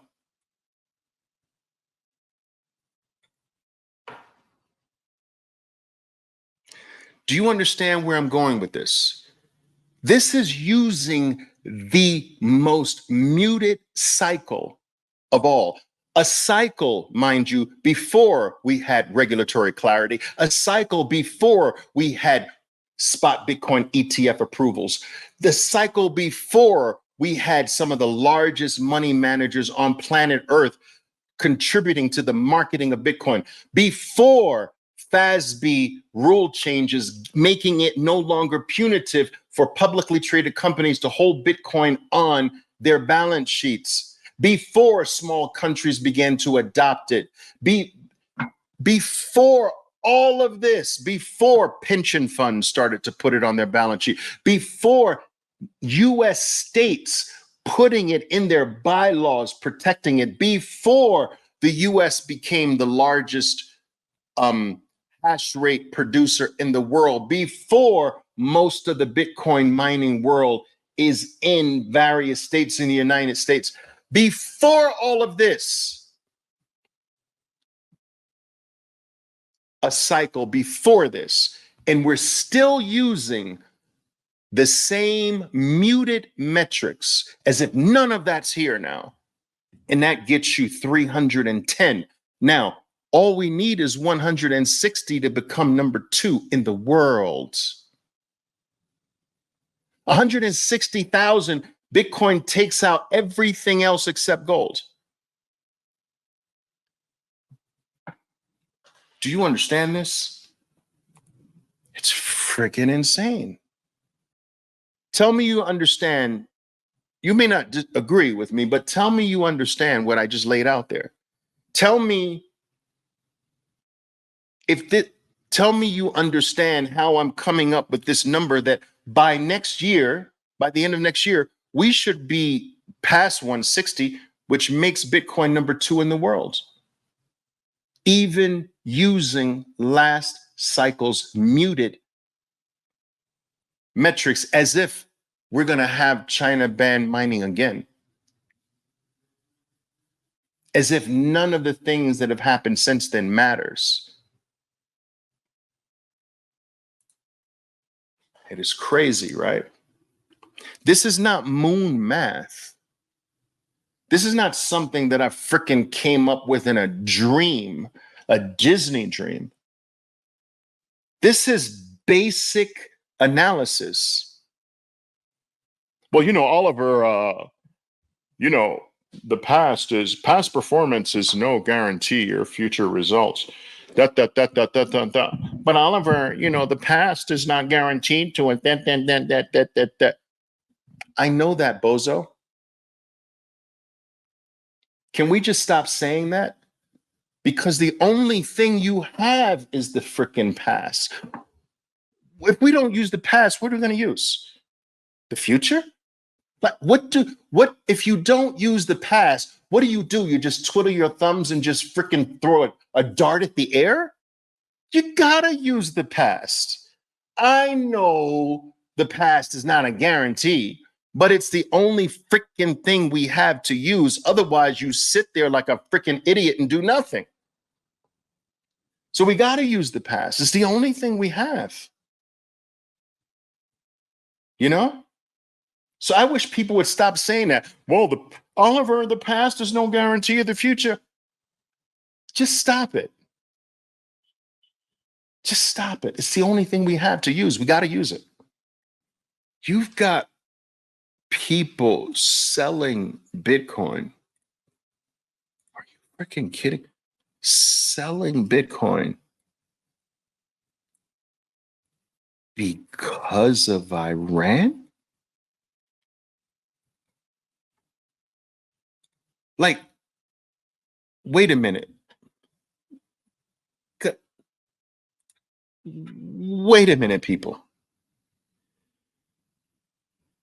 You're selling the best performing asset in all recorded history, the best performing asset in the world this year, the best performing asset in the world over the last 2 years, the best performing asset in the world in all of recorded history, the hardest money to ever exist, the hardest asset, the 10th most valuable asset in the world, the asset that has become worth $1 trillion faster than any other asset, the most adopted technology in the history of mankind, having accomplished all of this with less than 1% adoption, with 99% adoption left in the future.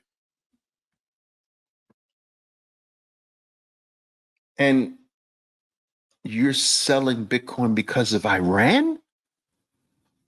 Are you stupid or are you stupid? Really? Because of Iran? Holy shit. My father used to say, Oliver, you can't fix stupid. Don't even try. You're wasting your time. You can't fix stupid. Now that is stupid. I used to call periods like this. I had a term for this for my traders, right? I used to call it panic profits. It was literally a strategy, panic profits. So what you would do with this strategy, guys, I'll explain it to you, is you would find something that you knew was valuable, that there was no doubt that it was valuable, but that its price was hit by something that has nothing to do with that item, but it's being just thrown out along with the baby in the bath. The baby is being thrown out with the bathwater as well. So you find something that you know is valuable, but its price is affected stupidly by something that doesn't even affect it, that its price is being dumped for reasons that are so disconnected to it that it has nothing to do with Bitcoin. Iran has nothing to do with Bitcoin. No country, no nation state, no war, no human being, no power can ever touch or affect Bitcoin. And Bitcoin's being a dump because of Iran, of all countries. Iran? This is a opportunity to pick up panic profits. That's what I used to call them, panic profits. These always get reversed. And mark my words, as certain as night follows day, this drop will be erased in short order like it never happened. Why? Because it's stupid. It's declining for something that has nothing to do with it. I could see if it was declining because China banned mining again. This has nothing to do with Bitcoin.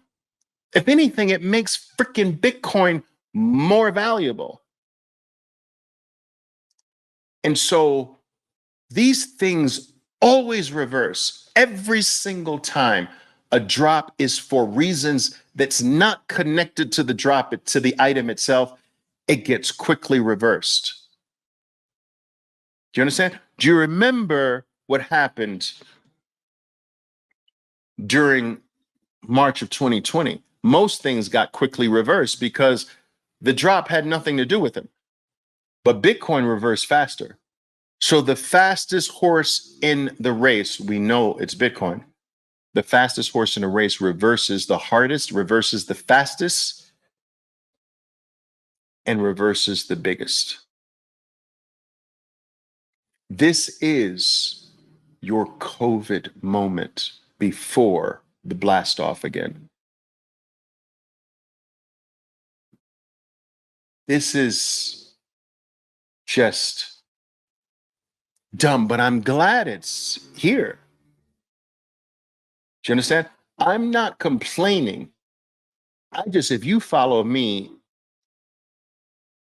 I just want you smarter than this. That's all. I need you smarter than this because listen, I just don't like to hang around dumb people. Like, ew.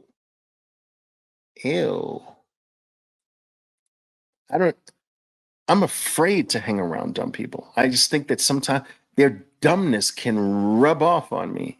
Ew. Stay away. If you're dumb, stay away from me.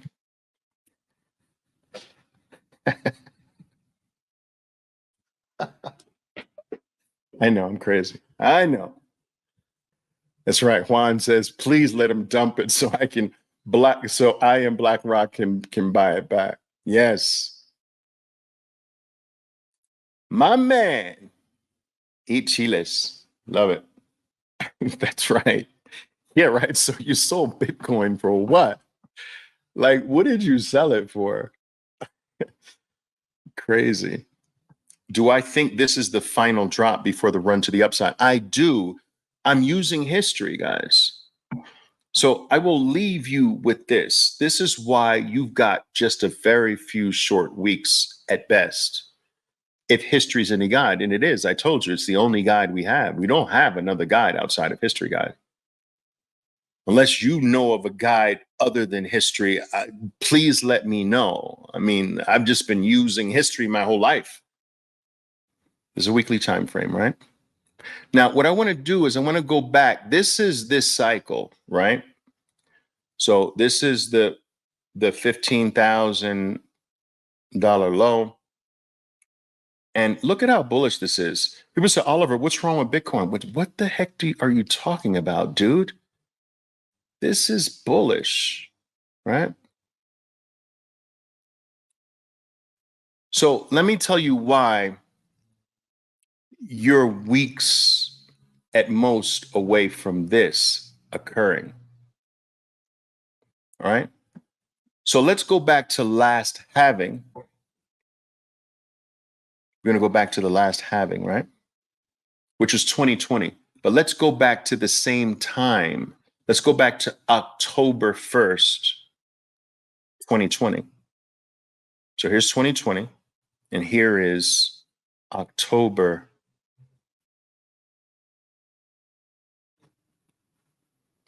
Do you see where you are? Somebody tell me. This is where we are. This is the same place we are today, last cycle, last halving year, right before presidential election time. Do you see what's right around the corner if history repeats itself? Do you see this? Tell me, somebody. Do you see this? That's right. Identical, right? Pretty identical, right? Yes. Okay. Yes. Good. Good. Good. Now, I'm not finished with you. Check this out. Do you see how long we seem to come up to this area and drop? This is more than a year. Look, more than a year. June. Here's another June and months later. So you got June to June and then some. Do you see this? Yes, you see this, right? Same thing as why can't Bitcoin get past this? Same BS, right? But it's even worse. It's even worse. Check this out. I'm not finished with you. It's worse. Check this out. It's longer than a year. So watch this. Watch this. Smoke on this. Remember, it's from all the way back here.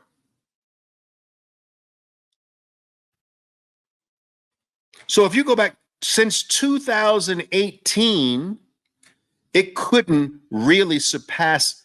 It would surpass a little bit and fall back. It couldn't surpass. From 2018, guys, 18 all the way to almost 2021. How many freaking years is that? You understand the frustration is the same that many people are going through now. What's the matter with Bitcoin? It's just freaking repeating itself.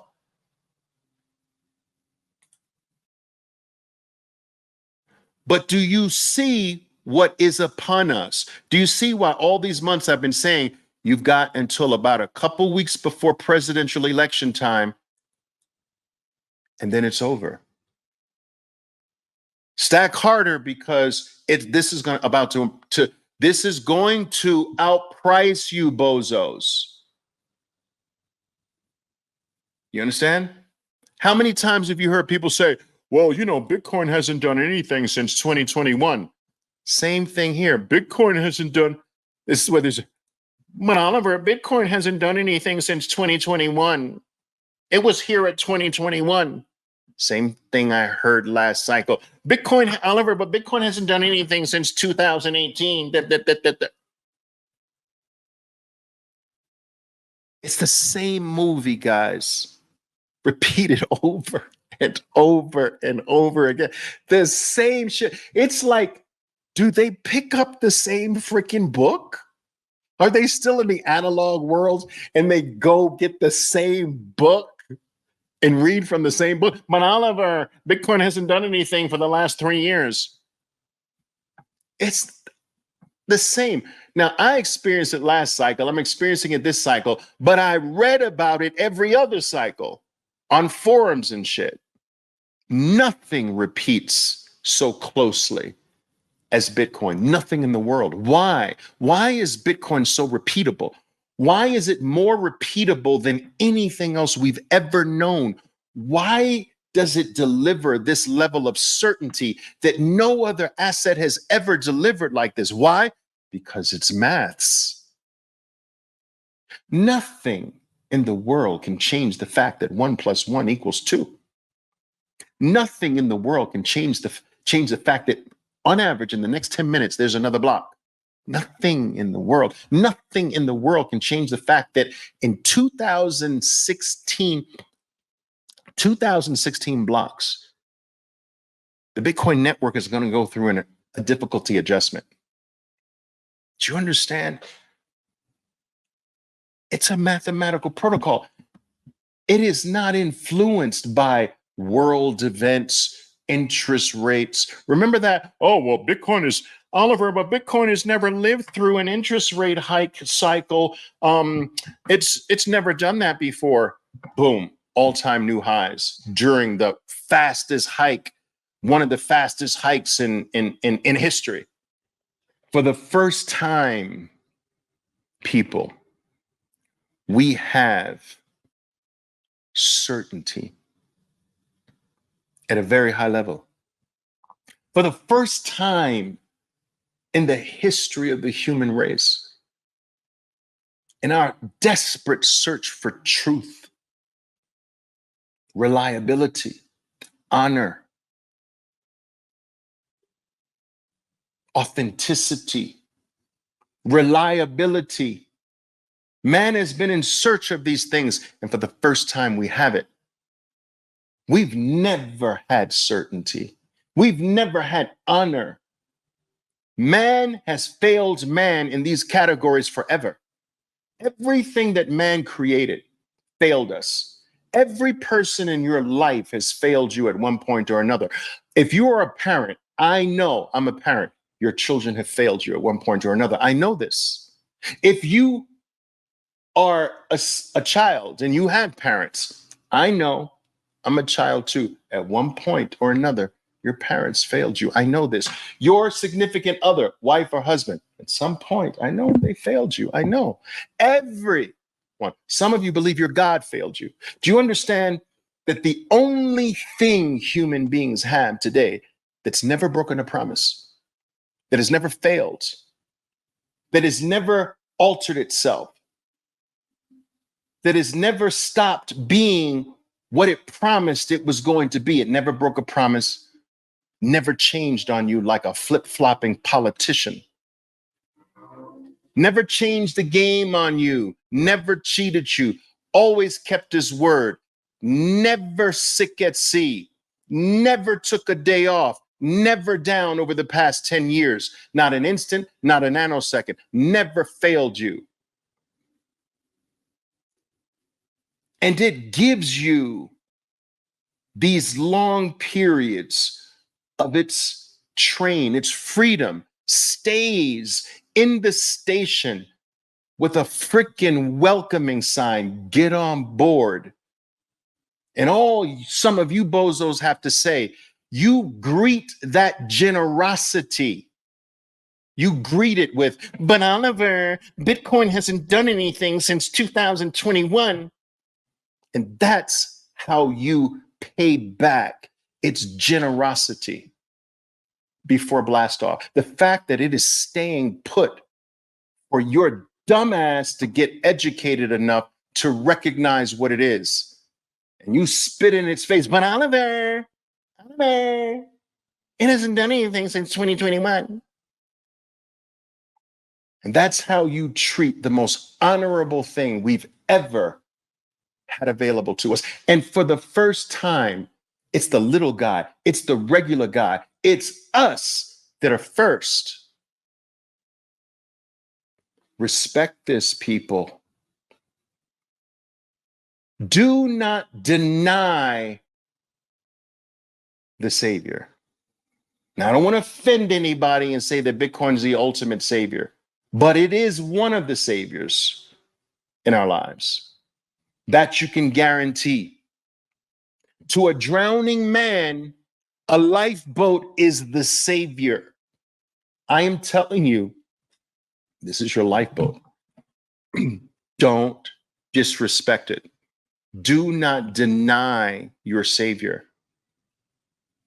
Because I promise you, in the next few months, you're going to regret it. And it will be something, it will be a regret that lives in one form or another. It'll live with you forever. There are people to this very day that had Bitcoin. Greg Schoen, which I've shown you numerous times. I wish I kept my 1,700 BTC, which I bought at 6 cents. Instead of selling them at 30 cents, that's a big gain, 6 cents to 30 cents. Especially now that they're $8. I ask you, how do you feel that Mr. Greg Schoen feels today? Do you feel that this regret of letting Bitcoin go at 6 cents? Well, at $8, I'm saying.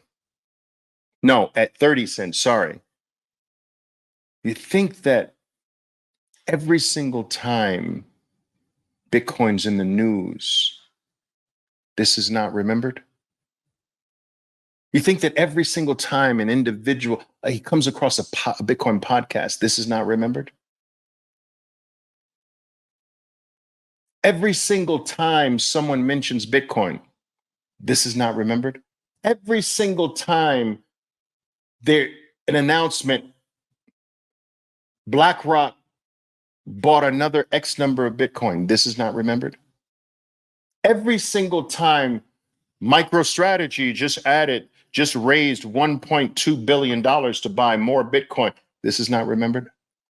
This guy will live with this forever. Imagine what the feeling's going to be at 1 million. Or when Bitcoin's number 2 in the world next year. I promise you, if you disrespect this, you will be Gregged too. I know it. Some of you are going to get rid of this like it's just another freaking stepping stone to your little dirty fiat currency. You say you appreciate it and love it for what it is, but really in the back of your mind, it's just a little something for me to use like my stool to get to more dollars. That's disrespecting it. And I promise you this, you will be another meme. You will be Gregged. Not me. I'm not getting Gregged. You might get Gregged, not me. Guys, we got one. We got one. It was all worth it. I've been talking an hour and 27 minutes. It's all worth it. Miguel says, where should I buy my first Bitcoin now? Binance or Coinbase? To be honest with you, I don't care where you freaking buy it. If I would say, I would prefer that you buy it from a Bitcoin only firm like Strike or Swan, or I would prefer that. I don't like rewarding these firms that they use Bitcoin to get you in just to market their bullshit to you. Because that's where their real money is. They can't really make real money off Bitcoin, but they can make money off the ship coins. That's where their real longest green is. They use Bitcoin as a stepping stone to pull you in and then market the hell out of their bullshit. Hate that. Don't disrespect Bitcoin. Strike, Swan,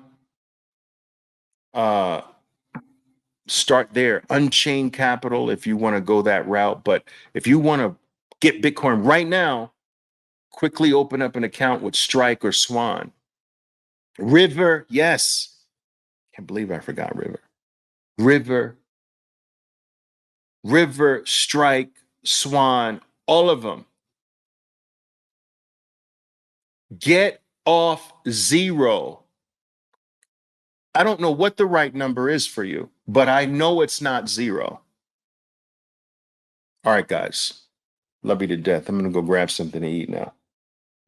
I hope you don't mind my rants here, guys, but I feel like they're necessary. And for the Miguels of the world, this is very special to me, Miguel. Listen, Miguel, you DM me anytime you need to on x.com. You have any questions, I'm there for you. Get your first Bitcoin. All right, guys. Love you to death. Love you to death. I'm hard on you sometimes, but it's a good hardness. Some people say, Oliver, why are you so toxic? Why are you so like rough? Doesn't the carrot approach, get more people to listen to you, whatever. No, no. You understand that the building is on freaking fire. You don't have time for me to be singing lullabies in your freaking ear. Oh, Johnny, the building's on fire. We only have a few seconds to leave, but I'm going to whisper very politely in your ear. And I'm going to make sure I don't startle you out of your sleep because, God forbid, if you wake up in a panic, no, I'm going to shake you as violently as I possibly can and yell as loud as I possibly can in your sleepy ass ear. Get up, bozo. The house is on fire. There's the exit. Go. But Oliver, my sneakers, my favorite sneakers. F the sneakers. Let's get out now. Boom, knock you upside the head. That's what gets you out of a burning building. Not, but wait a minute, Johnny. Well, let me sit down and explain the situation. All right. Would you like some tea? We don't have time. You've been priced out of 10,000. You've been priced out of tens of thousands of Bitcoin. You've been priced out of thousands of Bitcoin. You've been priced out of hundreds of Bitcoin. You're being priced out of one now. Then you're going to be priced out of halves and quarters. We don't have time. So get to work. Stack harder. All right, guys. Ciao. Boom. Boom. All right. Ciao, guys.